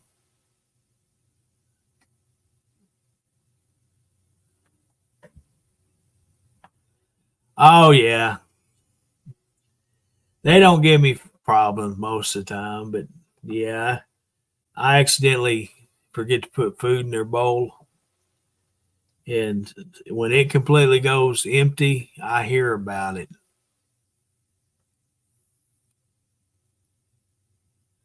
Yeah, they give me fits. Now, when the middle one, Ben, when he starts jumping on me in the mornings, I know it's serious because he don't do that. It's just the Fortune and Jordan that really bug me about food. So it's kind of like a fuel gauge on your car. You get down to 3/4, then you get down to a half, and then you get down to a quarter. Well, Jordan is the 3/4, Fortune is a half, and then Ben is the quarter of a tank.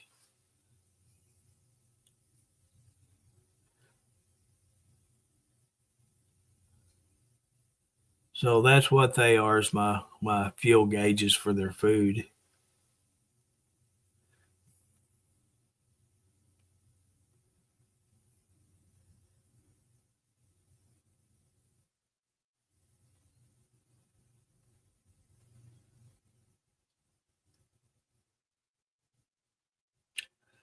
Well, there's some kind of sentimental value to that battery is the reason why it's in there. What it's for, I don't know. I could not tell you. But there's a reason why it's there. Maybe one night or one day I'll wake up and say, I remember putting that battery in there. That's what it's for.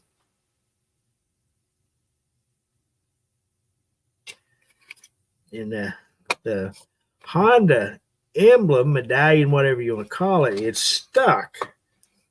It still had the adhesive on it. Let's see here. Get this little screwdriver. And try to pry it off the bottom of this thing. You're turning, so I know you can. Well, it's there. You hear it snap? That's how good it was sucked to that bottom of that tray. See, there it is. Can you see it? There it is. That's the Honda emblem.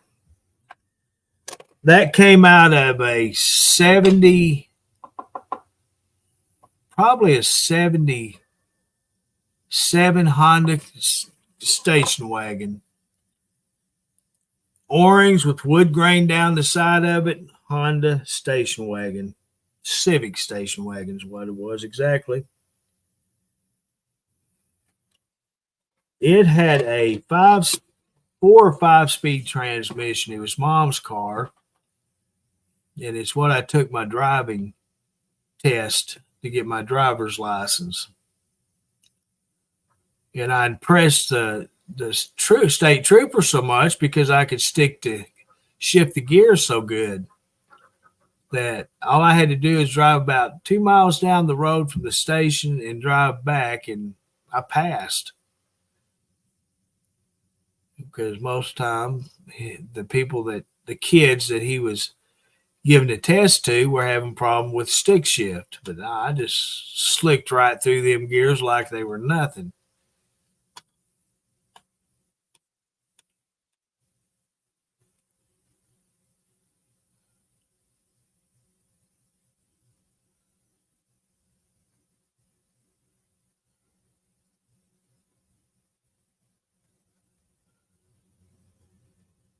Yep. 9-volt batteries, they are.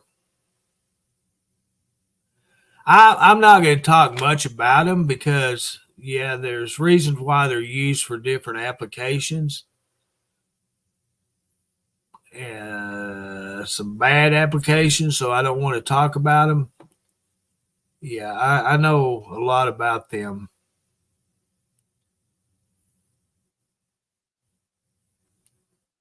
And I don't want to talk about them on live broadcast or even pre-recorded because I don't want to give out information that not all people need to know. In other words, I don't want to be responsible for them.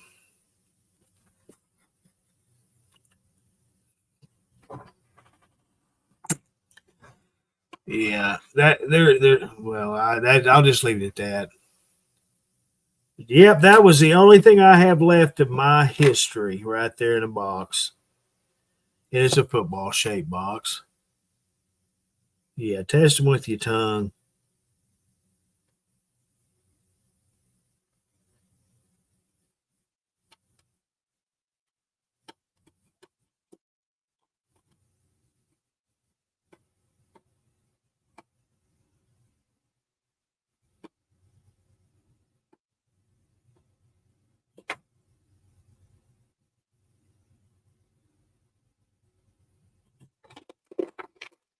Honestly, don't even know how old this football is.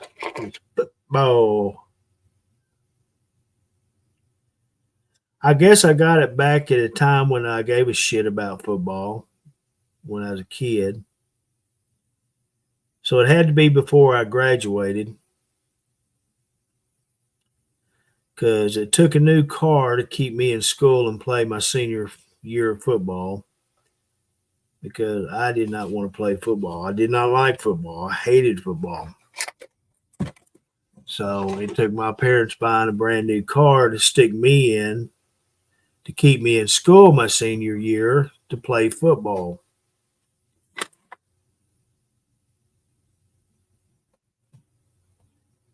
I guess I lost interest in football my 10th grade year.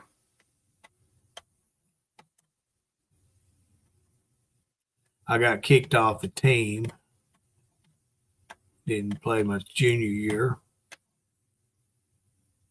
I wouldn't have played my senior year, but they replaced the head coach, and that's the only way I got back on the team. And I only did it because Dad wanted me to. I didn't want to play. I had no interest in football whatsoever. So if you was given a new car, wouldn't you play football? Yeah, you'd be crazy not to.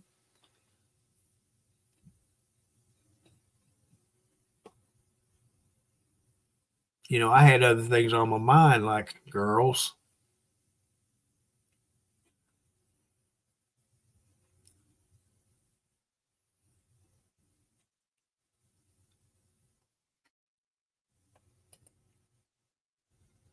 Okay, let's see.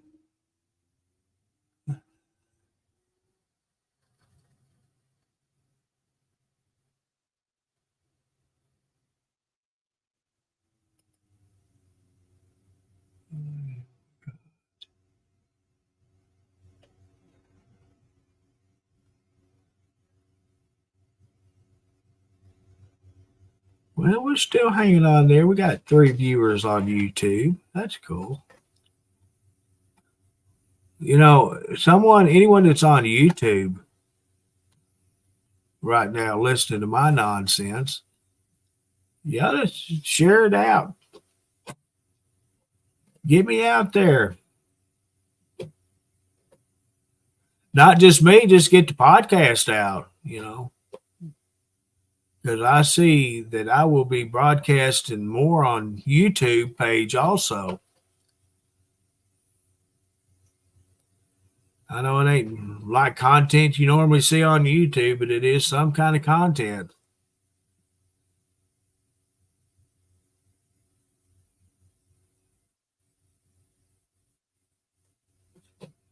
Well, both my parents worked, so they had to have transportation for themselves. And somebody kicked off the school bus, so I couldn't ride the school bus. My parents had to buy a motorcycle for me to just be able to get back and forth to school. And then they bought my brother a car because he was one of them goody two shoes in school, always on the honor roll, that kind of deal. So they rewarded him with a new car. It wasn't brand new, it was a used car, but it was new to him. And it was a 66 Mustang. So when his senior year,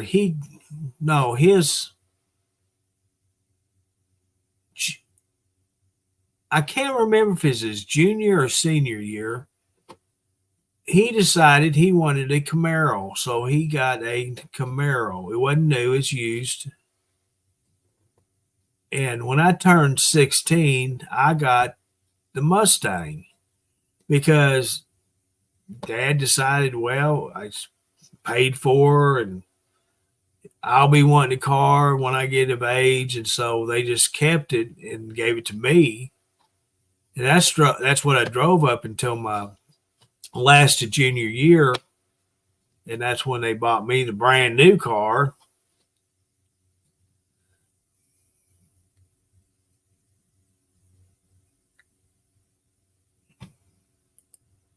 And then I sold the Mustang. And then when I had to sell my car, the new car, then I got a Mustang, a 67 Mustang I bought on my own. Spent a lot of money and a lot of time restoring it and made it the way I wanted it. I kept it. And I always wanted a pickup truck. My dad drove a 78 Chevrolet Silverado home one week, I guess it was. He drove it multiple times. But I actually drove it one time, and I fell in love with that truck. Man, that was a nice truck. And so that's what I really wanted. And I ended up having some motor problem with that 67 Mustang. I don't know how, but I did. And I started looking for a truck. And Dad says, well, we won't get in a hurry. We'll go to an auto auction. And so we did. We went to somewhere in the state, up north part of the state, and found this truck, exactly what I was looking for. It's a 78 Silverado. It had a factory toolbox in the back, and it had bucket seats. and it was all factory because it still had this window sticker in it. What came from factory on the truck, and so it had already been sold through the auction, and we found out who bought it. And I had a draft. I can't remember what it's called, but it would come from the bank because I was ready to buy a truck, and so we went to the bank. They gave me a draft or something. I can't remember what they call them, that I gave to the person that I bought the truck from, and then they turned it into the bank, and they got their money. So I had to pay $100 more than what he paid for the truck at auction, and then he delivered it to the dealership that Dad was worked at. And that's how I got my 78 truck. And I had it for nearly 20 years. Went through 2 motors, 2 transmissions, never had to do anything to the rear end. But that was the best old truck you could ask for. It wasn't stock by all means. That last motor I had put in it, it wasn't stock. It was kind of beefy. The last transmission I put in it had the shift kit, all the bells and whistles. That it was really a hot truck. Had straight pipes on it. Wasn't a muffler anywhere close to it except the vehicle sitting next to me at the stoplight. So when I took off and I was going down the road, you'd hear me way before I got to you and way after I passed you.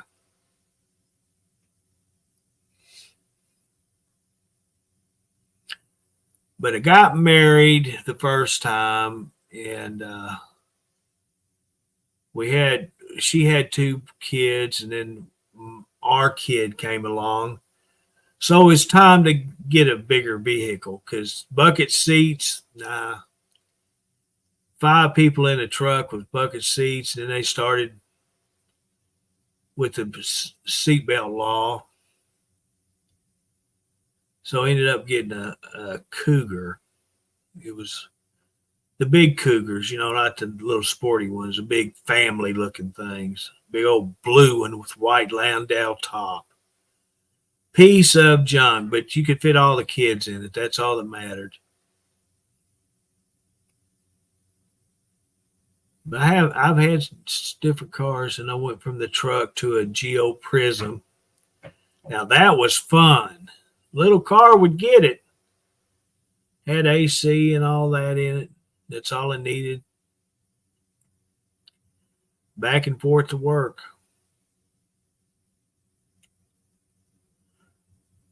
Right?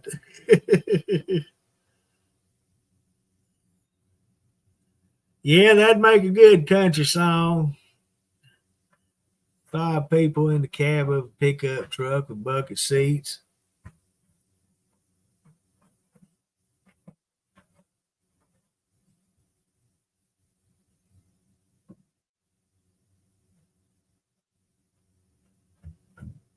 I was never a big fan of Jeep. Once they quit making the Scrambler and the original Scrambler and the CJ5, I just lost interest in the Jeep products. They do make a couple nowadays that I think look pretty good. My coworker, Dean, he had the Liberty. And he liked his. I never liked it, but he did. He totaled it out, and he ended up with well, basically it was the same thing, just a different color and a newer model.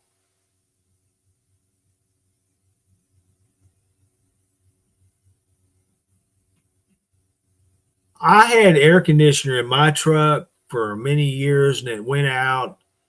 The last time it went out, I just didn't deal with it. And I'd put a can or two of Freon in it every now and then just to say I had it. It had a leak, and I didn't want to mess with it. It needed the not the compressor, but the dryer and hoses and all that replaced.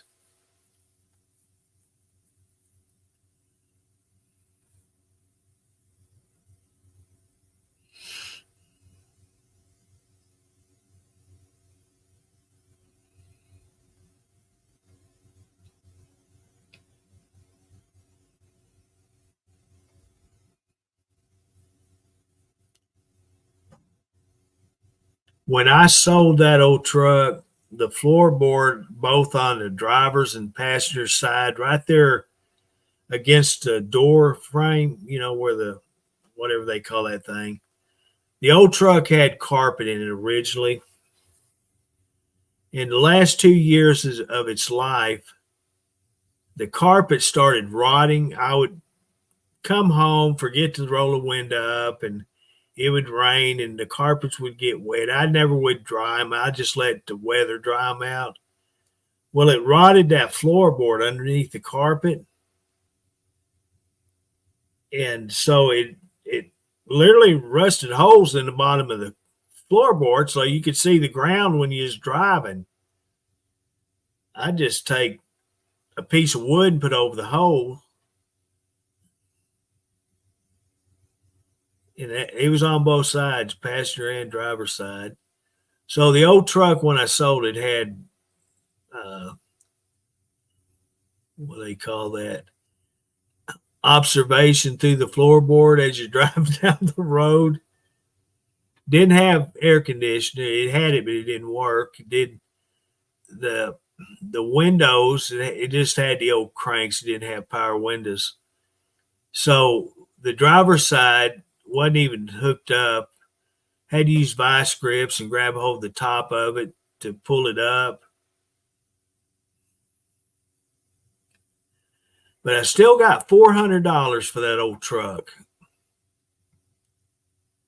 And the guy that bought it, he was going to completely fix it. He was a mechanic and he could weld and rebuild motors and all that stuff. And I did see him. He replaced the motor in it. My neighbor across the road was buddies with him. And he kept me updated on what the guy was doing to the truck. And he had it for a couple of years. He put another motor in it. He got it street legal because I seen it actually on the road driving down the road. And I took the money that I got out of that old truck and bought a gas grill for outside. Got it Chevy emblem and put on the door of the lid off that grill, and I had a Chevrolet grill. And that's what bought that big grill I had.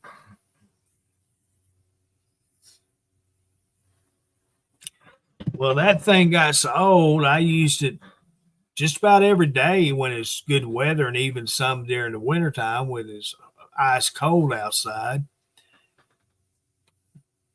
And finally burnt the cover, the grill covers and the burners, all that got burnt up.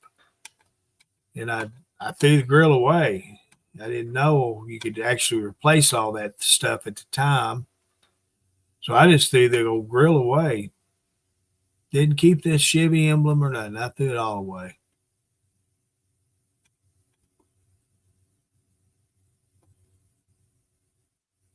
But I got my money's worth, by gosh, driving and cooking. Yes, that old truck, it went through you know what and back.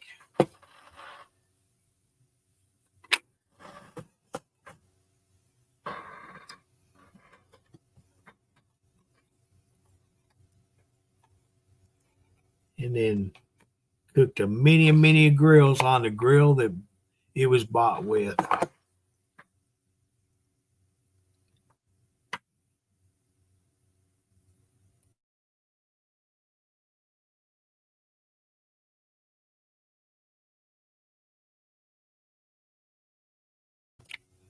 Well, I've been broadcasting for 5 hours, 34 minutes, and 15 seconds. 16, 17, 18, 19, 20. If it don't stop, it'll just keep going.